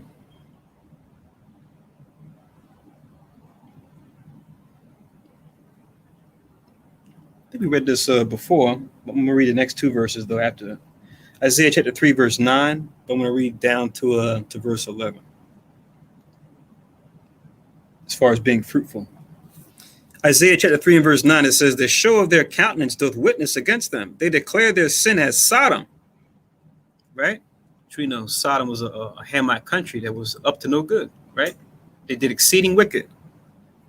They hide it not. Woe unto their soul, or destruction to their soul, for they have rewarded evil unto themselves. Verse 10 though says, say to the righteous, it shall be well with him, for they shall eat the fruit of their doings, right? So they're going to be fruitful and be able to partake of the fruit of their doings, right? Then it says in verse 11, woe unto the wicked, it shall be ill with him, for their reward of his hand shall be given him, right? So he's not going to have any fruit of his doings, right? He's going to have poisons, right? He's going to have poisons and cancers and, blast, right? What do they call blasting, right? You got mold on your crops, right? That's what that brings, that wickedness. But yeah. Let's read on in verse 18. Ecclesiasticus chapter 40 and verse 18. It says, to labor and to be content with that a man hath is a sweet life, but he that findeth the treasure is above them both, right? So I know we've seen this before, 40 and 18. Philippians, right? Philippians chapter 4, verse 11, down to verse 13. Just one example. Let's get that real quick. We'll just write it down. Philippians 4:11, it says, it's Paul speaking to our brothers and sisters in Philippi. He says, not that I speak in respect of want or lack, for I have learned in whatsoever state I am, therewith to be content. Right? Contentment goes along with the fruit of joy, right? That contentment, right? Being happy with the bare minimum, right? Because your joy will be even increased if you have more. If you can find great joy with even less. It says in verse 12, I know both how to be abased and I know how to abound. Everywhere and in all things I am instructed both to be full and to be hungry, both to abound and to suffer need. 13, I can do all things through Christ or Mashiach, which strengtheneth me, right? So he knows how to be on both sides, right? To where the riches don't get to him, but the poverty don't get to him either, right? He knows how to flex because he knows the key is to keep himself, right? As long as you have yourself, your soul, anything can happen in your environment, right? It's not going to move you off your root, right? You're not going to be pulled up from the root, like how a hurricane will lift up a tree or a tornado.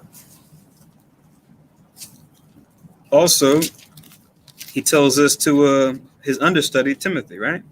His son after the common faith. 1 Timothy chapter 6, verses 6 to 8.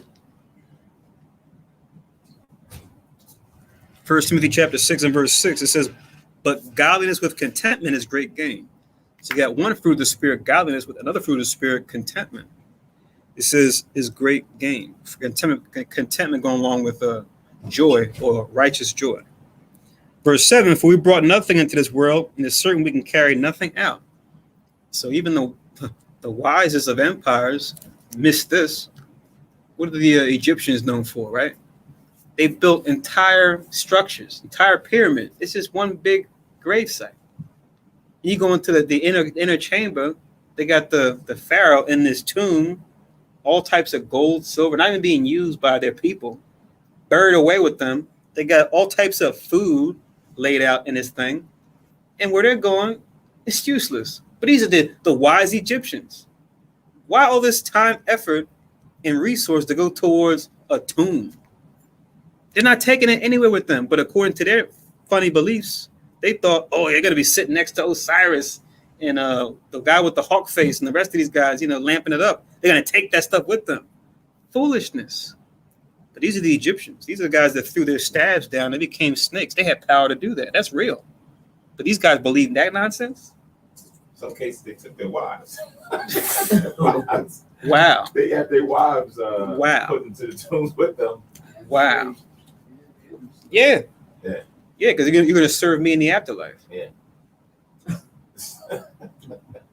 This is. I want to talk about it probably during another class, but there's an article that somebody wrote, a Nigerian person wrote. I'm not sure if they're Ham or more than likely they're probably Ham.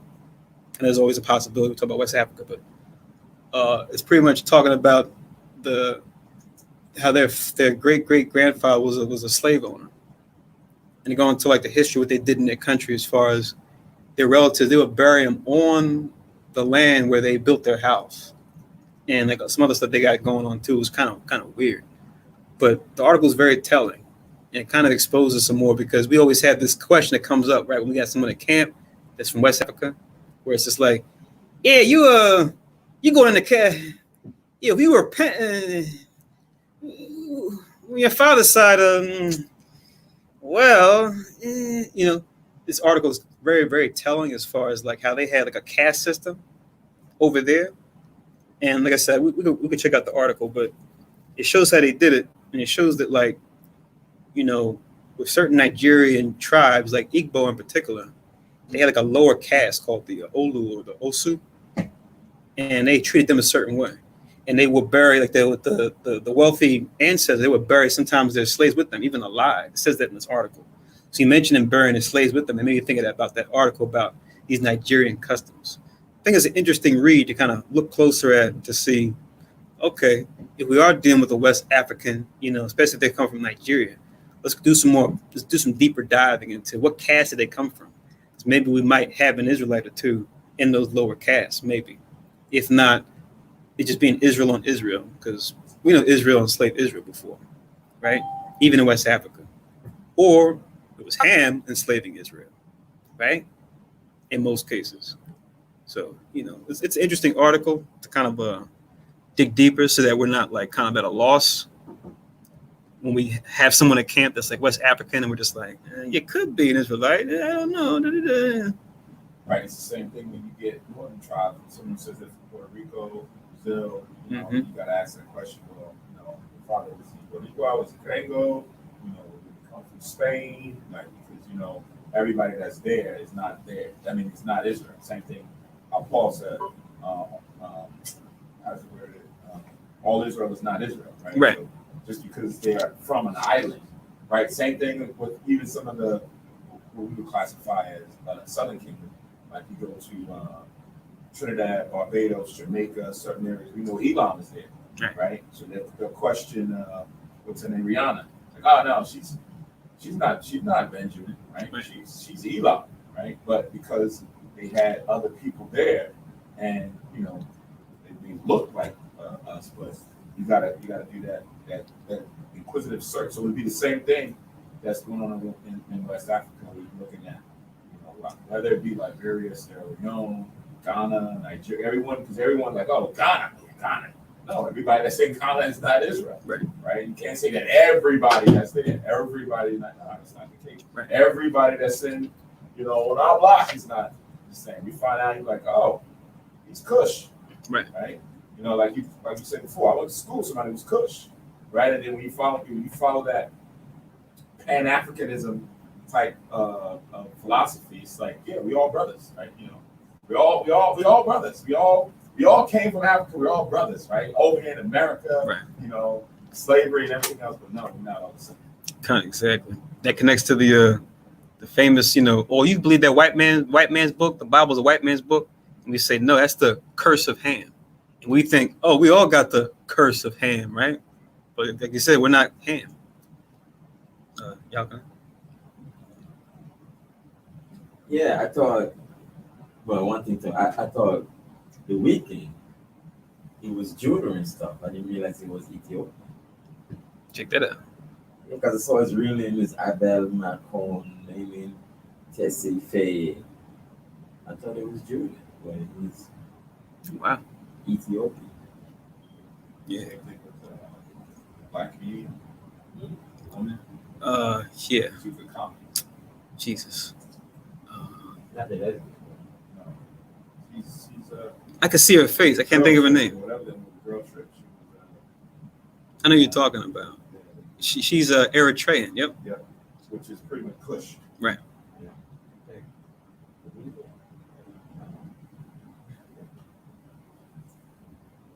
Yo, I can't think of her name, but if you find it, you can say it.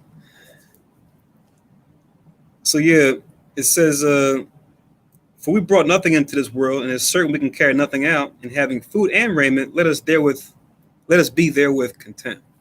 Right? So the importance of contentment. And then another one, and then we'll go back. In Proverbs chapter 30.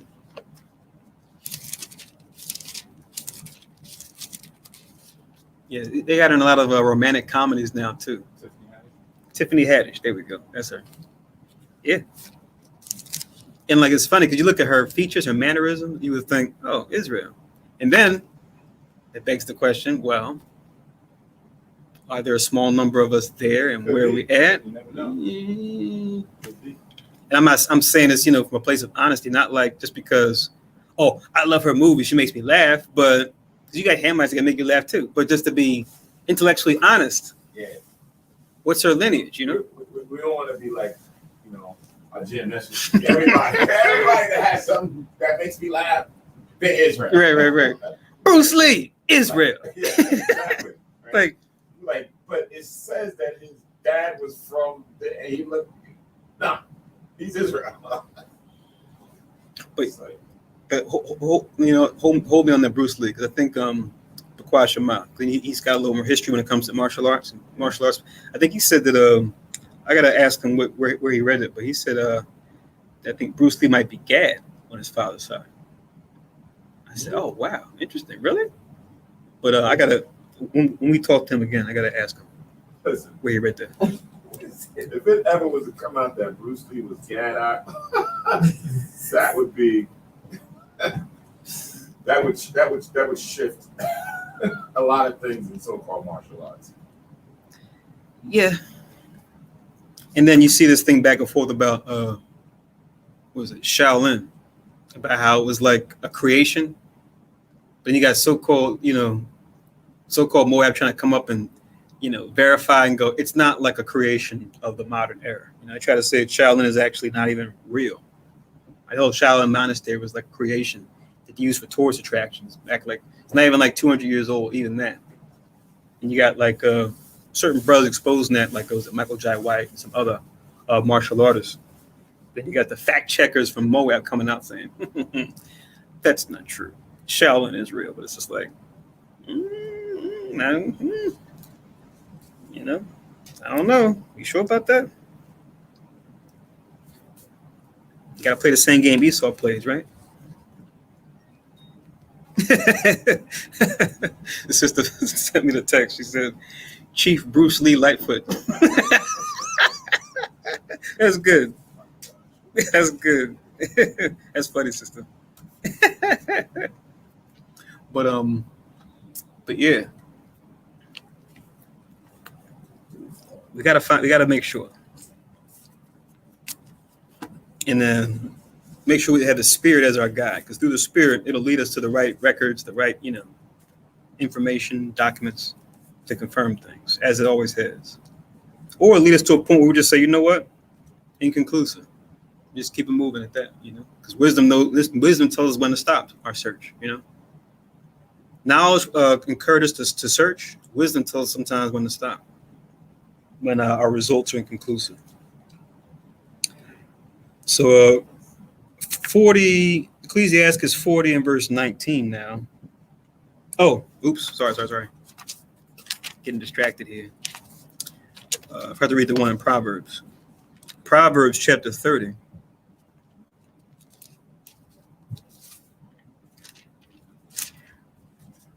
Proverbs chapter 30 and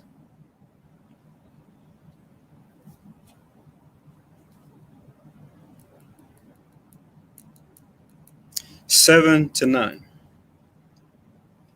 Proverbs chapter 30 and verse 7, it reads, 2 things have I required of thee, deny me them not before I die. Remove far from me vanity and lies, give me neither poverty nor riches. Feed me with food convenient for me. Verse 9, lest I be full and deny thee and say, who is the Lord? Or lest I be poor and steal and take the name of my God in vain. See that? So a wise place that the brothers that wrote this down, that they're placing, right? They're saying, just give me enough where I don't go overboard in one way or the other, right? Where I can keep my soul, which matters most. Lord, you know my limit.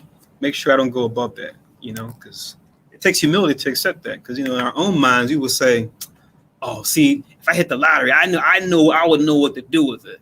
You hope you would. But, time will tell it. Because we've seen it time and time again. In the rare case when Israel does hit the lotto, it's like worse things happen. Like the story always comes to mind is that brother, you look him up, Abraham Shakespeare. And it's like, brother was living, he was dealing with Israel, typical Israel problems, but he was making his way. He hit the lottery, just like Biggie Smalls said, more money, more problems. This guy had more problems, issues with family, so-called friends, associates, and he ended up like dying, like I think a couple years later. It was just like, damn, for hitting the lottery, things got a lot worse for this brother, because it just shows you like Most High ain't playing. He's like, well, you think money's gonna be a solution? I told you, unless you follow me, that curse is gonna be there, Remember the sister who hit the lottery, her boyfriend was in jail, and like the court system took advantage of her to get a bail boyfriend out of jail, like millions of dollars. It's like, millions of dollars to bail somebody out of jail. It's like 10%. So then she did that, and then he went back in, did it again, and then a pastor was coming after her because he alleged that she had promised that she was going to build a brand new mega church for her, for them. She's like, nah. And then he went and like sued her. And I was like, dang, that's kind of crazy. The pastor's suing her for money that, you know, I was like, oh. She's the congregant that I want. Yeah. She's a prize congregant. Shows you how real the curse is. Like we see with our famous moguls, right? From Puff Daddy to Dr. Dre to 50 Cent, you know, it's always like something. Nick Cannon, you know, it's always something. You know, it's like they made it, then it's like always something happens where it's just like Esau got the leash on him somehow, some way. Like, go this way, otherwise we'll make it worse. Say this or we'll make it worse. Do this or we'll make it worse, you know. But they'll make the situation look like, you know, oh, it's just wrong place at the wrong time, or, you know, somebody had bad dealings with somebody. But, you know, people don't realize, like, sometimes issues folks have could have been started by somebody else, an outside force, you know, or outside individual. It's not always how it appears on the surface, you know. A lot of these so-called beefs, a lot of them are orchestrated from behind the scenes. Sometimes from the people themselves, other times from outside sources. And by the time folks realize what's going on, it's too late. Damage is already done, you know. But yeah, like Christ said, judge not according to the appearance, you know. Ask the proper questions. Make a diligent search, like the law says. Make sure a thing is certain that such abomination is wrought among you. So back to Ecclesiasticus 4, this is 19. Children and the building of a city continue a man's name, but a blameless wife is counted above them both, right? So going into what is needed to what? To build pretty much a legacy, right? Right? You need to have a city, right, to dwell in, and you need people to actually dwell in it, your children. But then it says a blameless wife is counted above them both, right? Because she's going to be that firm pillar to her husband to what? Make sure that legacy continues on, right? You know, and if he were to die, you know, beforehand or before the time, she'll be the one to keep the thing going. And it's crazy. You see this even, you know, in wickedness, you'll see this, right? With our people, even with other nations. But I always think about who's the first billionaire, Reginald Lewis. And he met his wife. I think she was Filipino, met her in law school. So, you know, she was there, you know, with them and, you know, there when he built the big business and everything like that, TLC Beatrice. But now that he passed on, right, in the 90s, he's got, you know, some daughters that survive him. I don't think he has any sons.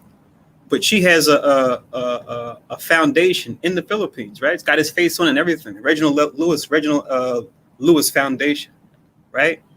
It's got his face on it and everything. But it's helping out children and the people over there in the Philippines. It's creating programs for people over there in the Philippines. It's just like, wow, first black billionaire. You would think somebody could go back to Israel somehow. But it's, like I said, she's standing by her husband, but it's just like, but she what's she gonna do? She's her people, you know. So of course that money's gonna now go towards her nation. You just look at that, you're just like, wow, it's crazy. But yeah, reading on, it says in verse 20, wine and music rejoice the heart, but the love of wisdom is above them both, right? So wine and music rejoice the heart. It's another example of scripture that says that what? Nothing wrong with wine. It makes you merry, right? But don't overdo it, right? Don't be like the so-called Christians that say, no alcohol, no wine at all. No, if that's your preference, okay, don't drink. But for those that do, it's okay. Just don't get trashed. That's all. It's like what you guys, I think what the elder was going into with Romans, right? About the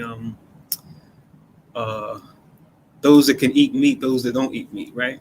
It's the same thing. It's like, look, as long as what you eat is lawful, okay, right? If you don't want to eat meat, say when it comes to the holy days when we're required, by all means. But don't make it a requirement. You must eat meat or you must not eat meat, right? There's no law that says that. It's just saying These are things you can eat if you so choose. Back in the day, they had prohibition. Mm-hmm. No alcohol, smash. Because they're smashing everything. Breaking up the speakeasies, you know. Mm-hmm.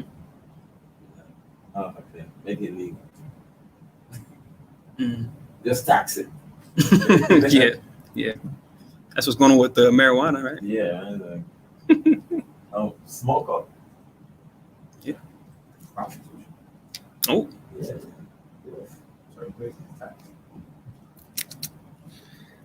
Yes. That's what we're talking about before we started the service, right? Remember? Public sector, private sector, non-profit sector. And the corporations pretty much control all three. You would think corporations are just private sector, but no. They influence the public sector and they influence the non-profit sector. Non-profit. Then it says, the love of wisdom is above them both, right? So while those are good, you do well by enjoying those. You do better by enjoying wisdom. Verse 21, the pipe and the psaltery make sweet melody, but a pleasant tongue is above them both, right? So more or less, words and deeds are above all, right? Words, your tongue. Deeds, your wisdom, your decision making, right? Your words or deeds are what hold the highest importance, right? Above all. Those other things are good too, but not on that same level, right? Because you read about our great, the great mediators. It tells you in the scriptures they were mighty in words and deeds, right? Or mighty in the scriptures. You read about that, as far as our forefathers that were notable, right? So what's that implying is that they were all powerful not only when it came to their spoken word, as far as a righteous standpoint, but they were powerful when it came to decision making, discerning between good and evil, between well and better. And we see that throughout.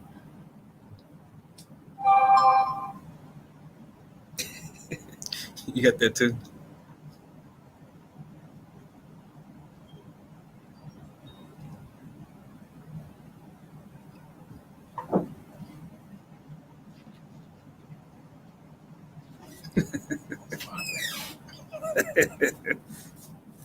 Prove all things.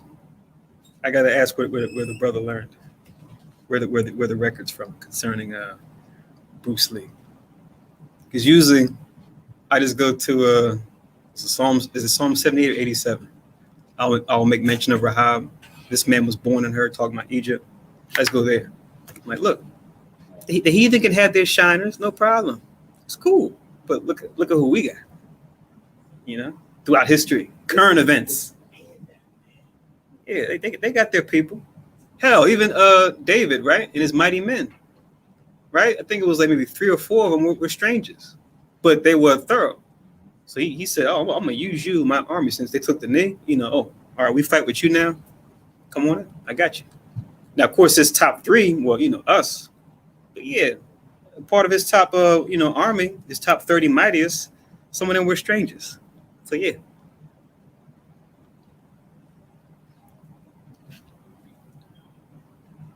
So reading on in verse 22, it says, "Thine eye desire a favor and beauty, but more than both corn while it is green." Right. So these scriptures are kind of in the same pattern, right? Saying like these are good things, this is a better thing. These things are good, but this is even better. So it's like a kind of a chain of scriptures like this. So it says more than both corn while it is green, right? So it's like going until like when it's ripe, right? When it's ripe for the plucking. And of course, foods when they're ripe, they taste the best, right? As opposed to, when they've been out for a while, or if you get them before they ripen. And it's just like, it's what y'all kind of read earlier, right? Time and place for all things, right? So same thing when it comes to getting the corn when it's just right as far as its development. Then it says in 23, oh, you know what? For verse 22, we can connect this. Connect this with verse 22, Proverbs 31 and 30, where it tells us that favor is deceitful, beauty is vain. But a woman that feareth the Lord, she shall be praised, right? So to show that a woman found the principle of the Most High, she's going to see that praise that's going to be everlasting. It's going to leave that memorial. That's what you want. That's what you want to seek. As a man, that's what you want to be as a woman, if you are a woman, as opposed to just favor and beauty, right? Because we know that what? In time, that'll wither away. So it's good, but fearing the Lord is better.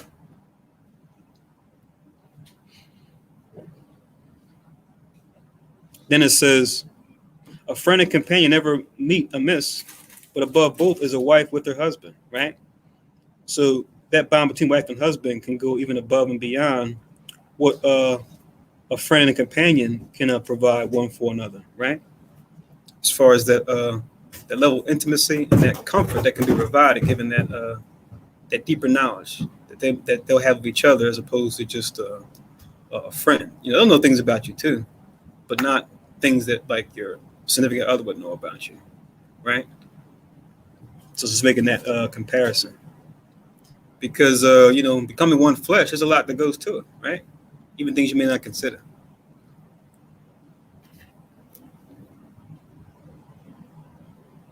Verse 24, brethren and help are against time of trouble, but alms shall deliver more than them both. So brethren and help are against the time of trouble, right? So your back's up against the wall. Brethren and help can help you when you're in a bind. But it says alms deliver more than them both, meaning while they can provide you with a succor or help or support, wink, wink, support that you might need, wink, wink, Kahan Samat. Okay, guess it wasn't funny. Was a shout out? Yeah. He's like, keep going. I got you. Keep going. But it says, but all should deliver more than them both, meaning your own good works.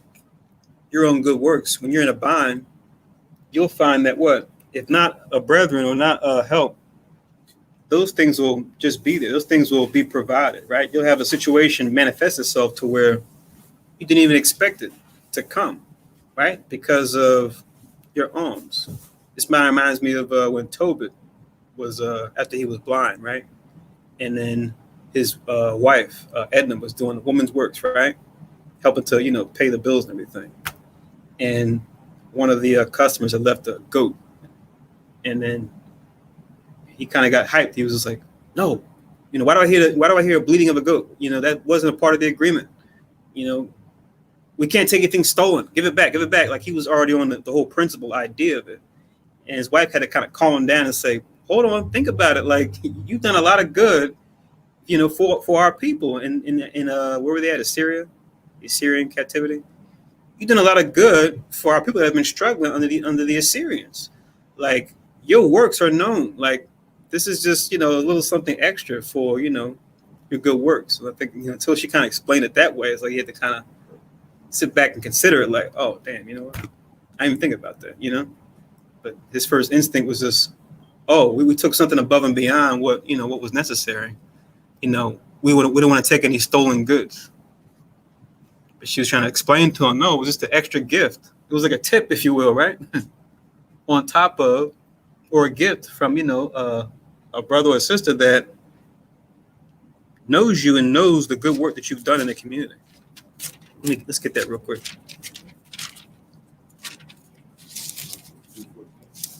The October. You always that word. I never heard that word muted used like that. When it says the bird muted, warm dung. I was like muted. So proper, right?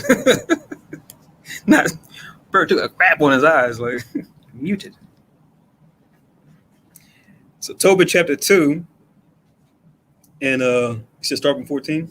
Well, 14 to mile. Okay. So I'll start from 10.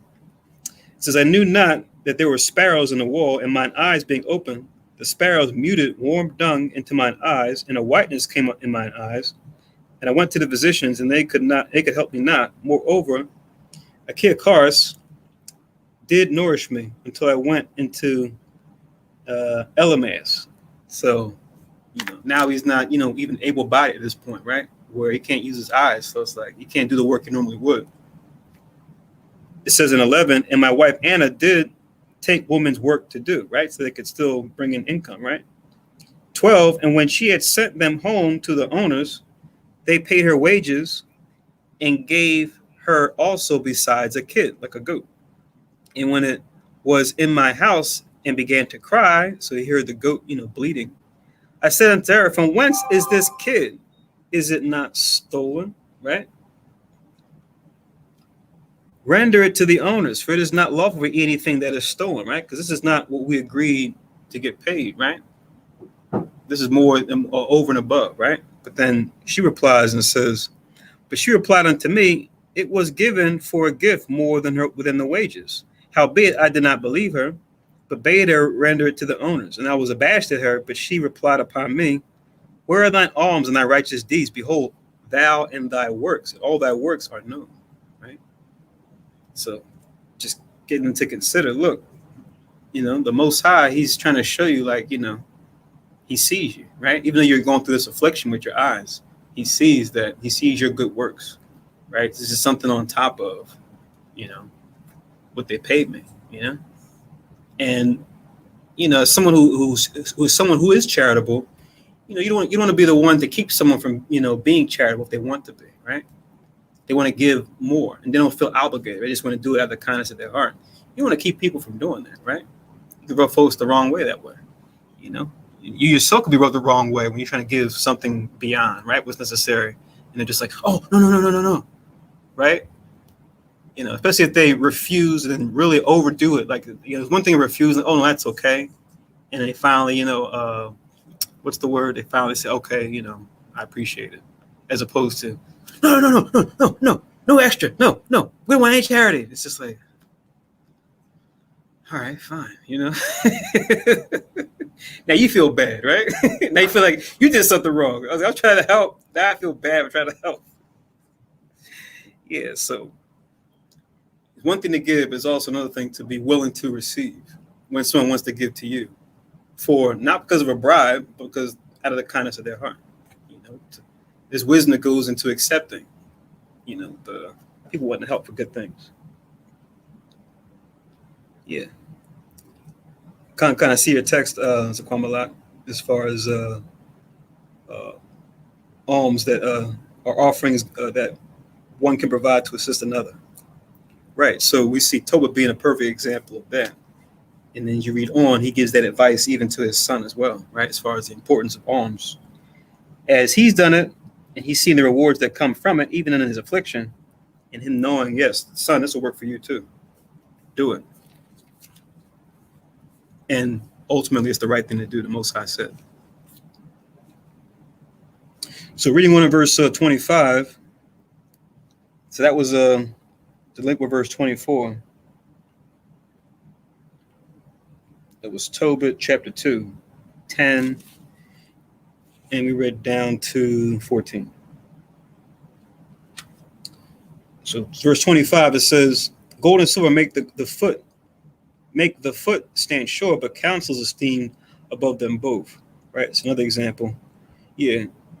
Gold and silver are good, right? But then counsel's esteemed above them both. So counsel is better than gold and silver. Doesn't mean gold and silver are bad. It just means counsel is better. So, because gold and silver is good, but now with counsel, that gold and silver can actually gain more gold and silver, right? Can increase itself. But gold and silver by itself without counsel, it can be squandered if you're not careful, right? You can lose it instead of growing.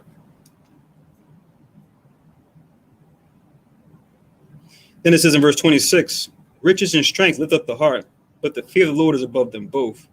There is no want or no lack in the fear of the Lord, and it needeth not to seek help. Right? So while your own strength, your own riches can lift up your heart, right? give you confidence, right? Might.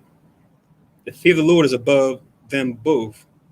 So when you fear the Most High, nothing can top that, right? That's like the pinnacle, right?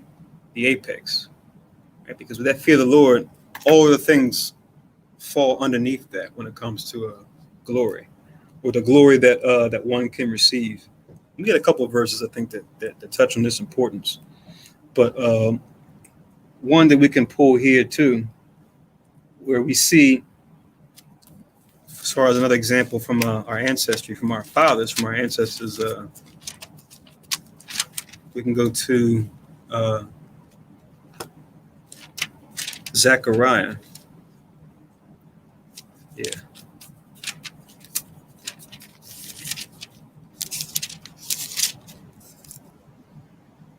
Yeah. Zechariah chapter 4 and verse 6. We're going to Zerubbabel, right? Him being the one entrusted to what? Rebuild the temple that was destroyed, right? Him and Jesus, son of Joseph, right? They both were in that lineage, right? The Zerubbabel coming from that lineage that came from David. Jesus coming from that lineage that came from Aaron, right? So we're kind of like the that first wave of exiles that came out of captivity, going back to Jerusalem to rebuild. The Most High, at least allowed them to have their ancestry intact, to where they'd be like those two figures, right? They would carry on those bloodlines and what was the responsibilities associated with those bloodlines. Zerubbabel with the line of kings, and with Jesus, son of Joseph, with the line of priests. But he says here, "Who art thou?" Oh, sorry. Then he answered and spake unto me, saying, "This is the word that the Lord, or Yahweh, unto Zerubbabel, saying, not by power, nor by," I can't read, "not by might, nor by power, but by my spirit, saith Yahweh of hosts." So it's not by your own strength, right? It's not by your own might that you do this, but it's through the Most High Spirit, right? You can only get that by fearing the Lord. And it says, "Who art thou, great mountain, before Zerubbabel? Thou shalt become a plain. And he shall bring forth the headstone thereof with shoutings, crying, grace, grace unto it," right? As far as the cornerstone for the temple, so it could be rebuilt.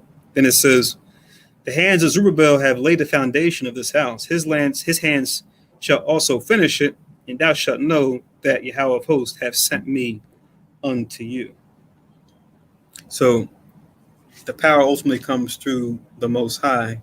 You can only acquire that Most High, that power from the Most High, through the Most High's fear, right? Then we're in a position to petition the Most High for things that we need, let alone the things that we want. But yeah, that's Zechariah 4:6, and I read down to 9 to go with Ecclesiasticus 40 and 26. But now back here in verse 27, it says, "The fear of the Lord is a fruitful garden, and covereth him above all glory," right? So fear of the Lord being important, right? That we always acknowledge. We know the scriptures tell us that the fear of the Lord is keeping the commandments. You can go to Ecclesiasticus 19 and 20, which answers that rather directly. Which Ecclesiasticus 19 and 20 reads,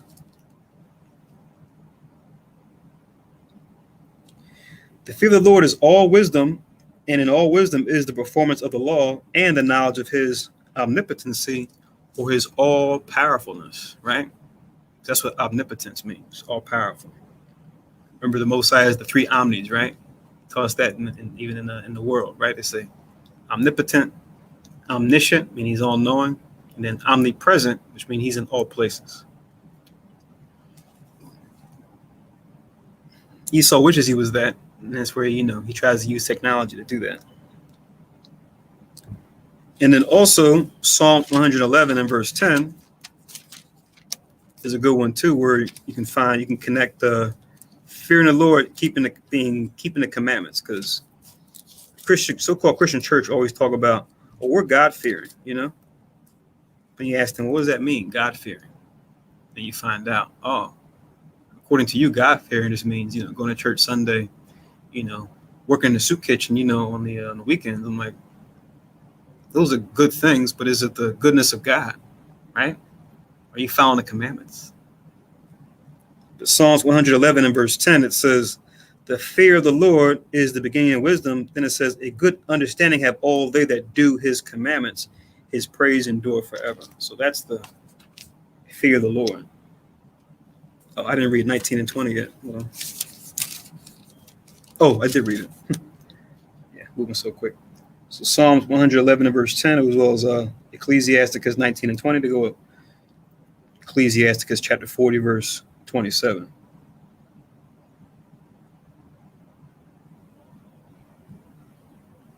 And now we got the final section of chapter 40, which we kind of were alluding to earlier in the service, as far as being able to being willing to pinpoint the difference between this kind of person versus someone who's actually in need, which we know Ecclesiasticus chapter 4 and chapter 12, first parts of 4 and 12, they go into, one going into helping your brother or sister that's really in need versus helping out the sinner, right? Helping out the person that's, really not in desperate need, but is trying to get what you have so that they can use it to do something wicked, right?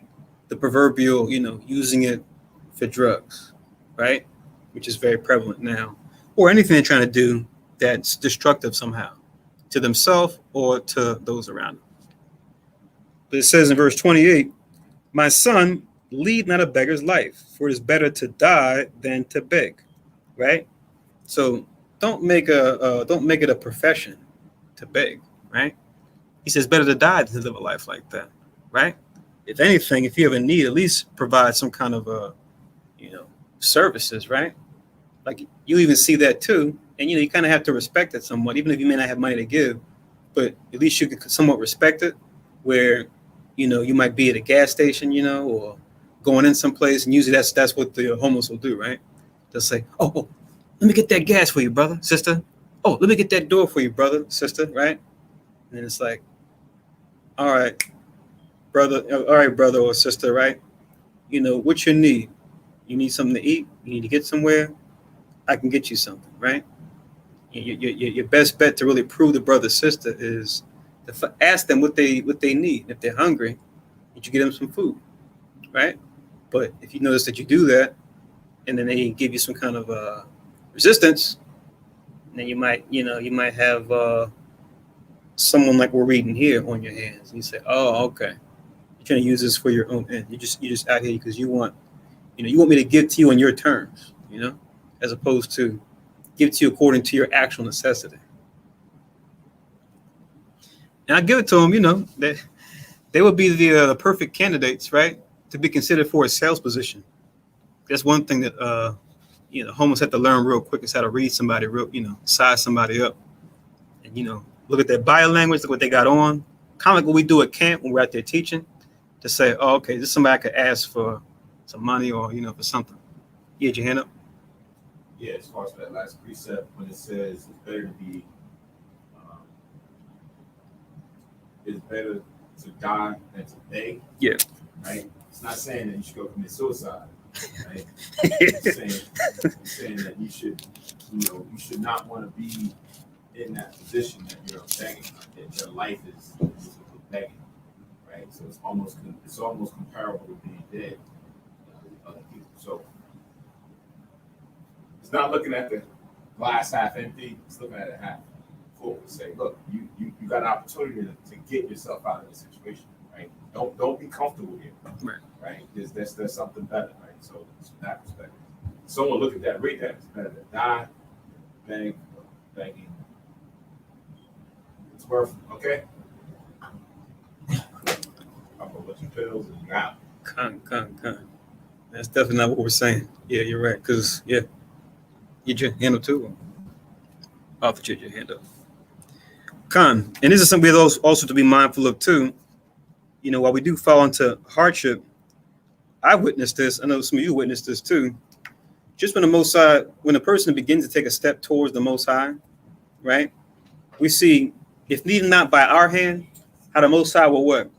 Create circumstances around our people to provide them opportunity, right? To be housed somewhere, right? To get their necessities met. Like, it's an easy thing for the Lord to do that, even when we're at our lowest, right? And it's a simple reason for that. I'm about to read it now. Psalms 37.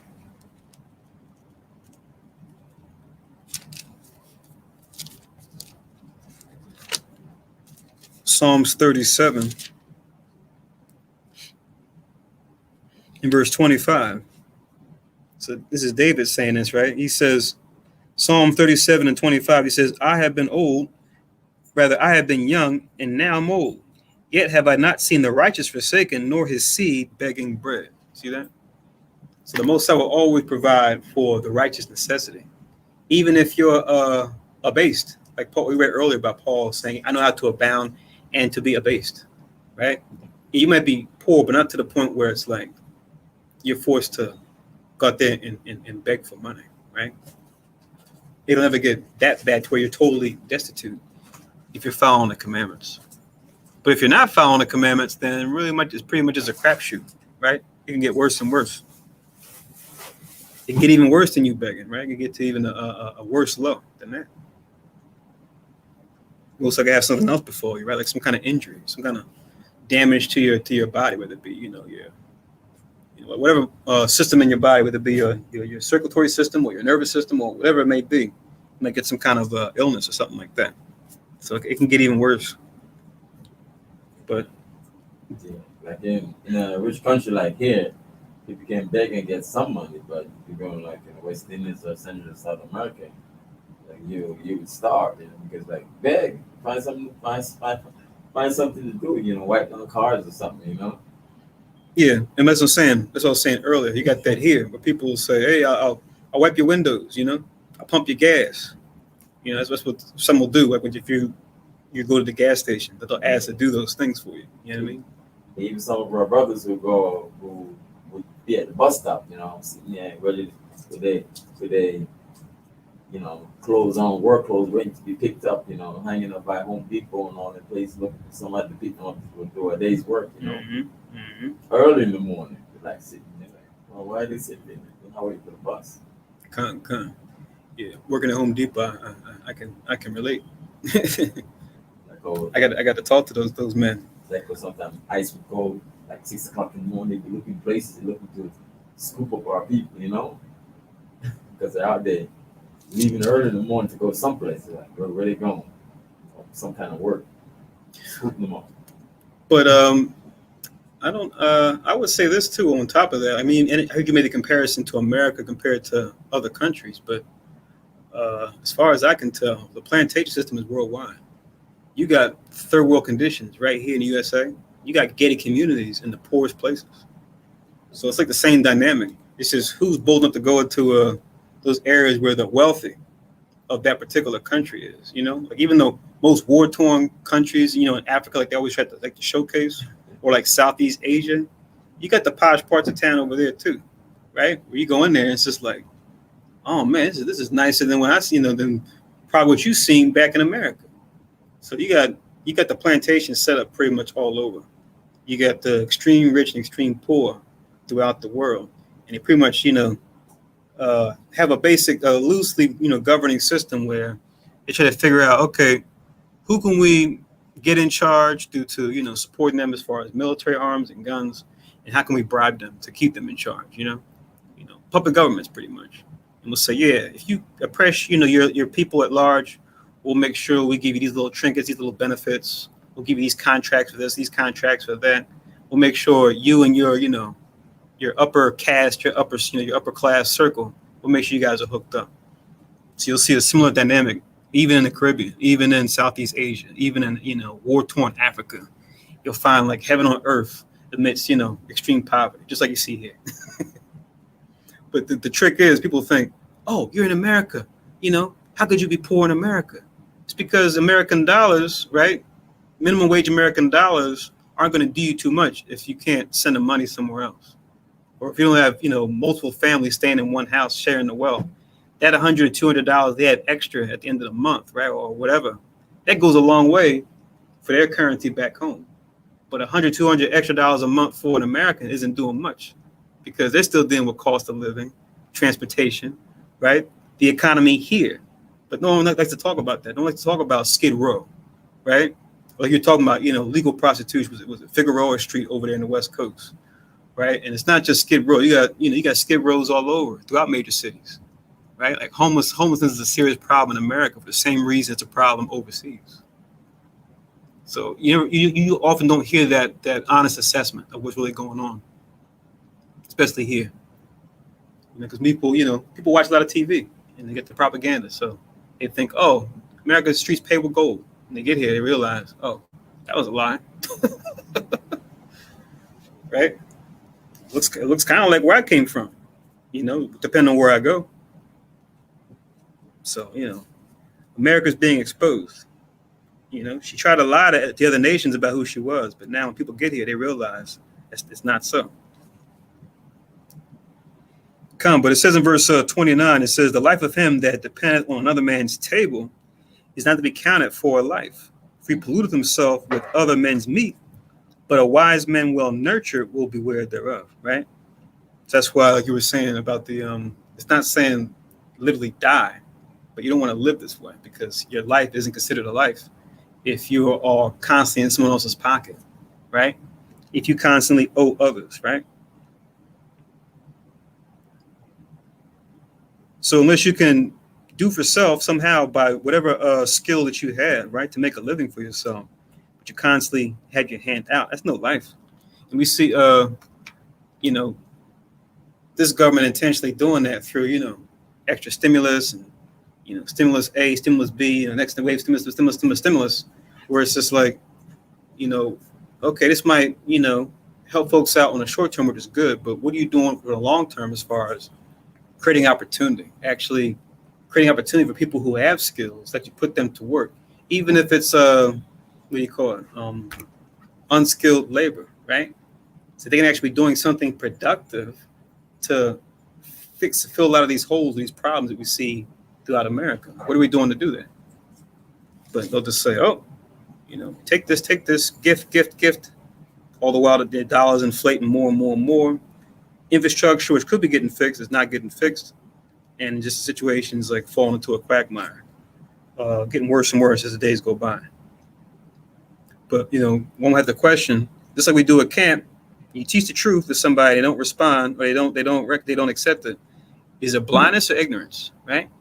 In this case, for the government, is it incompetence or they're willingly tanking this thing, right? They're willingly dragging this thing down to the gutter, right, to make way for what's next. That's the question we got to ask ourselves. So it says, the wise man well nurtured will beware thereof. They won't fall into that trap.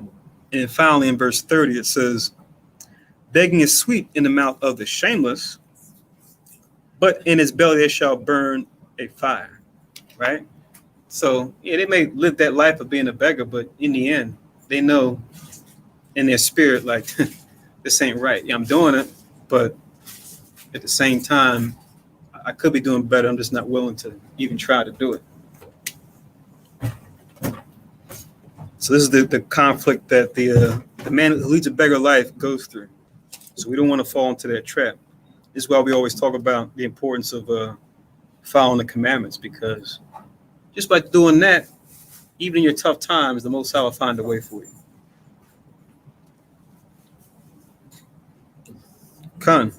So we'll make an end here.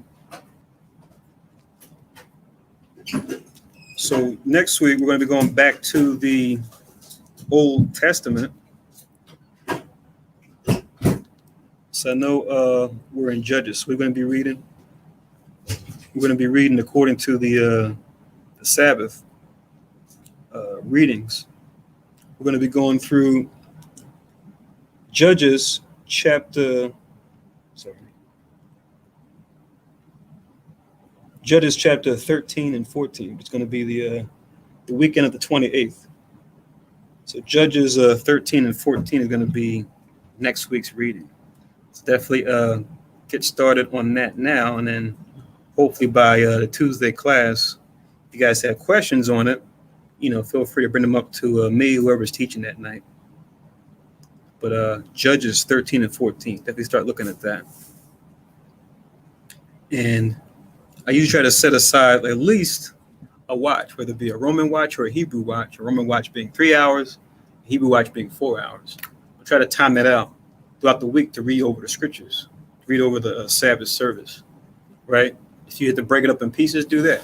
You know, you can break it up into 15-minute blocks or do an hour, right? A day for say 3 days, right? However you do it, however your schedule fits it. But just make sure you put in that proper time. You'd be surprised you'll get through the whole chapter and be able to see what you understood and be able to answer what questions you may have need to answer. So Roman watch is 3 hours. Kind of. Hebrew watch is 4 hours. Yeah, you could look it up and it's in the Zondervan. A Hebrew watch is 3 hours. No, 4. 4. The Roman watch is 3 hours. Come. That's why when we read when Christ being crucified, what they talk about? They talked about the 3rd hour, the 6th hour, the 9th hour, right? Just put down Zondervan and put down watches. Look up watches. It's all there. I will give you the page number, but I don't have it here. But after we, finish up, I can pull up pull it up in the Zondervan and show you. But yeah, that's a good time to spend pretty much any project you're trying to do. See if you can get it done within that time block, a 3 to 4 hour time block, or even shorter. And then just as you go down your list, just fill each, put different items in those blocks and work them out, one at a time. Because I know it can get busy, get hectic, and it's like a lot of things being thrown at you at once. But at least that's a reasonable method based on scripture that we can use to actually get things done, even if it's one task at a time. All right, so next week, Judges 13:14 again. I'll put that, let me put that here. I'll put it in the, where it has the chapters that we're reading now. This week. Judges 13 and 14. Okay, so with that, we'll say, Kwame Asherah, or rise to the 12 tribes of Israel. May you come back to your true nationality. May you wake up to the truth that has been covered from you. May you pull the wolf off your eyes, right? And realize that we are the lost tribes now found. And I want to say all praise to the Most High in Christ by way of the Holy Spirit, or Prakate Hawa by Shem Yahushua, Arukat Kodash. Without them, this wouldn't be possible. Anything we say or do wouldn't be possible. And Most High will talk to everybody in the upcoming classes, as you see in the scrolling marquee below, right? And as other Kahanim have told you, feel free to give it donations, right? Whether it be through PayPal or whether it be through, snail mail. I'll put that down below too, as far as our address, as I do the closing prayer. Let's put that here. Oh no, oops, hold on. Edit, scrolling, show. All right, I'll put that address down there below. But say a Shar Shabbat, a happy Sabbath. And with that, we'll do the closing prayers. Water for joining us today. Hope everybody was edified. Shalom.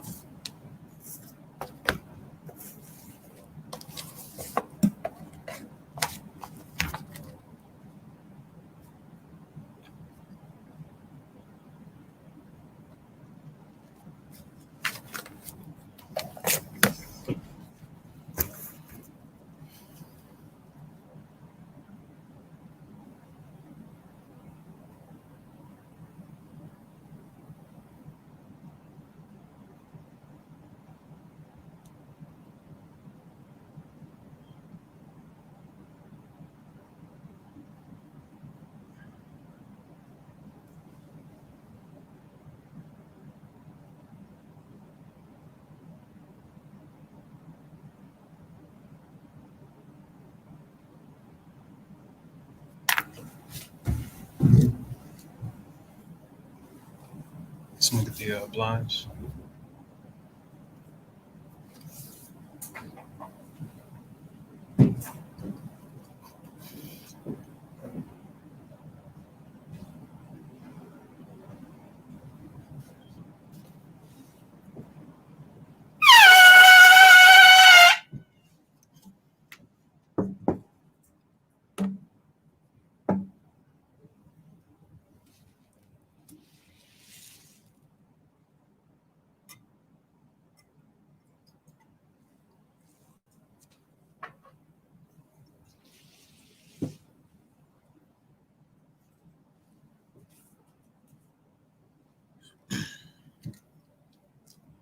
Barakathe Hawa by Shimi Hawashai, Sharanathan and Al Parya Gaban Thwada Aman, La Hawa by Shimi Hawashai, Yashar Allah. English translation. Blessed are you, Yahweh, in the name of Yahweh Shai, that gives to us the fruit of the vine. Thank you, so be it. To Yahweh, in the name of Yahweh Shai, with Israel.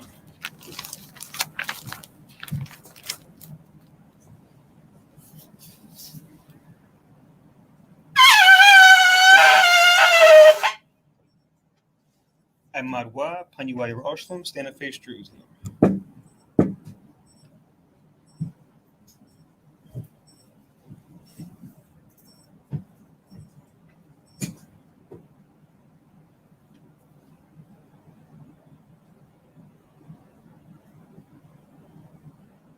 Yahweh Basham Yahushai Babakushab Shemai Lanawe Aitha Yem Yen Aitha Shalak Mike Allah Walla Allahayim Tazwadakim La Shemar Ayo Barak Rapab Magan La Chaziyak Banya Yasharala Washalak Lanawa Rabiim Kakamad Rabiim Da'if Rabiim Bayanad Rabiim Sabalanwa Rabiim Amawan Rabiim Aqua Rabiim Mahabiim Rabiim Haganayad Rachanaya Wasalak Kau Katsayamnawa La Akim Wa Akiwa Wayash Aleph them yet why will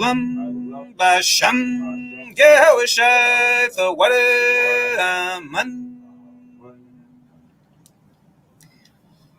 English translation.